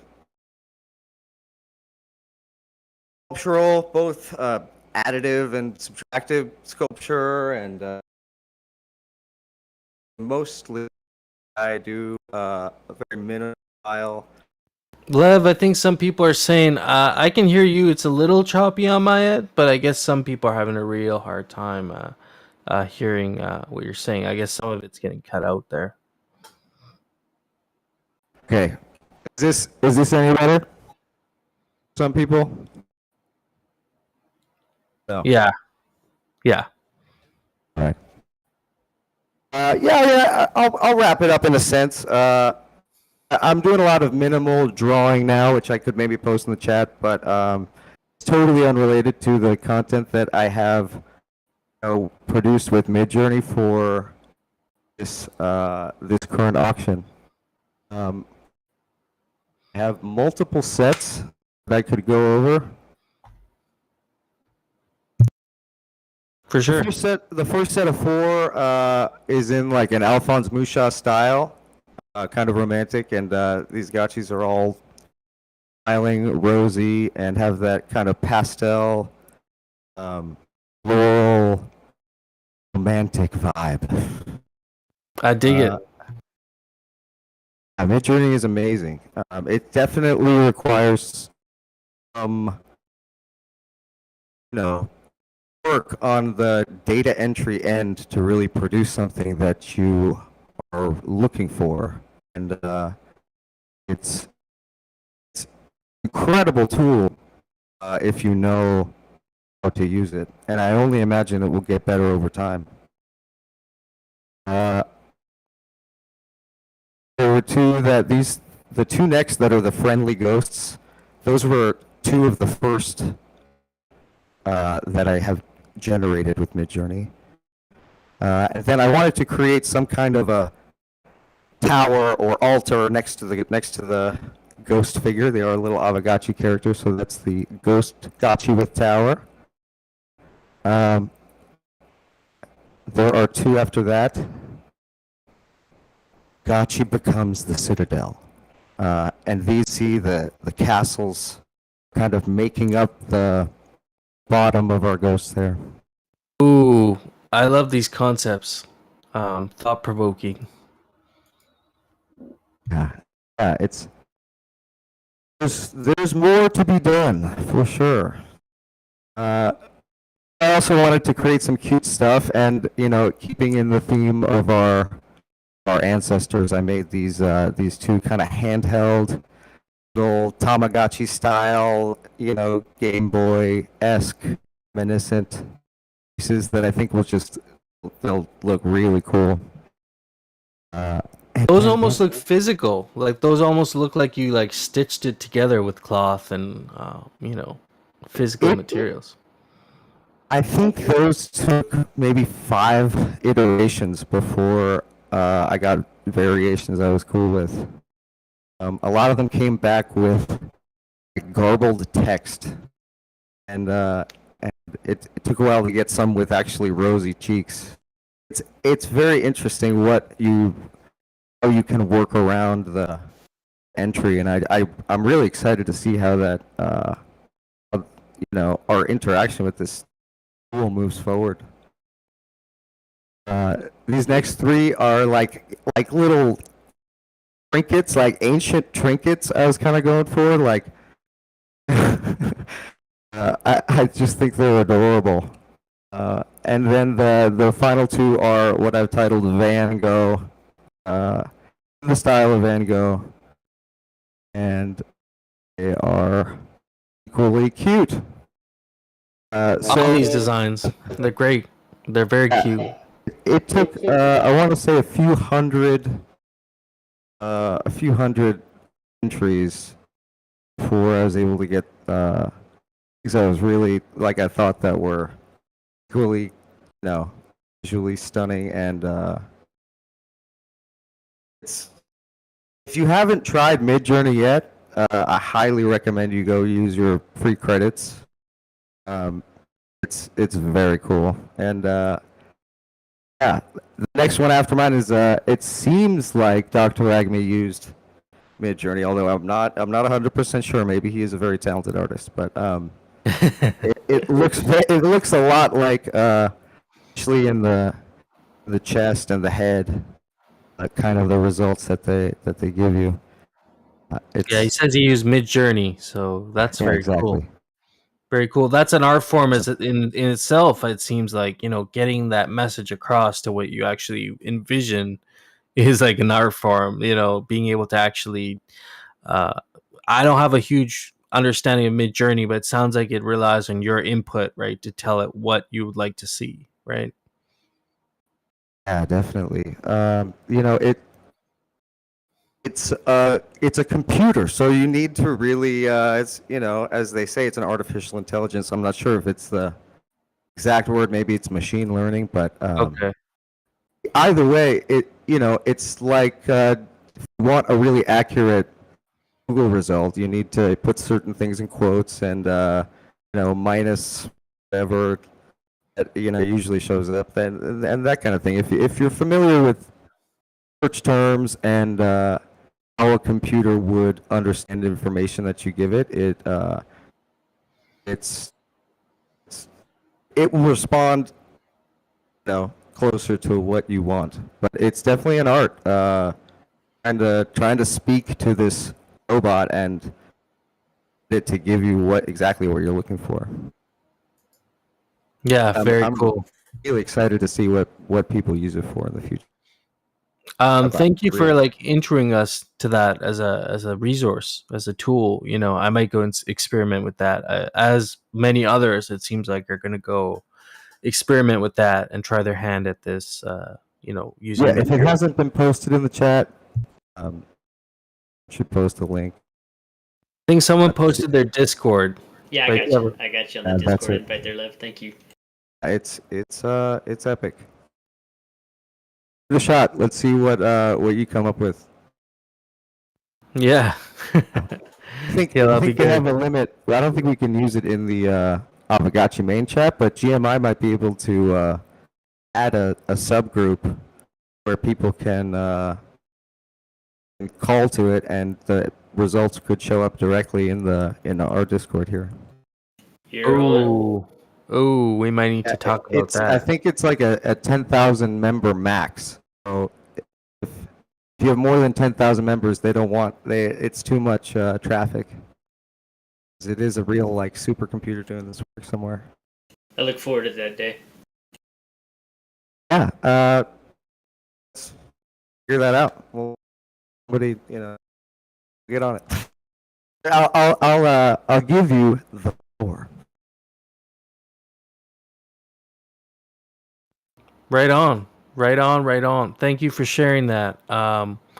Last but not least, the No Futuristic we all know would like to talk to you in terms of, get your take on your kind of artistic / creative journey through Aavegotchi, and then finally making your the first piece there, the One Hit Wonder, and kind of your take on, it's hard to focus on one creative background because you have like many. So like, what do you envision for using your creativity and interacting with Aavegotchi? And what do you think about Fake Gotchis? I'm excited for Fake Gotchis. I do comedy, so I think with the Fake Gotchi video stuff, but probably will do comedy because there's not a lot of comedy in the Gotchi version. So I'm looking forward to like making stuff in terms of video for that, and hopefully it can make the cut for submission. Ooh, that's gonna be very cool. I know we've talked about you doing improv with Liz Lele. Yeah, good old Liz Lele. So I mean, that would be pretty cool to have some sort of like a skit, a skit card where it's like, Gotchi's talking or doing some sort of improv, or so it's more of a. But I mean, you do visual stuff as well, right? In terms of photography, you were talking about that earlier. So be like interesting to see where you take that. Like if you are gonna take that anywhere with Aavegotchi. Yeah, I think I'm going to explore it more as we go. Yeah, music and the video aspects are the wheelhouse right now. Photography is my wheelhouse, but I've been messing around more with film, I could do stuff with film with Aavegotchi, but it's like a little bit more like I got to make the picture shine, because if not, then what the hell is the point? So it's like more of it's not perfectionism. It's just like, we're talking about storytelling before. So it's like, is this like moment being captured worthwhile? So with film, it becomes even more. I only have 12 shots or 36 shots. Yeah, very true. Got to be selective, and with the Gotchi cards, which of your talents do you think are going to be making it onto the Gotchi cards, or are you going to be more sourcing talent in terms of art and then adding your own like creativity to it? I think I'm gonna do a mix of both. Like as of right now, 300. I have a 209, I think, in BRF, and then the top 50 Gotchi and XP. So I would get 2 cards definitely, and then going from there, we'll. But with the 2 cards, I would probably split it. One would be thing, the other would be art, something that like someone that I think is a voice, and I them in that way. Then yeah, that's probably what I'll do. Yeah, very cool. It's been interesting to hear all the whole variety of like approaches people are going to take to these fake Gotchi cards, and how they're going to apply their like creativity to it. But what I'm seeing is like there's more than one way to express yourself creatively through like fake Gotchi. Even if you're not primarily approaching it from one visual aspect, there's like an audio aspect, there's improv, like there's so many different things you could integrate in with the card, and collab with other people to make it happen. So that's beautiful. That's awesome. Yeah, trying to like someone said, disciplinary, like an art take a bunch of different approaches, but we're like ZombieShepherd, this is crypto, so there is art in that too. So like that Mid Journey thing looks really interesting. So I'm going to definitely jump into that. So who knows, maybe something comes from there, and I'll put some music behind it, and maybe lyrics or something, or maybe I write lyrics and then throw it in there and see. Yeah, I'm with you on that, man. I signed up for Dolly too, and I'm gonna definitely check out Midjourney. So it's tough being a musician because you need visual artists. Like without a visual artist, nobody's gonna buy just a WAV file as an NFT. Yeah, something has to go there. I mean, that's where photography, something like some kind of art. Like I think of, and I'm like, oh, you could definitely put music behind that static image, and it would work. Like something that fit the vibe of, like, say, the Gotchi that she drew, where he's like chilling at a bar, like something like bar and chill would fit the vibe, and that would tell its own story, heighten the story that.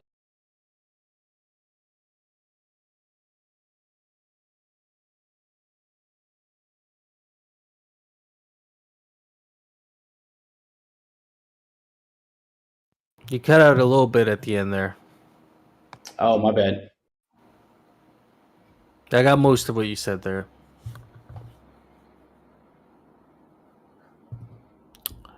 So, are you guys? Hefe? Yeah. Let me put one bookend on this real quick too, because Go I ahead. spend a lot of time here in GMI with all you guys, and I'm hyper appreciative of everything that's happening here with everybody.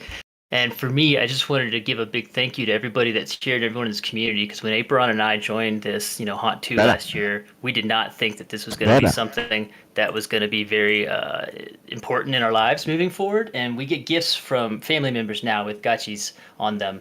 And so, like, I'm just reading through my guest list here from the Gotchi Brothers podcast that we started last year with Bearded Lady, Smokescreens, No Futuristic, Taproot, Jared, Hefe, Dr. Wagme, 3D Slaps, rolling over here, Blackpool, Hazel Star, Jerry Buckley, Nick Mudge, Master Yin and Master Yang, Addison, Once Upon a Time, Dr. Wagme again, Apron, and just such a great guest list, such a high quality community of people that are in this space. And so I just wanted to give my heartfelt thanks to everybody that still continues to participate and support this whole thing. This is the difference right here, guys. Community is what saves crypto.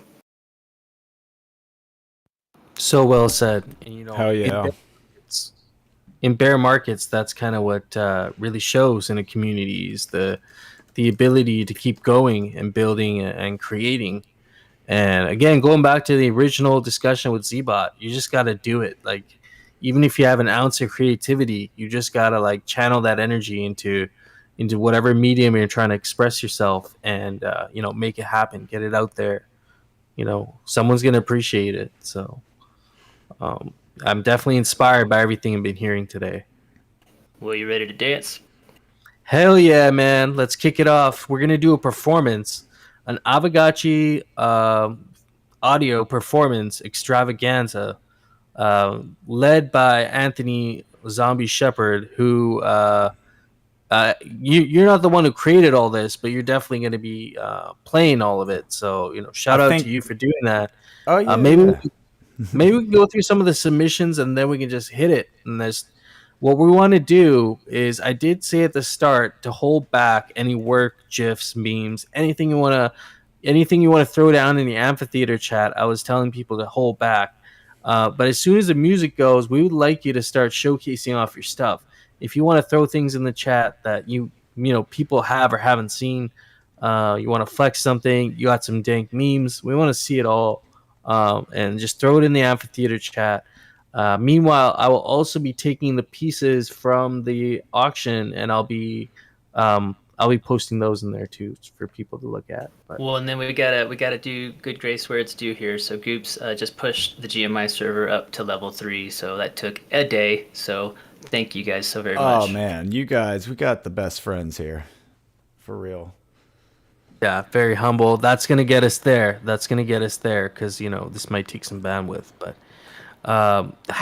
so are we going to be able to hear you playing in here in the amphitheater? So I think the way this is going to happen is No Futuristic is going to start off doing something live in the amphitheater. And at that point, after he's done his live thing, you're going to have to follow along with the stream on YouTube. So we'll drop that link in there so people can be following along. No Futuristic's going to do his thing. Then we're going to hit the playlist, which has some No Futuristic. It's got a few songs by me, and including that Rigo Alpha I was telling you about. Got a song in there that we're going to be dropping later. And then we got DJ Super Paul next, and then we'll be closing out with Phase. And it's, you know, just like a concert. We got like 10 minutes of No Future, 10 minutes of me, 15 minutes of Super Paul, and then Phase closing us out with the 25-minute set. So, and then I don't know, I might drop that Cider Dan again at the end, so you might want to stay until the very Hell yeah, let's hit it. Are we going to kick off with No Future then? Live performance? That's it. Hell yeah. Anytime, sir. We'll get the beat. Okay, I'm going to start playing this music. I just want to too crazy loud. In the Discord, it might sound stream. It'll sound perfectly coming through there. Let me just play this song and see how it sounds. Yeah, No Future's running his stream for his section as well, so you can jump over there to hear it better probably. Also, one thing real quick, when we go to the playlist section, I'm going to turn off the amphitheater to the stream. So if you need to talk on the mic, you can do that without like interrupting the stream. We won't hear you on YouTube, if that makes sense. So yeah. Okay, so this one, it's called I Apologize. So I apologize. It's about a Aavegotchi marked for death who I was going to sacrifice. I kind of used some of my real life experiences at that. And it's kind of like a murder ballad where I'm saying sorry that I'm about to kill you. You know, P.S. the Aavegotchi never died. He's still here farming, you know, very happily. But yeah, this is kind of his little journey. So we'll see how loud this music is real quick. Okay, that's not too bad.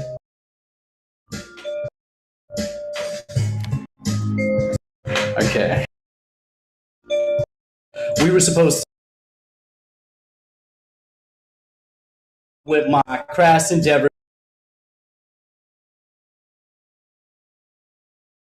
yeah, the reap a beautiful, yes, a massive treasure, but now I have to let you go. It's a drastic measure. Games that we played, here's a fast refresher. I never meant to hurt you, and I had the pleasure to get to know such a wonderful. I always thought we would make it to the end. A trillion blocks so time is cut short and it's taking a toll. Now I'm taking a stroll. Greed made me lose sight of my goal. Money over everything. So I'm writing these poems. Say I'm sorry. Maybe one day we can meet again on the other side. Until then, old friend, I apologize. I don't have a guitar with me, sorry.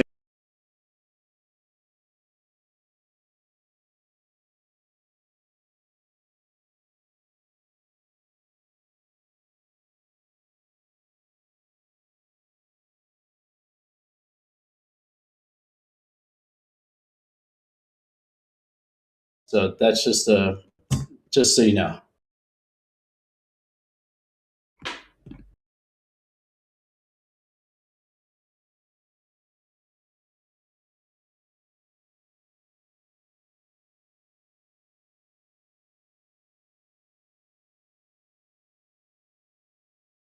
I guess that's it for me. Hefe, you're.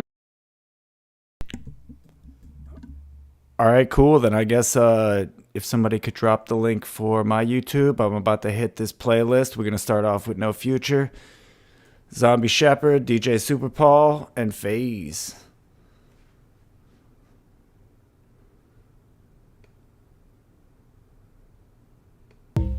Yo, we out here straight up disrespecting liquidators. Lord Nookie knows what I'm talking about. Lord Brills knows what I'm talking about. Lord Hills knows what I'm talking about.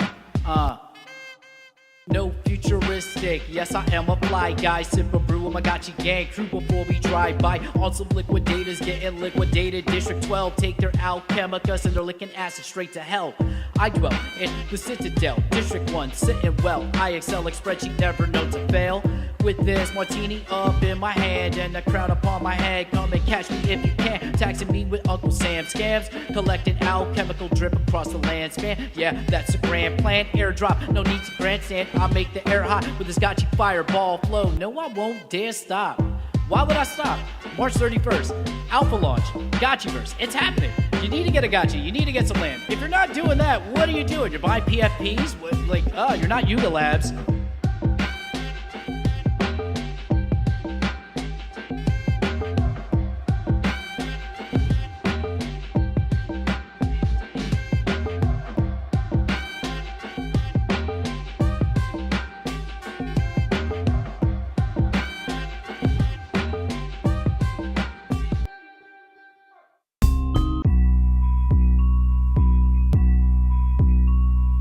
No futuristic.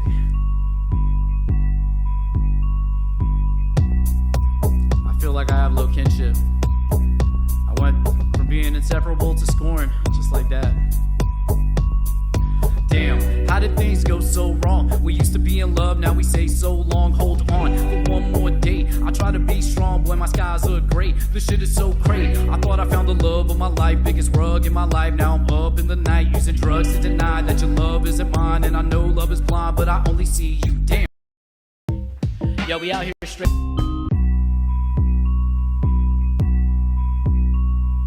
No futuristic.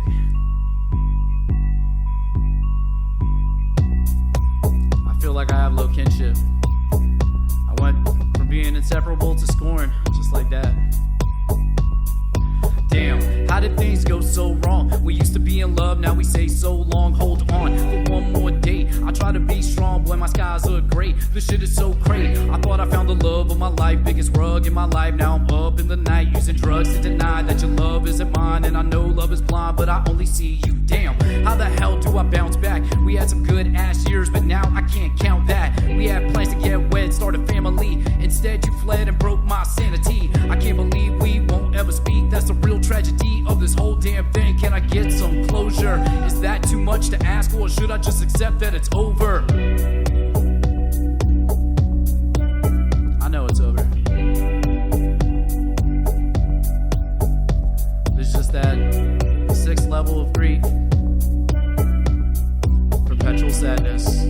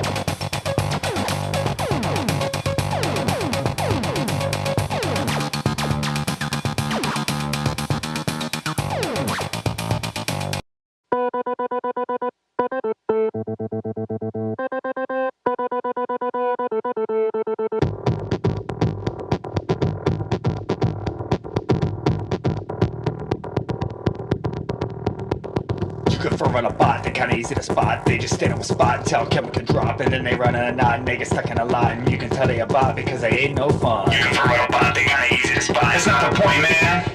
And you telling me, son, that you don't want something that's sucked up with chemical and dump on the market, controlled by a script, not even a player, eliminating for that human layer? You confirm on a bot, they kinda easy to spot. That's not the point, man. You confirm on a bot, they kinda easy to spot. That's not my point, man. You confirm on a bot, they kinda easy to spot. That's not the point, man. You confirm on a bot, they kinda easy to spot. We on the grind and you got it on your mind. You gonna steal all the wealth and hold it all for yourself when the lending is fair. Now scholars out there, you could be putting to work instead of being a jerk. Automate nothing, let the people on the blockchain. You confirm on a bot, they kinda easy to spot. That's not the point, man. You confirm on a bot, they kinda easy to spot. That's not my point, man. You confirm on a bot, they kinda easy to spot. Look like it or not, you're just a cheater that got caught up in FOMO and now you wild when it's hot. You confirm on a bot, they kinda easy to spot. What if the alpha is you being put in review? Spreading all that. You confirm on a bot, they kinda easy to spot. You confirm on a bot, they kinda easy to spot. GMI friends coming in with another win. Never liquidated, just roll into that gotchi land. Throw your ghost up if you down with the gotchi verse. Pixel crap, put them bots in a hearse.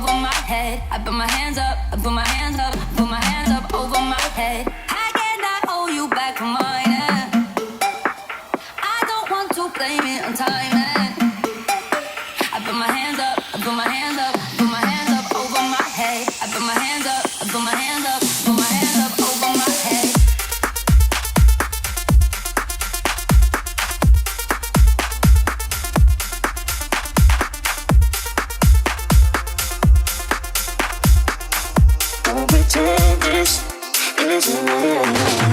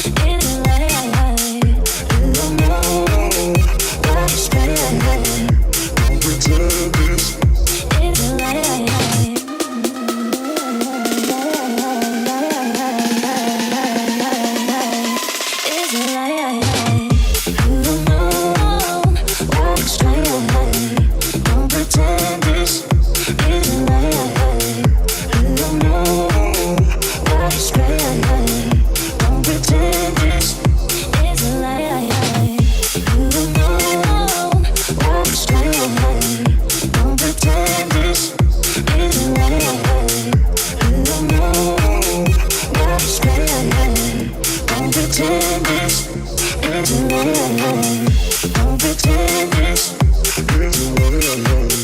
Don't pretend this isn't what I like. You don't know what you say. Don't pretend this isn't what I like. Don't pretend this isn't what I like. Don't pretend this isn't what I like. You don't know what you say.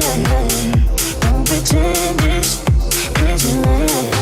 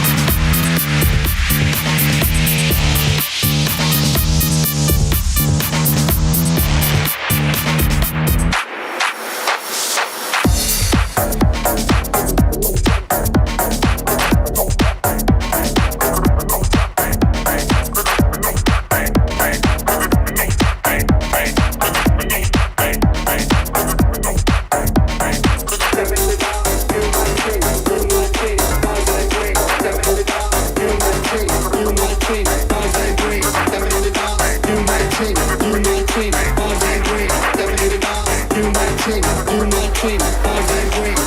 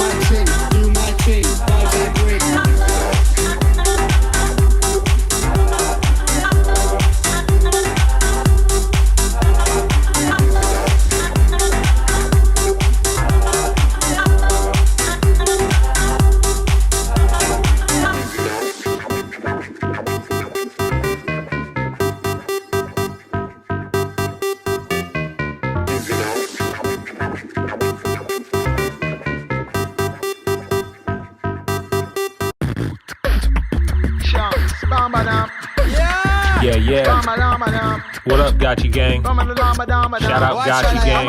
Shout out GMI. And welcome to the first Artist Summit. My name is Internet Face. Just gonna play a couple songs for y'all. Hope you have a good time. Let's get into it. Gotcha. Good. This is Ragamuffin from the ghetto youth camp. Anywhere me go, me say me must left me stamp. Marijuana where me smoke them said too ignorant. Just the other day some papa wall me fi one. Me and my brother Juju and me Andrew named Dan Bounce. Listen to the gang, me mashing up the traffic jam. Police pull me over, talking about him smell cran. From me looking at him face, I know this boy under plan. Juju touch me on my shoulder, said the boy a demon. First thing he want to know is where that smell coming from. Are you smoking marijuana? And I said yes I am. Show him system and trends, go to cost a couple grants. Him say make me see the license and the registration. And where are you headed? What's your occupation? Don't know Ragamuffin, I got answer question. As it says on the paper, read the information. For me now go take no street side interrogation. So book me if you book me, carry me down on station. Make me show them how we did it in a style and pattern. Pam pam pam da ba da ba pa da pa da pa pa da ba da ba pa da pa pa pa da ba da ba pa da pa da pa pa da ba da ba pa. I've been gone a while away from you, and I hope you understand that I've got to do what I must do to be a better man. Cause if I was just to act a fool, do nothing with myself, then all my blessings would be cursed, my world would crumble in. It's a joy when I sit down and think of the good times that we have, and what we do to make it through when the good turns to the bad. Well, I hope you'll find it in your heart and know these words are true. And please don't fuss, because I must go do what I must do. Hey baby, don't you worry, even though the road is rocky, I'll be coming home to you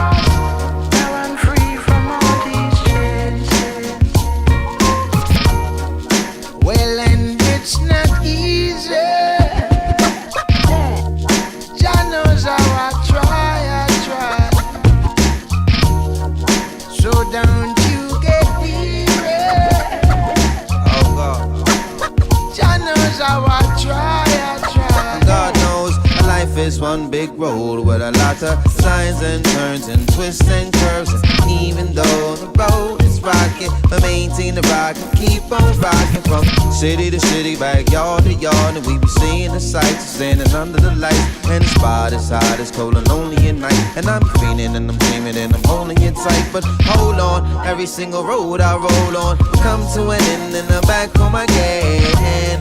So baby, please don't cry. It's no valley low and it's no mountain high. And our love don't die with the passage of time. It just grows more, it just keeps strong. And even though I'm gone, I am never too far. You're the light through the dark, shining bright through my heart. So my journey must start. Even though the road is rocky, I'll be coming home to you again. 'Cause if you thought that I was lost, I had to bear my cross. Now I'm free from all these chains. Every day's like a day, I'm a kid in Wonderland. Like a big reggae fan at Summer Jam. Understand, oh baby, you got me. Oh, the way you feel make me feel like a kid again. Special every time I work your middle frame. Do you understand, oh baby, you got me. Oh, I've had a look around and I can't find no other one that compares, and our love keeps going strong. It keeps going on, no one can stop it. Yeah, and every time it's a time I wanna be with you. And all the while, girl, I swear you don't know what you do. Do you understand? Oh, baby, you got me.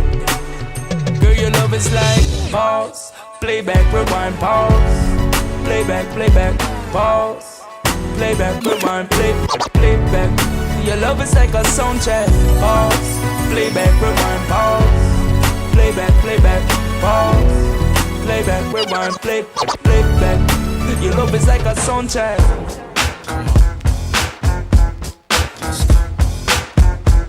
I see you, Mary. I like this right here. You ready? Yeah, back together again. Let's go. Looking at you from a distance, getting all of my attention. Could this be love at first sight? Baby, you walked away and I missed you. Visions of wanting to kiss you. How could this be if I don't really know you? Oh, baby, baby, could it be love at first sight? Could it be love at first sight? Never knew very first night.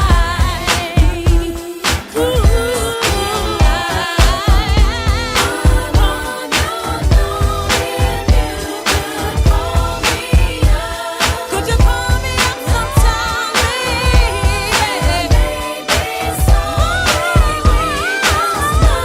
I wanna hook up with Once again, wish that other Eminem now. How many women feeling them? Somebody call a coroner quick. Mary is killing them. Tell them what's the 411 and who came running when clapped down 911 from shots coming. It's something for the radio, guest starring MC John Blazing, the hip hop and R&B. What? Y'all thought y'all wasn't gonna see me? You can't spell Mary J. Blige without a JP. But back to the matter and the sex on the platter. She only wanna be happy and I ain't mad at her. You go, mama. Nowadays I'm more calmer. And if you take a look at my life, no more drama. Now you know. You're searching for a Wu-Tang pro. You find me just about everywhere the Wu-Tang go. Now you know. Tell me like your favorite love song, cause my computer love is the truth.com. Internet Ace.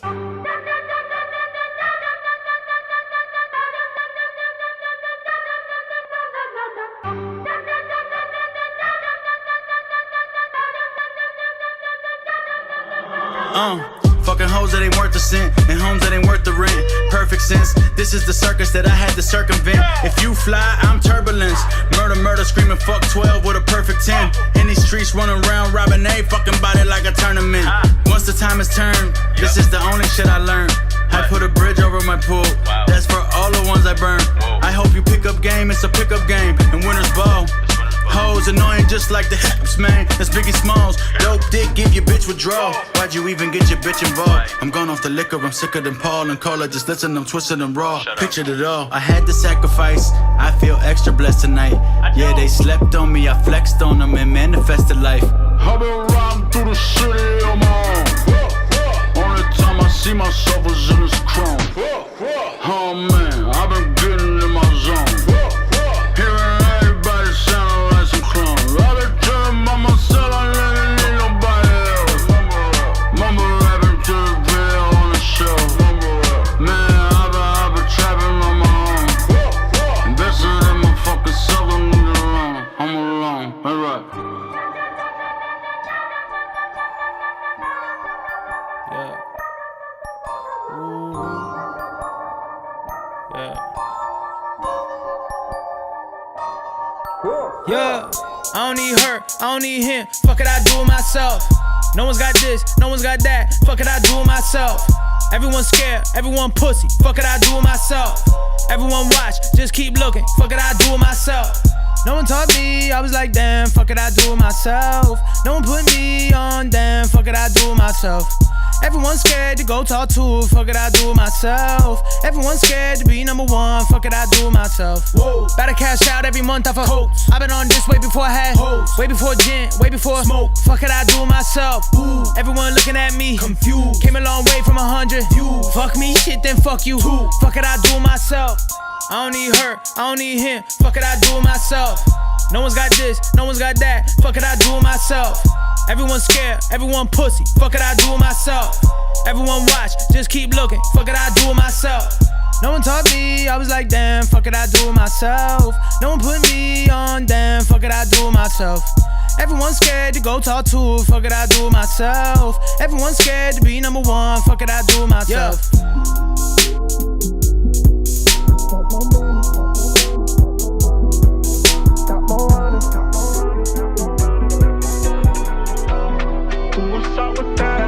It's like more money, more problems when I got more honest.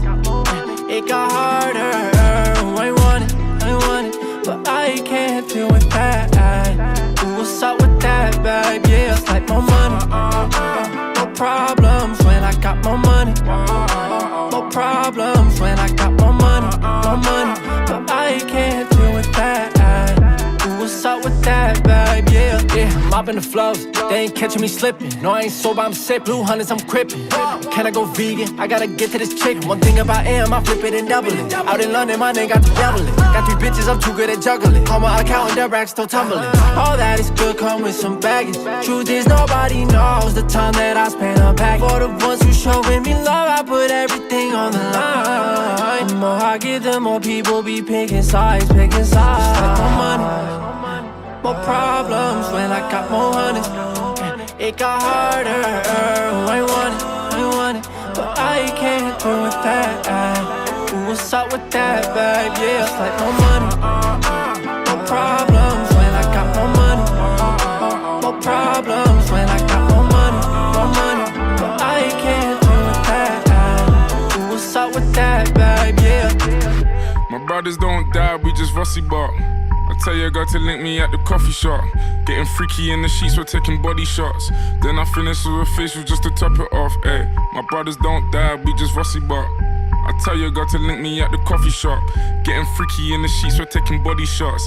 Then I finish with a facial just to top it off. Ay, you ain't got a clue, let's be honest. I had a couple seasons made a forest. I put in the work and take the profit. Looking at my girl like what a goddess. Thank God. Rule number 2, don't make the promise. If you can't keep the deal, then just be honest. I can never die, I'm Chuck Norris. Fuck the government and fuck Boris, yeah. I'm a villain, killing when I'm barring. Brothers in the hood, just like the movie that I'm starring. Servicing my whip, I phone the boss to bring my car in. I could probably take a chick, but I just wouldn't cause she's jarring. Ooh, I got the sauce. Don't know what you for. Catch me up and slow in my sliders in my shorts. Chick's trying to get my brother flips to share his thoughts. I think he's trying to tell me I should tell her he don't talk, I don't fuck with her. Yeah, I used to hit it, but you're stuck with her. Man, I wouldn't even try my luck with her. Yeah, let's say I'm bougie, way too exclusive. Chilling in Dubai, know I get it all inclusive. Now may I ask if you can find it in your spirit to leave us all alone and go and mind your fucking business. Looking in the mirror saying my key or the illest. Man, I'm James Bond trying to live my movie like I'm Idris. So we telling them, look, my brothers don't die, we just fussy bop. I tell you, I got to link me at the coffee shop.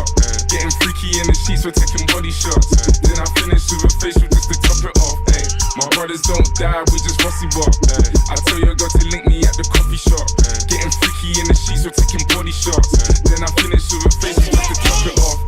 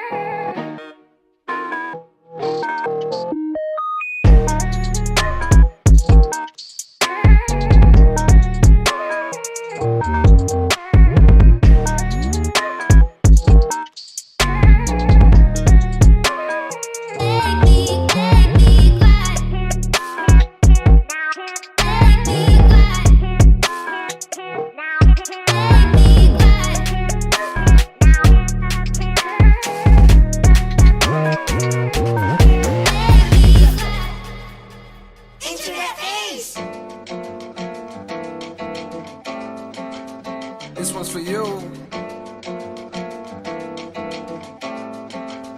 This one's for you. I think I made it. I think I made it. I think I made it, cause I'm always smiling and you're the reason now. Girl, I can't explain it. It's all in the timing. I had to get low, I had to get low, I had to get back. I had to report, I had to get facts, cause you were just that, you that. Girl, you share your truths with me, and I find them true. Amused, you in the booth with me. Can't spend no time on a nickel and dime it. I got me a girl, she don't want no diamonds. A daily reminder to holler at God. Like, where did you find her? Good looking, my nigga. Everything around me, I took it. Did it with only the niggas I knew. And a few niggas I thought I knew better. Let go my bitches, I always do better. But you're more top echelon. My next probably be a step backwards. Niggas front when they get struck with love like the drama mates be the best actors. I'm done with all that tough acting. John Madden with a saw happen. So it happens. My niggas want life's good things, they still dreaming. And you deserve them too. I'ma do it just so it happens. I think I made it. I think I made it, cause I'm always smiling and you're the reason now. Girl, I can't explain it. It's all in the timing. I had to get low, I had to get low, I had to get back. I had to report, I had to get facts, cause you're just that, you share your truths with me. And I find them true, amused, you in the booth with me.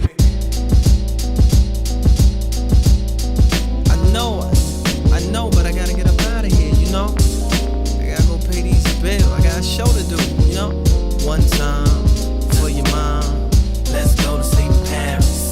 Wake up in Tokyo, have a dream in New Orleans, fall in love in Chicago, man. I love her and I hate to leave her lonely. Ring, ring went the iPhone, it was my homie. He said, let's hit Japan. If we can make them jam, we can make 100 grand. Spend it in the south of France, nothing further. I jumped, grabbed my go-yard trunk, got ready to walk it out like Unc in my John Lennon chucks. That's when I heard murder. You're killing me and filling me with sorrow. Sunrise, goodbyes, and missing you tomorrows. I turn to see my dream, love supreme queen, meanest thing on the scene, cry. I drop my bags in the flash, that's faster than 180 on that dash, sir. To dry your tears and wipe the rain from my dear like Dasher. Use the dame who's the username to all my passwords. The reason I get fly is I've been Jasper. I even keep your picture in my passport. Love, love. Paris, wake up in Tokyo, have a dream in New Orleans, fall in love in Chicago, man. Then we can land in the motherland, camelback across the desert sands, take a train to Rome or home, Brazil, for real. I done went through just about 2 bags of tissues, baby, and you're looking at me like you ain't the issue, baby. And though I tried to leave, I can't stop missing you, baby. And I keep coming back. Going in circles, round and round. And why you're doing me so wrong? I just keep holding you down. I feel so stupid, so foolish, loving you this way. But what can I say? But I wanna go, but I keep coming back. I can't stop, I can't stop missing you, baby. I can't stop, I can't.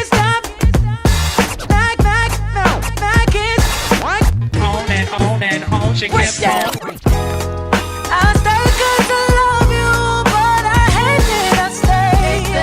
You know I won't go. That's why you treat me this way. I wanna be happy, though it hurts me so bad. Don't know what it is that keeps me coming back. I say, oh Lord. I say,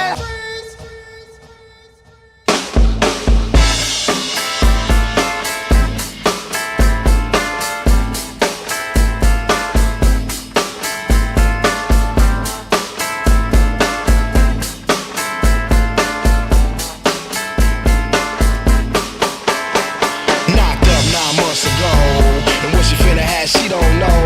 She want neo soul, cause hip hop is old. She don't want no rock and roll. She want platinum or ice and gold. She want a whole lot of sun to fold. If you were obstacles, you just drop your cold. Cause one monkey don't stop the show. Little Mary's bad. In these streets, she done ran ever since when the heat began. I told a girl, look here, calm down, I'ma hold your hand to enable you to peep the plan. Cause you was quick to learn, and we can make money to burn. If you allow me to lay this game, I don't ask for much, but enough room to spread my wing. And the world finna know my name. I don't ask for much these days, and I don't bitch and whine if I don't get my way. I only wanna fertilize another behind my lover's back. I sit and watch it the road standing where I'm at. Fertilize another behind my lover's back, and I'm keeping my secrets mine. I push my seed in her bush for life. It's gonna work because I'm pushing it right. If Mary dropped my baby girl tonight, I would name her rock and roll.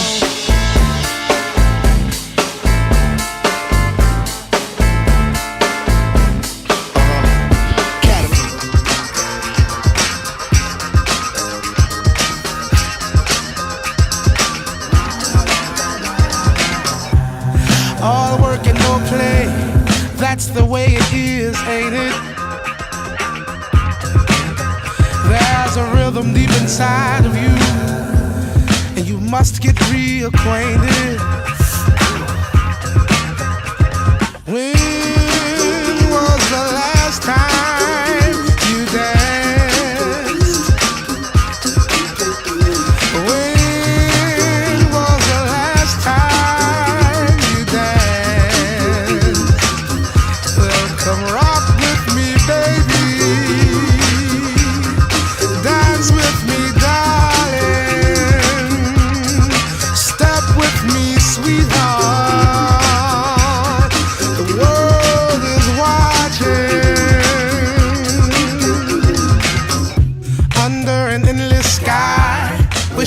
fly away forever and ever.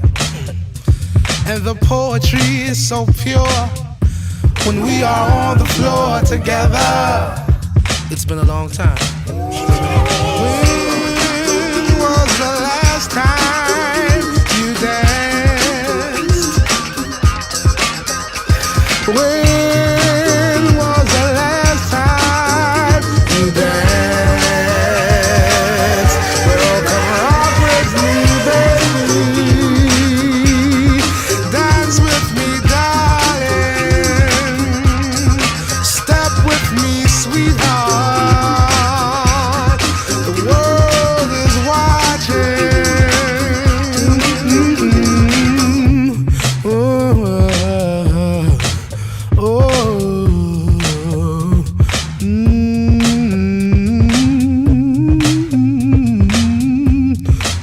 ooh, ooh, don't deny me any further. Let me have my way. Oh, come closer, yeah. Let's dance the night away. Come rock with me, baby. Dance with me, darling. Step with me, sweetheart. The world is watching.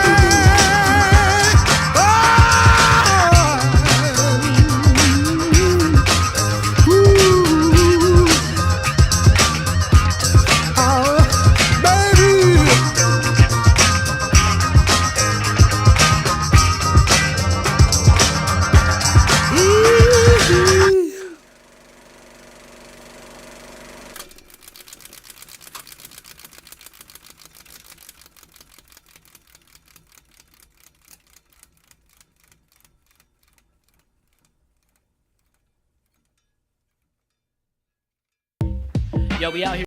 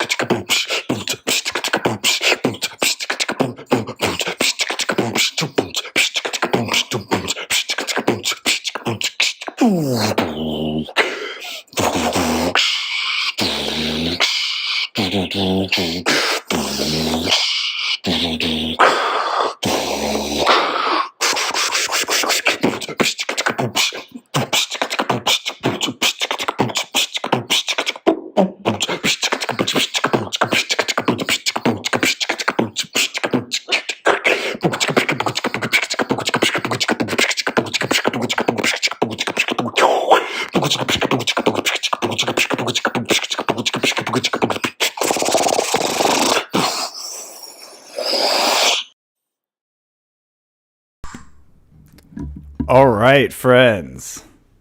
That was Cider Dan closing us out.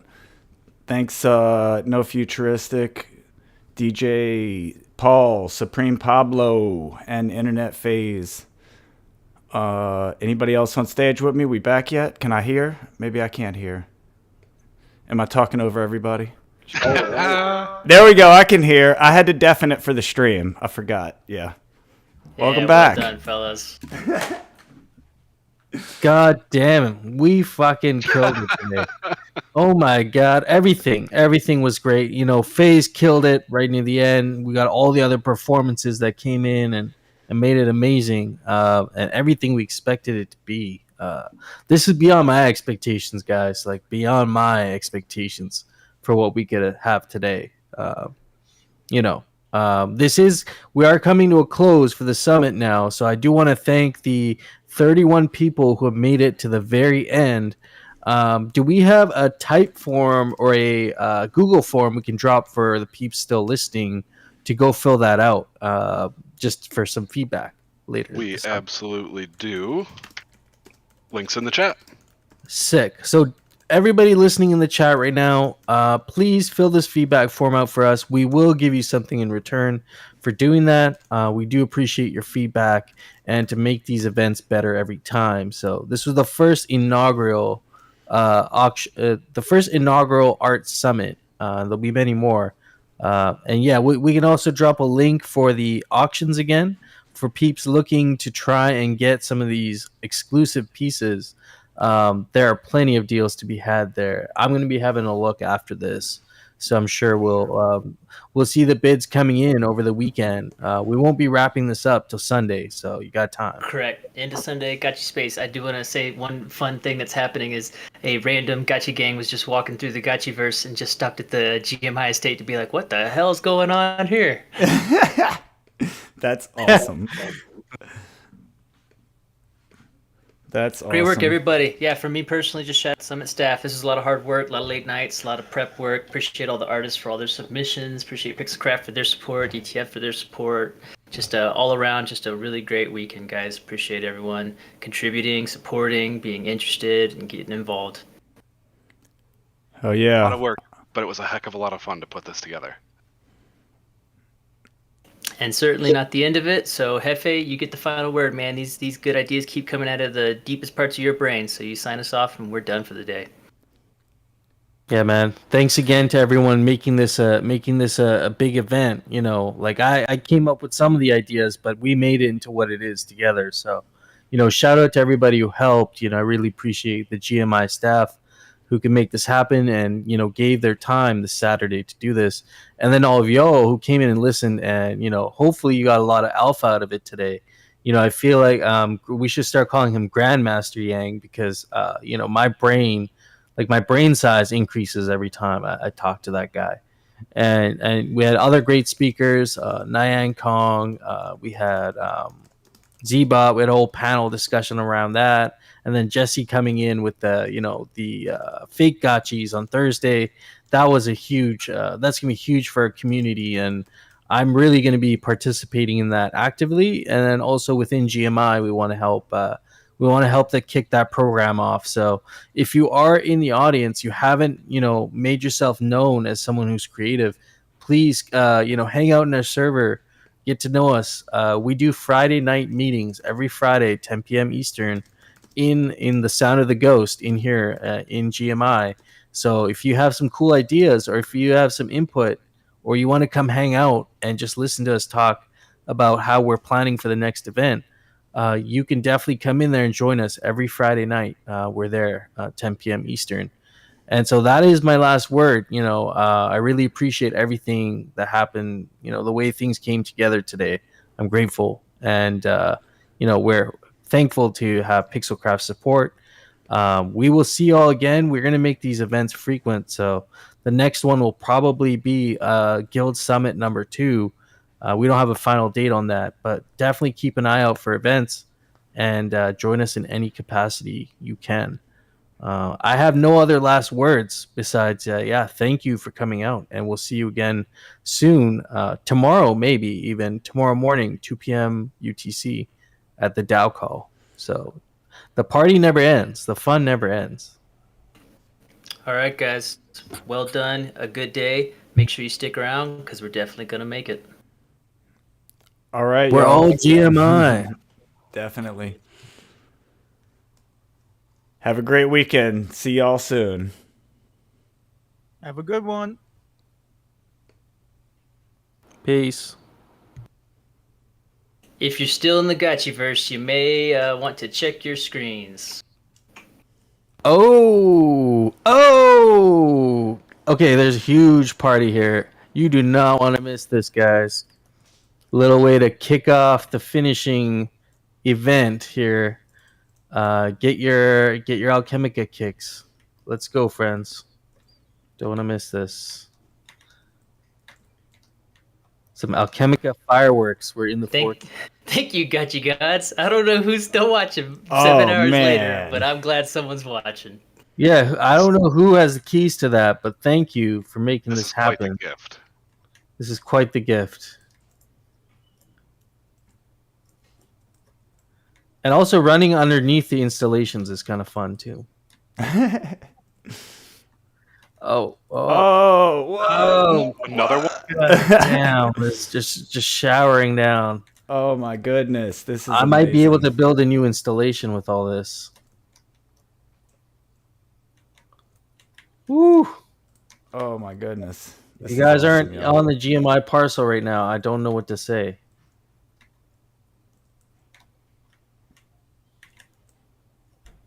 Whew. God damn. Well, while we're still hanging out, I guess I'll just tell everybody, hey man, go buy everybody's art. You know, we got some first time artists up there. You know, we got lots of stuff going on. So And don't forget what Master Yang said, how this relevance, it becomes significant later in the game. Not now, but right? Yeah. Well, and if we have anything to say about it here at GMI, these are the artists that we're going to prop up on our shoulders as we've already done. And so these guys are going places, man. Roxiano, Rigo, Bin Lagan, Lev, Z5's got work in there today. Thrax is an amazing artist. I'm sorry for everyone I'm missing. I'm just trying to run out and pick up the rest of this. FOMO! Yeah, I mean, I think the common theme that I found throughout all the artists, everybody that came up here today, is that nobody just started doing art just to like do NFTs or just to come into the Gotchiverse. Like everybody is someone who's doing art already and decided to do art here. So that's a great point. Yeah. And I mean, some of us are first time artists or first time trying new things, and that's even better. But I think we're all creative people that show longevity. That's the point. We all have that mindset, and I think that's important to have with what we're trying to do here is create a sense of community and also collectability with the art. So having people that appreciate art truly for being art, I think is important. Absolutely. For reference, the GMI Discord server spun up. Drax and I put this thing together real early days. He fired it up and built it, and that was December of last year. And so we're coming up on our 1 year party too. So time flies when you're having fun, guys. Hell yeah. Hard to believe that was less than a year ago, like 8 months ago. That's crazy.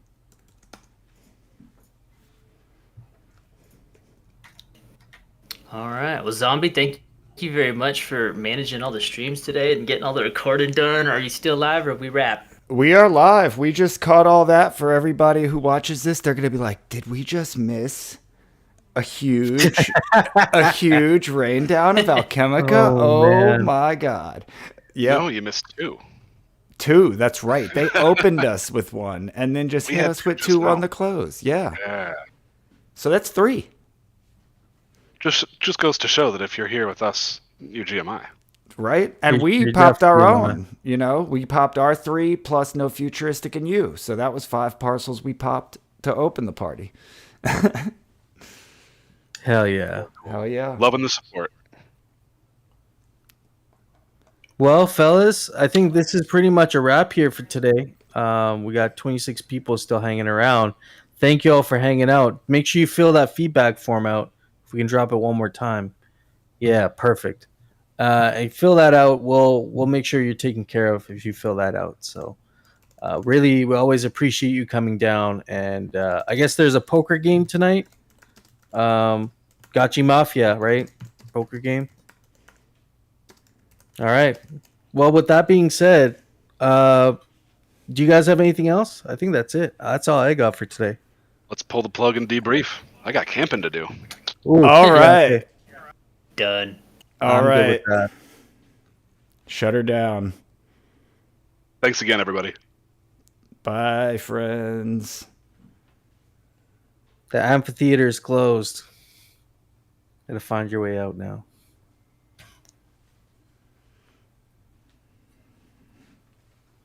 Bunch of liars. No one wants to go. All right. I'm gonna make the move.